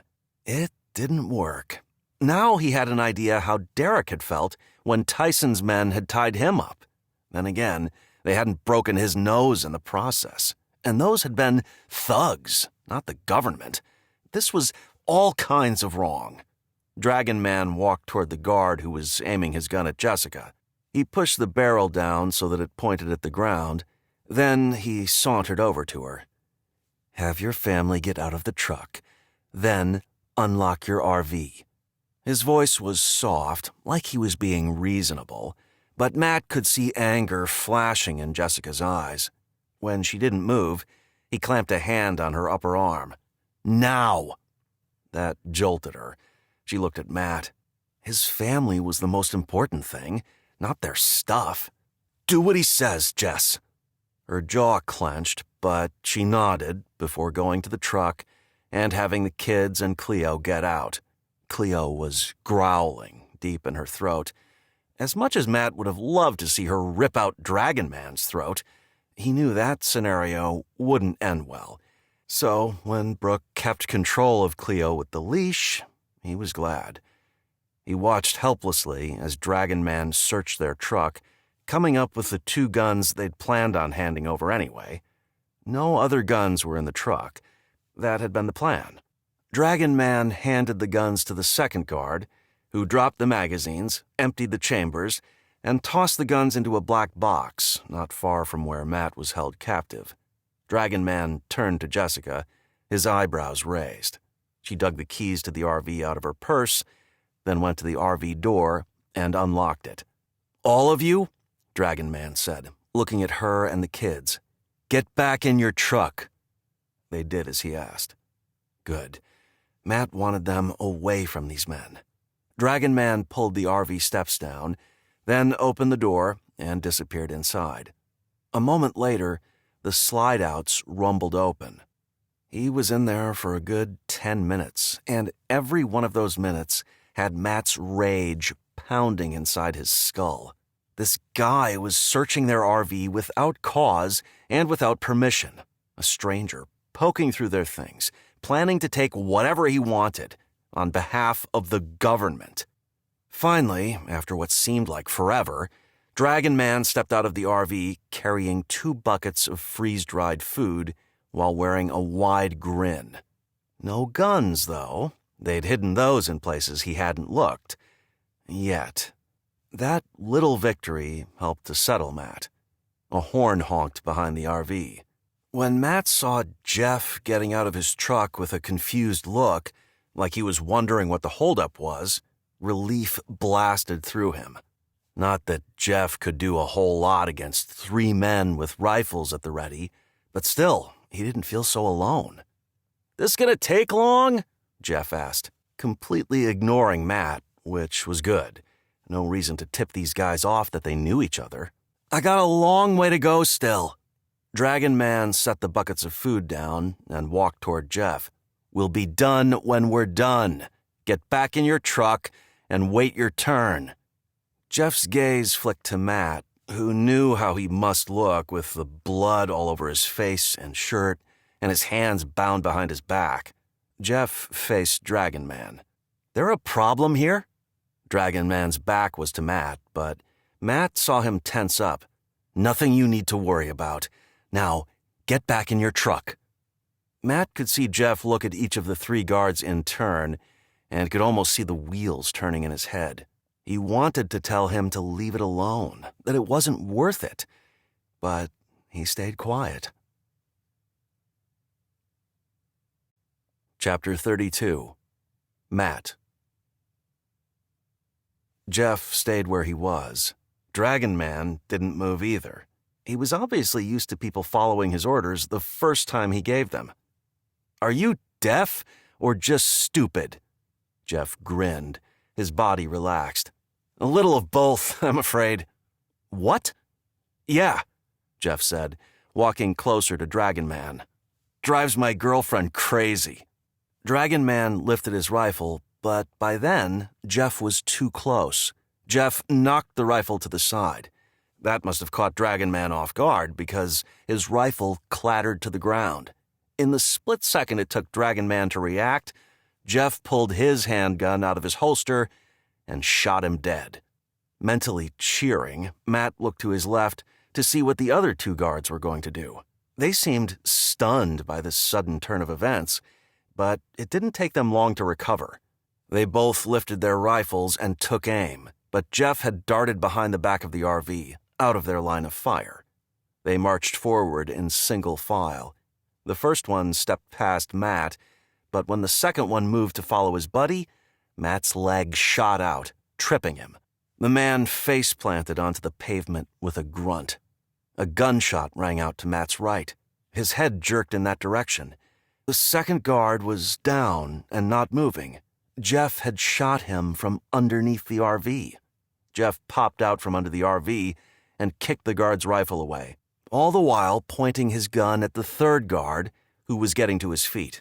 Worried that other guards were going to show up from someplace he hadn't seen, Matt frantically looked around, but no one else appeared. "Drop it," Jeff demanded. The guard dropped his rifle without hesitation. "Hands in the air," Jeff said. The man's hands shot up. Jeff patted him down, taking a handgun from his holster. "Sit over there." The guard complied. Jeff checked the other guard for a pulse. He looked at Matt, shook his head, then searched him, taking his handgun. Next, he cut the zip tie from Matt's wrists. "You okay?" Now that he was free and the guards were neutralized, he was great. Matt jumped to his feet with a grin. "Happy to see you," Jeff chuckled. "I'll bet." He used zip ties he found in the guard shack to bind the remaining guards' hands and feet.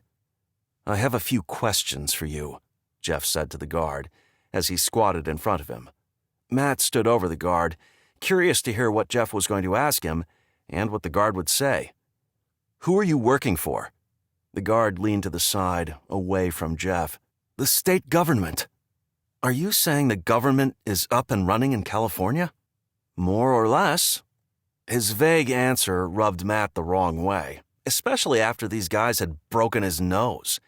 Matt knelt on the ground and grabbed the guard by the shirt. "What is it? More or less?" The guard shrank back. "I don't know. Some of it, I guess. I mean, the government was pretty decimated by the flu, but there are enough people to keep it going, at least on a state level." If the acting governor was taking away the rights of the people with no regard for the Constitution or the Bill of Rights, they had a real problem on their hands. Matt shook his head, then stood. "Let's go."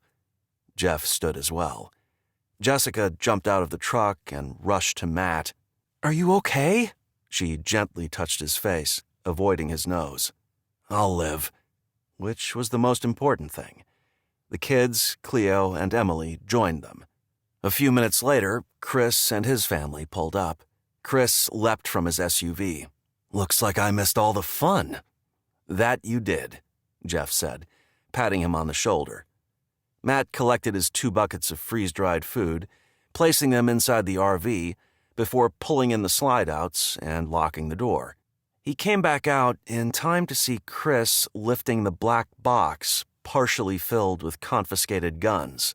"Look what I found," Chris said with a grin. Jeff's eyebrows shot up. "Nice haul." Chris crammed it into the back of his SUV. "Derrick will be pleased." "Don't forget these," Matt said, gathering up the semi-automatic rifles and putting them in the backseat of Jeff's truck. Jeff chuckled.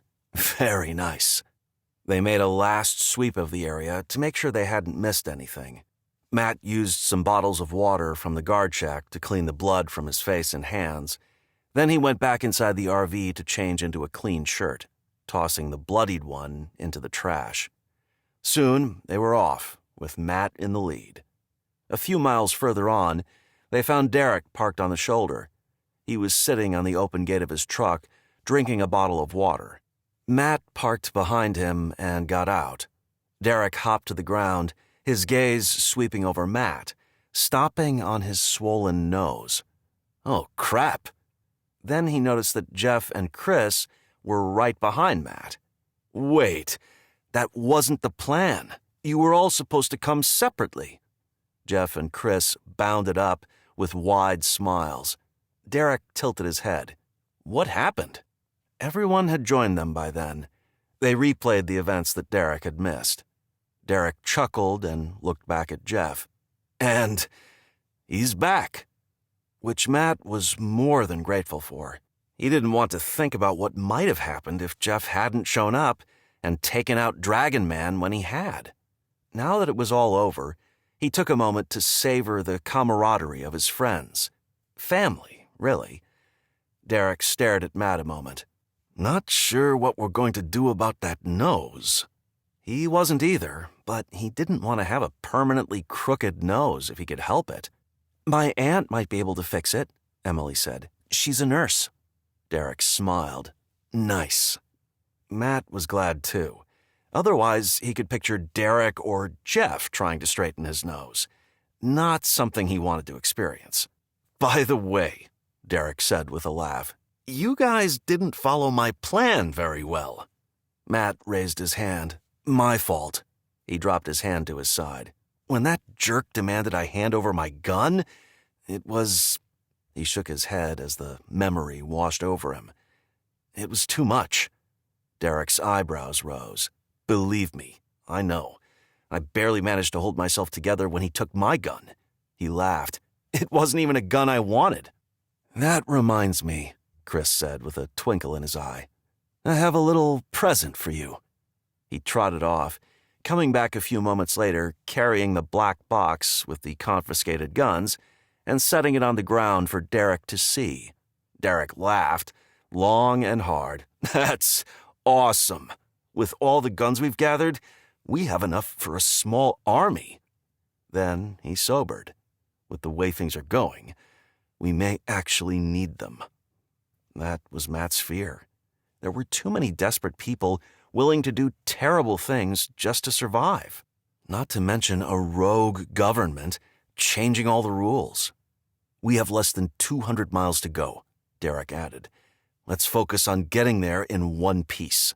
Amen to that, Jeff said. They loaded into their vehicles and pulled back onto the road.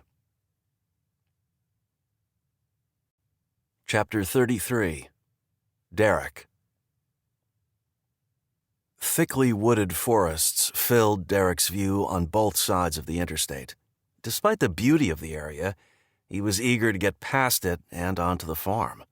They'd already passed through Truckee, where not a soul had been seen, and with each mile they chewed up, he could feel their destination within reach. They'd traveled so far. Surely these last miles, less than 150, wouldn't stop them. They passed Donner Summit, where there was still plenty of snow.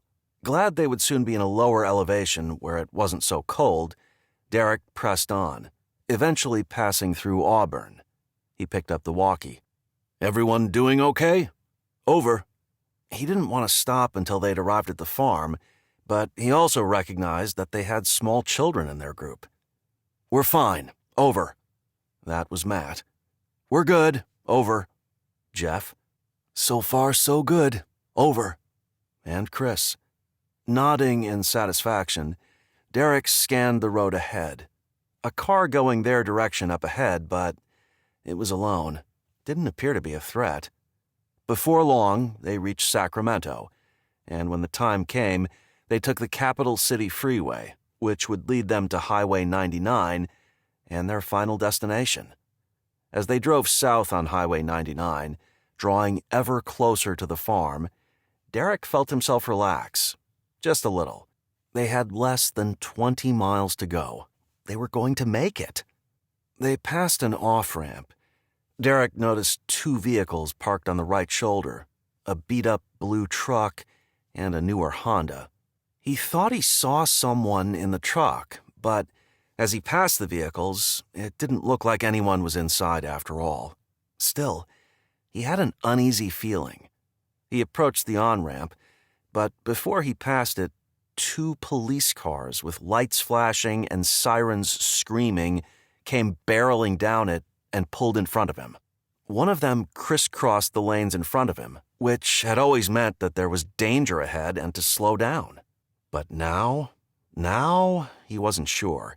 The other police car was right in front of Derrick, moving slowly, which forced Derrick to slow. Were the police up and running here? Had word somehow gotten to them that Derrick and his group had killed those men at the inspection station? If so, this was very, very bad. On the other hand, if these were not the actual police, That was probably worse. The walkie squawked, and Chris's voice came over the line. "We have a problem. That truck that was on the shoulder is right on my tail, and the car is on my left, like right next to me." A brief pause. "The guy does not look friendly. Over." Derrick went from concerned to alarmed in 0 seconds. If those other cars were joining in, it seemed much less likely that these police cars held actual police officers. He picked up the walkie. "There are 2 police cars in front of me that won't let me pass, but I don't think it's the legit police." He released the talk button as a million scenarios flashed through his mind. None of them good. He pressed talk again. "The next exit is ours. We'll take it and see what happens. Over."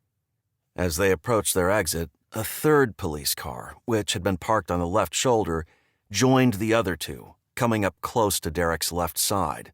A car to his left, 2 cars in front, and 2 in the back. They were being herded.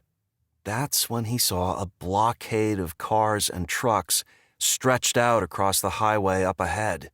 They had no choice but to take the off-ramp they'd planned on taking anyway. Frantically trying to figure out how to get away, he briefly considered opening fire. But a firefight would end with casualties, including many from their group. If he'd been on his own, it would have been a different story. But he cared about his people, more deeply than he ever thought he would. Plus, they had women and children with them. No, he couldn't risk a gunfight. Not when they were surrounded by 5 cars full of bad guys. With nowhere to go but where the police cars were leading them, Derrick felt a sense of helplessness that he hadn't experienced since leaving home. Another car joined the parade, coming up on Derrick's right. Then another. They were boxed in. He took the exit. The rest of their group followed. They were funneled into the parking lot of a large post office, where all 7 cars surrounded them. Armed men, at least 2 per car, and even a couple of women, got out of the cars, their weapons pointed at Derrick and their group. A man who had been driving one of the police cars, not wearing a uniform, Derrick noted, leaned inside the police car, and when he stood, he spoke into the car's public address system, his voice loud and clear. "Everyone out of their vehicles. Keep your hands where I can see them." Exhaling audibly, Derrick picked up the walkie. "Do what he says. Over." "Or we can take them out," Jeff said. "Over." "No," Chris said. "I have children in my car. Not worth the risk. Over." Derrick pressed the talk button. "I agree. Over." "Now," Pretend Cop said. Reminding himself to relax his jaw, Derrick slid his Glock under his seat and stepped out with his hands in the air. He looked down the line at the others in his group. They were doing the same. Brooke had hold of Cleo's leash. Men swarmed them, patting them down, taking any weapons they found, and emptying their pockets. Someone hit the backs of Derrick's legs, making him fall to his knees. "Hands on your head!" Seething with anger, he complied. He looked at the others in their group. Nearly everyone was on their knees with their hands on their heads in a long row. The only exceptions were Amy and Paisley. They were comforting their children, who were crying hysterically. Pretend Cop walked over to them, his eyes sharp and his hands clasped behind his back. He walked the length of them, then turned around and started walking back, pausing in front of Kayla, Brooke, Jessica, and Emily, his gaze sliding over each of them slowly. With a grin, he moved on, stopping in front of Matt. "What happened to you?" Derrick glanced Matt's way. His nose was obviously broken. Matt stared straight ahead, his jaw clenched. Pretend Cop grinned and strolled on down the line in Derrick's direction. He wore jeans and a t-shirt, and on his head, he wore a ball cap turned backwards. Tattoos snaked up both arms. He looked like a gangbanger, as did all the people in his crew. Most likely, that's exactly what they were, which made Derrick wonder if they should have stayed in their own neighborhood, despite it being taken over by a gang? Had they driven hundreds of miles just to be faced with another gang? He shook his head. Pretend cop noticed. He stomped over to Derrick, stopping in front of him. "Got a problem?" Defiance slammed through Derrick. He stared at the man. "Who are you, and what do you want?"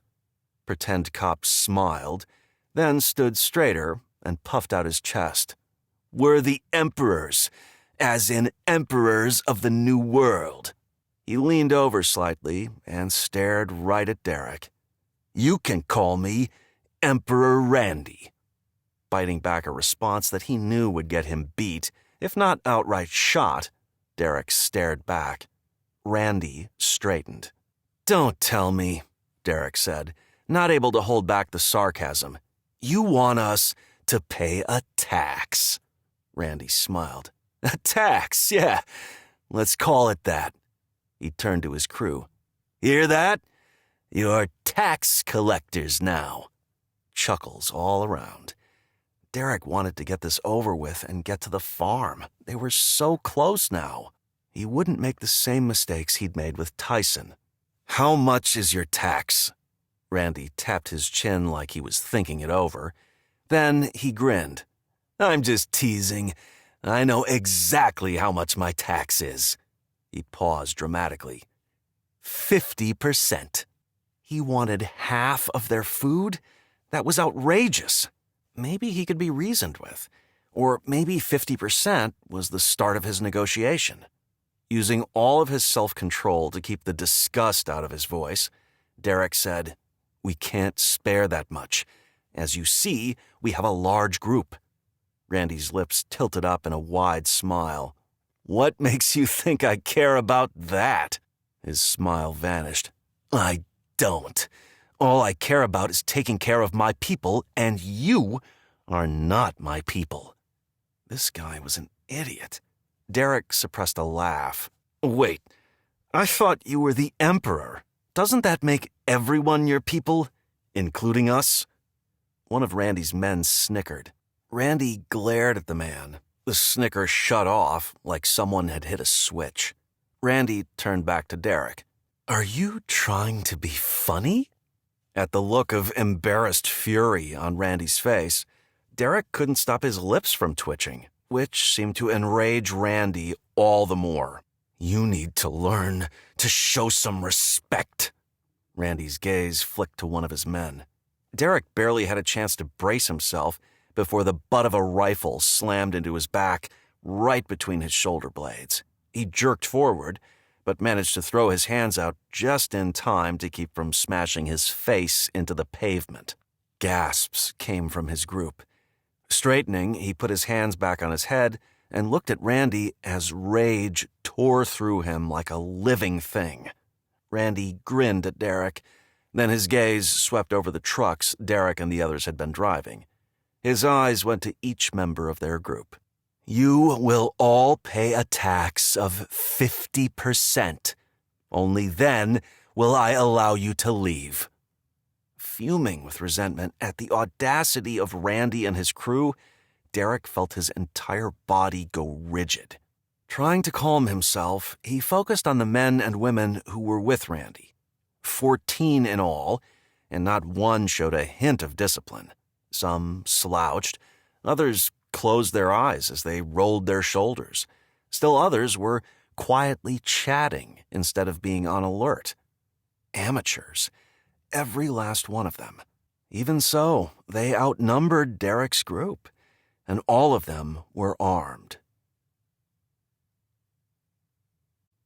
Chapter 34. Matt. Matt was about to tell Emperor Randy where he could put his tax when the throbbing in his nose reminded him that he didn't want to get beat down if he could avoid it. Instead, he consoled himself with the fact that they were almost to the farm. They could regroup there. Randy looked them all over. "No objections? Good." He motioned for one of his men to join him. The man did, holding out his hands, which held the keys they'd taken from the pockets of Matt and the other drivers. He picked up one set and held them up. "Whose are these?" "Mine," Chris said. "You're the SUV?" Chris nodded. "Yeah." Randy handed the keys to his aide, who set them on the ground in front of Chris. Randy held up another set. "And these?"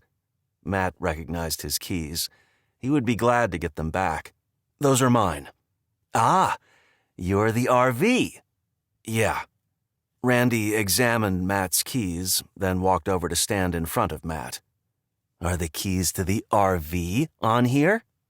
The guy wanted to get in the RV and take some food. Fine, Matt wouldn't fight over that. He just wanted to get his family safely away. "No." Randy smiled at him. "Where are the keys to the RV?" "In my truck." Still smiling, Randy said. "Get them."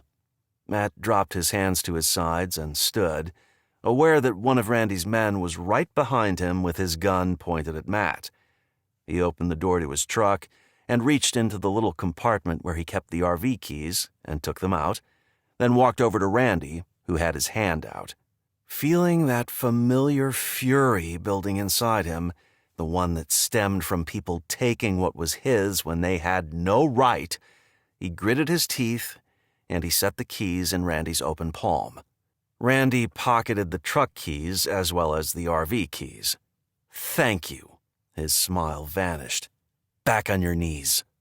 Nostrils flaring, Matt complied. Randy held up another set. "Mine," Jeff said, his voice filled with irritation. "You're the truck with the trailer." "Yep." After walking over to Jeff, Randy stood in front of him as he examined the ring of keys before holding one up. "This is for the trailer." "Yep." He smiled. "Excellent." Randy pocketed Jeff's keys, then walked over to Derrick. "And you're the lead truck." When Derrick nodded, his face set in grim determination, Randy dropped the last set of keys on the ground in front of him. Wearing a self-satisfied grin, Randy turned to face all of them. "Your tax has been paid. You may leave." Confused, Matt got to his feet. "I need my keys." Laughter burst from Randy's mouth. "Keys to what? That truck and RV belong to me now." He tilted his head. "That paid the tax. Well, part of it." A buzzing began in Matt's head as his fury began to boil over. It felt as if steam was actually escaping out of his ears. His hands curled into fists. "Matt?" Jessica said in a warning voice. Derrick stepped forward, effectively blocking Matt from approaching Randy. "What do you mean, it paid part of it?" Randy shrugged. "The other truck and trailer paid the rest." "What?" Jeff roared. Then he rushed toward Randy. Two of Randy's men stepped in Jeff's path as Randy stumbled backward. Jeff barreled through the men, but when a bullet hit the ground by Jeff's feet, he stopped. "I'd prefer not to shoot you," Randy said, "but I will if I have to."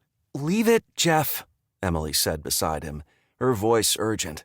"Listen to your wife," Randy said with a sneer. Matt almost expected Jeff to say she was his girlfriend, not his wife, but Jeff just glared at Randy, his face a mask of rage. "Now," Randy said, his voice calm, "get in your remaining vehicles and leave before we get mean." "Wait," Jessica said. Matt turned to her with a look of surprise. What was she doing? It was time to go. Randy turned to Jessica with a look of annoyance. "What?" "Can we at least get some of our things? Clothes and personal items. Please, Emperor Randy?" The use of his fake name seemed to delight him. He smiled at her as he took a step toward her, which alarmed Matt. He stepped in front of her. The smile vanished from Randy's lips. "Move." Matt didn't budge until a pair of hands roughly yanked him away. "Now," Randy said to Jessica, "why don't you and I go into your RV, and you can get a few things?" He narrowed his eyes at Matt. "You stay here." Matt didn't know how much more of this he could take, but 2 of Randy's men had their guns trained on him. Jeff and Derrick had a pair of men on them as well. Chris stood with his family, along with Paisley and Serena. With 2 women and 3 small children to keep safe, there wasn't much he could do. Matt glanced at Dylan and the girls.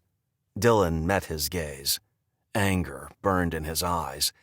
Matt gave an imperceptible shake of his head. Randy grabbed Jessica's arm and began walking toward the RV. Matt couldn't stop himself.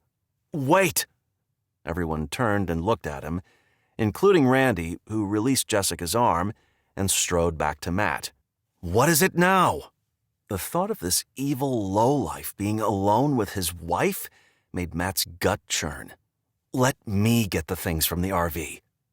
Randy stared at him, which was when Matt noticed how empty his eyes looked, like he had no soul. A smile spread across Randy's face. "I have a better idea." He shifted his gaze to Brooke and Kayla. He studied them for several seconds before turning back to Matt. "How about we make a trade? You get to keep your rig, and his smile grew, I get to keep one of your daughters." It was as if Matt had been slammed into the gut by a 2x4. "No!" One of Randy's eyebrows cocked. "Maybe I'll keep the rig and both of the girls." He licked his lips as he slowly nodded. Adrenaline flooded Matt's veins. His hands curled into fists as pounding filled his ears. Now that the fuse of his rage had been lit, he couldn't have stopped himself if he'd wanted to. His face must have broadcast his intent, because before he could follow through on his heart's deepest desire, Randy pulled a gun out of his waistband and pressed it to Matt's skull. "I wouldn't do that if I was you." His voice was low and deadly, and his eyes glittered with malice. Matt felt no fear for himself, not a single drop. His thoughts were completely focused on his family. He would die for them, no question. With his jaw clenched so hard it began to ache, and with his eyes boring into Randy's, he said, "If you or your men touch either one of my daughters, I will rip your head off." Randy's eyebrows shot up, and his eyes widened like he was stunned Matt had the guts to say that. "I don't think you're in much of a position to make demands." He glanced at the gun pressed to Matt's forehead. "In case you hadn't noticed, I could blow your head off with a twitch of my finger." Unexpectedly, Randy smiled and pulled the gun away from Matt's head, tucking it in his waistband. "Just to show you that I'm an emperor who cares about his people, I'll let you live. And," his smile widened, "I won't take your girls. But you'd better adjust that attitude." Relief crashed over Matt, but he managed to keep his expression neutral. Randy turned his back on Matt, but Randy's men were still right there, their guns trained on him. Randy strode back to Jessica, who looked like she wasn't sure if she wanted to kill Matt or kiss him. Then, without another word, Randy walked past her and to the RV, stopping beside the door. Chapter 35. Jessica. Swallowing over the giant knot in her throat, Jessica stared at Matt. The way he'd confronted this maniac, clearly he'd lost his mind for a minute there. But she loved him all the more for doing it. He'd proven beyond a shadow of a doubt that he would fiercely protect his family. And really, if that monster hurt any of her children, she would be happy to kill the man herself. "Woman!" Randy shouted. Startled, Jessica spun around and looked at him. He was standing beside the door to the RV, waiting for her. The way he'd called her by her gender only emphasized the disdain he had for women, and the threat to take one of her daughters. He was despicable. She didn't want to go in the RV with him now. She had been stupid to call attention to herself and prolong this ordeal. She pushed a smile onto her lips. "Never mind. I don't need anything after all." Randy tilted his head. "Come here." His voice was soft and menacing. "Now." "Oh no, oh no, oh no." She shifted her gaze to Matt, who looked like he wanted to kill every last one of these guys. As much as she wanted Matt to do something, she also knew that if he stepped up, Randy would hurt him, maybe even kill him. Watching the man at the border slam Matt's face into the hood of the truck had been horrifying. The thought of anything else happening to him made her stomach churn. No, she'd brought this on herself, and she would have to see it through. With her heart thumping painfully, she forced herself to walk toward Randy, stopping several feet away. He handed her the key. "Open it." What was he going to do when they were alone? Dizzy with fear, she unlocked the door to the RV and pulled down the steps. On shaky legs, she climbed the steps. 1, 2, 3, and stepped inside. The familiarity of the interior served to calm her. She and Matt and the kids had made so many good memories in here over the years. But this would be the last time she would step foot inside, all because this monster was taking it from them, stealing it. He had no right. He climbed in behind her. "Nice place." The stink of him surrounded her, body odor and bad breath, making her want to retch. She wanted to turn around and shove him out the door. Maybe he'd fall on his head and crack open his skull, spill his brains all over the pavement. The thought brought a smile to her lips. "Never been inside one of these before," he said. Great, he'd probably break everything. Thankful her fear had been replaced with anger, she pressed the buttons to open the slide-outs so that she could get the items she wanted, aware that Randy was watching her every move. To learn how to use the RV, or for other reasons, she didn't know and didn't want to know. First, she took a photo album out of a cabinet and set it on the counter. Then she went into the bedroom and found the necklace her mother had given her, clasping it around her neck. Next, she gathered some of her and Matt's clothes. She didn't have a suitcase to put them in, as they always took the clothes directly from their closets at home and hung them in the RV closet. So she stuffed them in paper bags from the pantry. Then, when Randy was busy exploring, she slipped several envelopes of freeze-dried food into the bags as well. Finally, she grabbed the kids' suitcases and wheeled them to the door. Randy followed her. Barely able to stand the sight of him, she forced herself to meet his stare. "That's it?" He grinned in that way that made her wish she had the skills to wipe the smile off his face. Beyond grateful that he hadn't touched her, she carried everything outside and set it all on the ground. When everything was outside, Randy came down the stairs and held out his hand. She stared at his hand before taking the RV keys out of her pocket and placing them in his palm. These were Matt's keys. She still had her own set in her purse, but she kept that information to herself. He grinned. "Thank you." She didn't reply. He waved her away like she was a pesky insect. "Get back in line." Burning with anger, she hurried over to Matt, who folded her into his arms. She sagged against him as tears welled up. Randy went back inside the RV and pulled the slide-outs back in before coming out, closing the door, and folding up the stairs. He walked past them, then looked at his crew, before making a twirling motion with his finger. At that, they all got in their cars, with one man getting in Jeff's truck and another getting in their truck. Bristling at seeing strangers, criminals, acting like the truck and RV was theirs, Jessica felt her whole body tense. She knew Jeff and Emily had to feel exactly the same, and when she looked at Jeff, she saw his hands clenching and unclenching, and his lips pulled back, baring his teeth.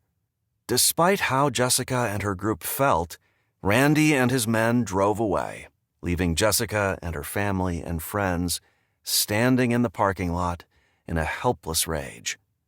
"I'm going to kill that SOB," Jeff muttered. Jessica had no doubt he meant it. "Okay," Derrick said. "Gather round." Glad he was once again taking the lead, and with her hand clasped in Matt's, Jessica stepped closer to Derrick. He looked at each of them in turn. "I know how angry you are. I feel exactly the same way. But we're almost to the farm. It's literally like 10 miles away. Let's just get there." He glanced at Emily. "We have no idea what we'll find. So for now, let's focus on that." Derrick looked at Jessica and Matt. "Let's put your stuff in the back of my truck." He smiled grimly. "Then we'll cram everyone into my truck and just get there. Okay?" Heads nodded all around. "You know," Chris said, "that idiot never searched my SUV." A smile grew on his face. "We have that whole bucket of confiscated guns in there." "Nice," Derrick said as his eyes lit up. "I'd forgotten about that." Having a bucket of guns was great, but it didn't exactly make up for losing her home on wheels. Then she remembered what she'd managed to take. Smiling at the small victory, she said, "I took some freeze-dried food."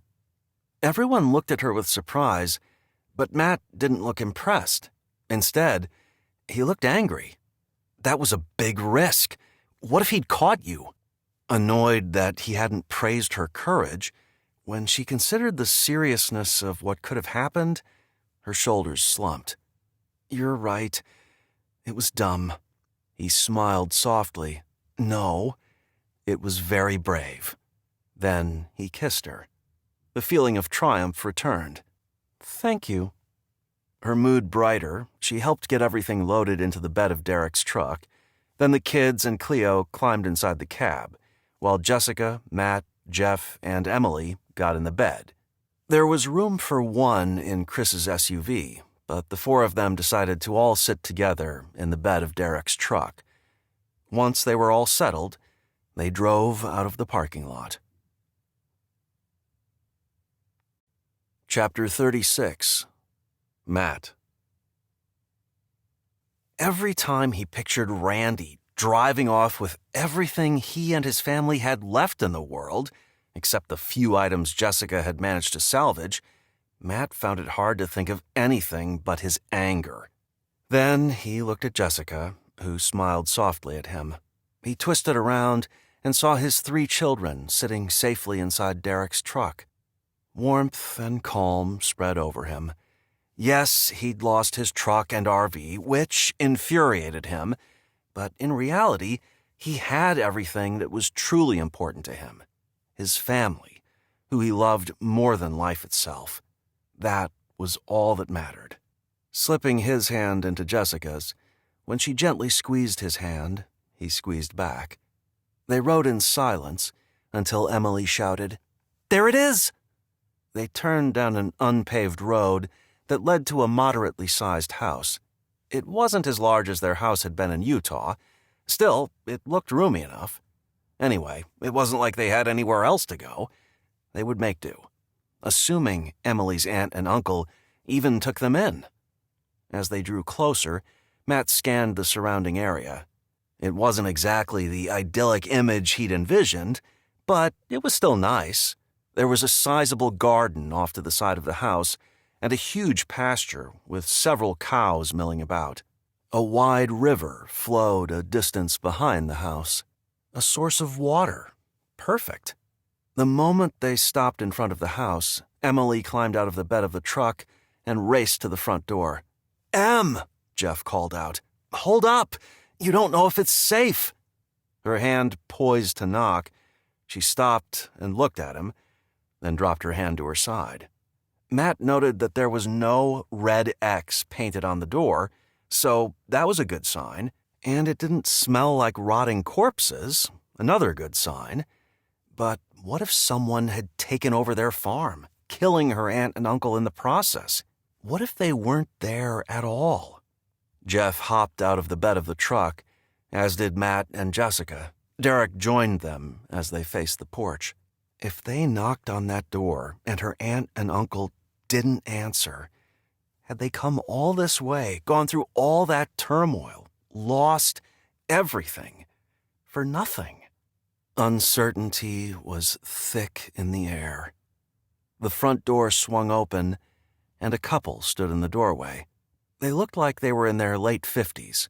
Covering her mouth with one hand, the woman stared at Emily. "Is it really you?" "Hello, Aunt Sarah." Sarah threw her arms around Emily, and they clung to each other for an extended hug. Emily turned to her uncle. "Uncle Frank, it's so good to see you."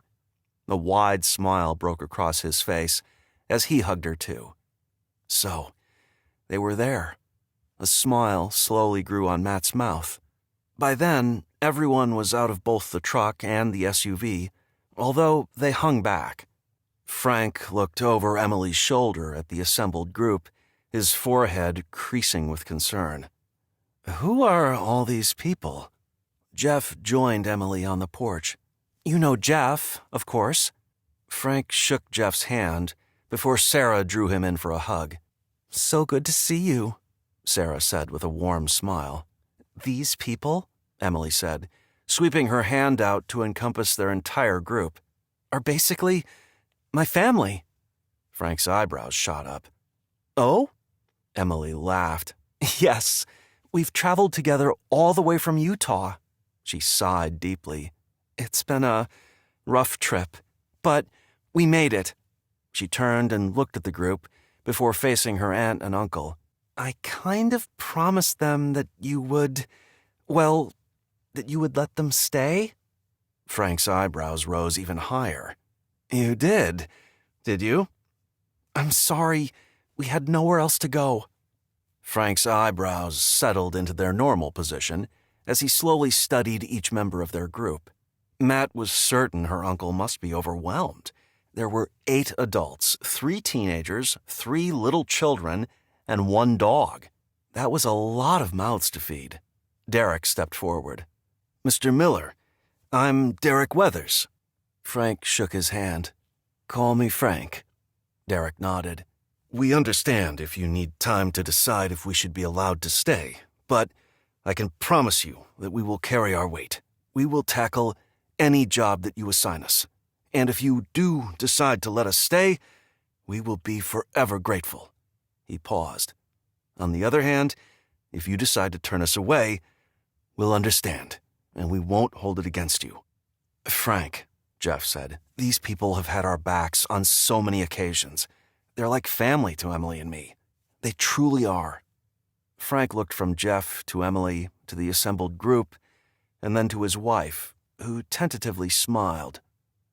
"I'm not promising anything, but we could use a few extra hands around here," Frank said, his voice gruff. "There's lots to do." He paused. "I know we can count on Jeff for security. Are any of you capable in that regard?" Matt held back a chuckle. "They are, Frank," Jeff said. A small smile tugged at Frank's lips. Then he sobered. "Our food stores are getting low. What do you have?" "We have some," Jeff said, "but we had a whole lot more before the rest was taken." He exhaled loudly. "Just a few miles from here, as a matter of fact."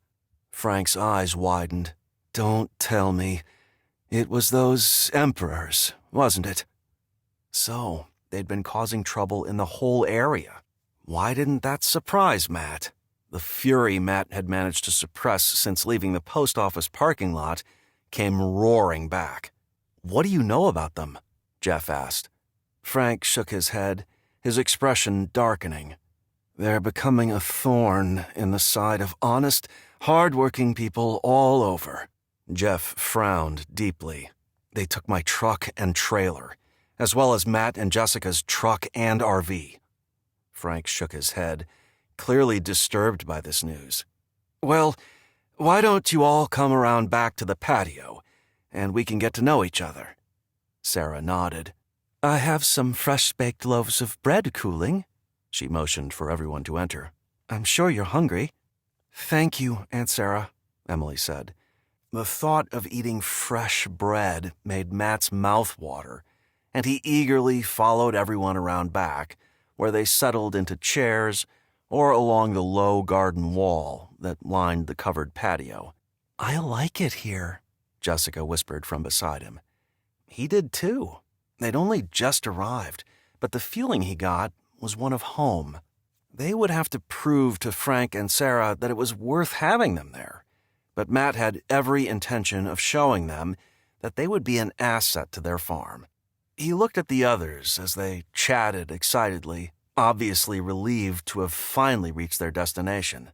These were his people, his tribe, his family, and he would work hard to make this place a home for them, a place where they would feel safe and where they would thrive. But the best thing was, he knew they would work just as hard because that's the kind of people they were. Together, they would create a safe haven where they would make a life for themselves. Because despite the fact that this new world had gone mad, they still carried hope that life could be good again. It was up to them to make it happen. And they would. This has been Forced Exodus, Pandemic Book 2. Written by Christine Kersey. Narrated by Andrew Tell. Copyright 2019 by Christine Kersey. Production copyright by Christine Kersey. Thanks for listening.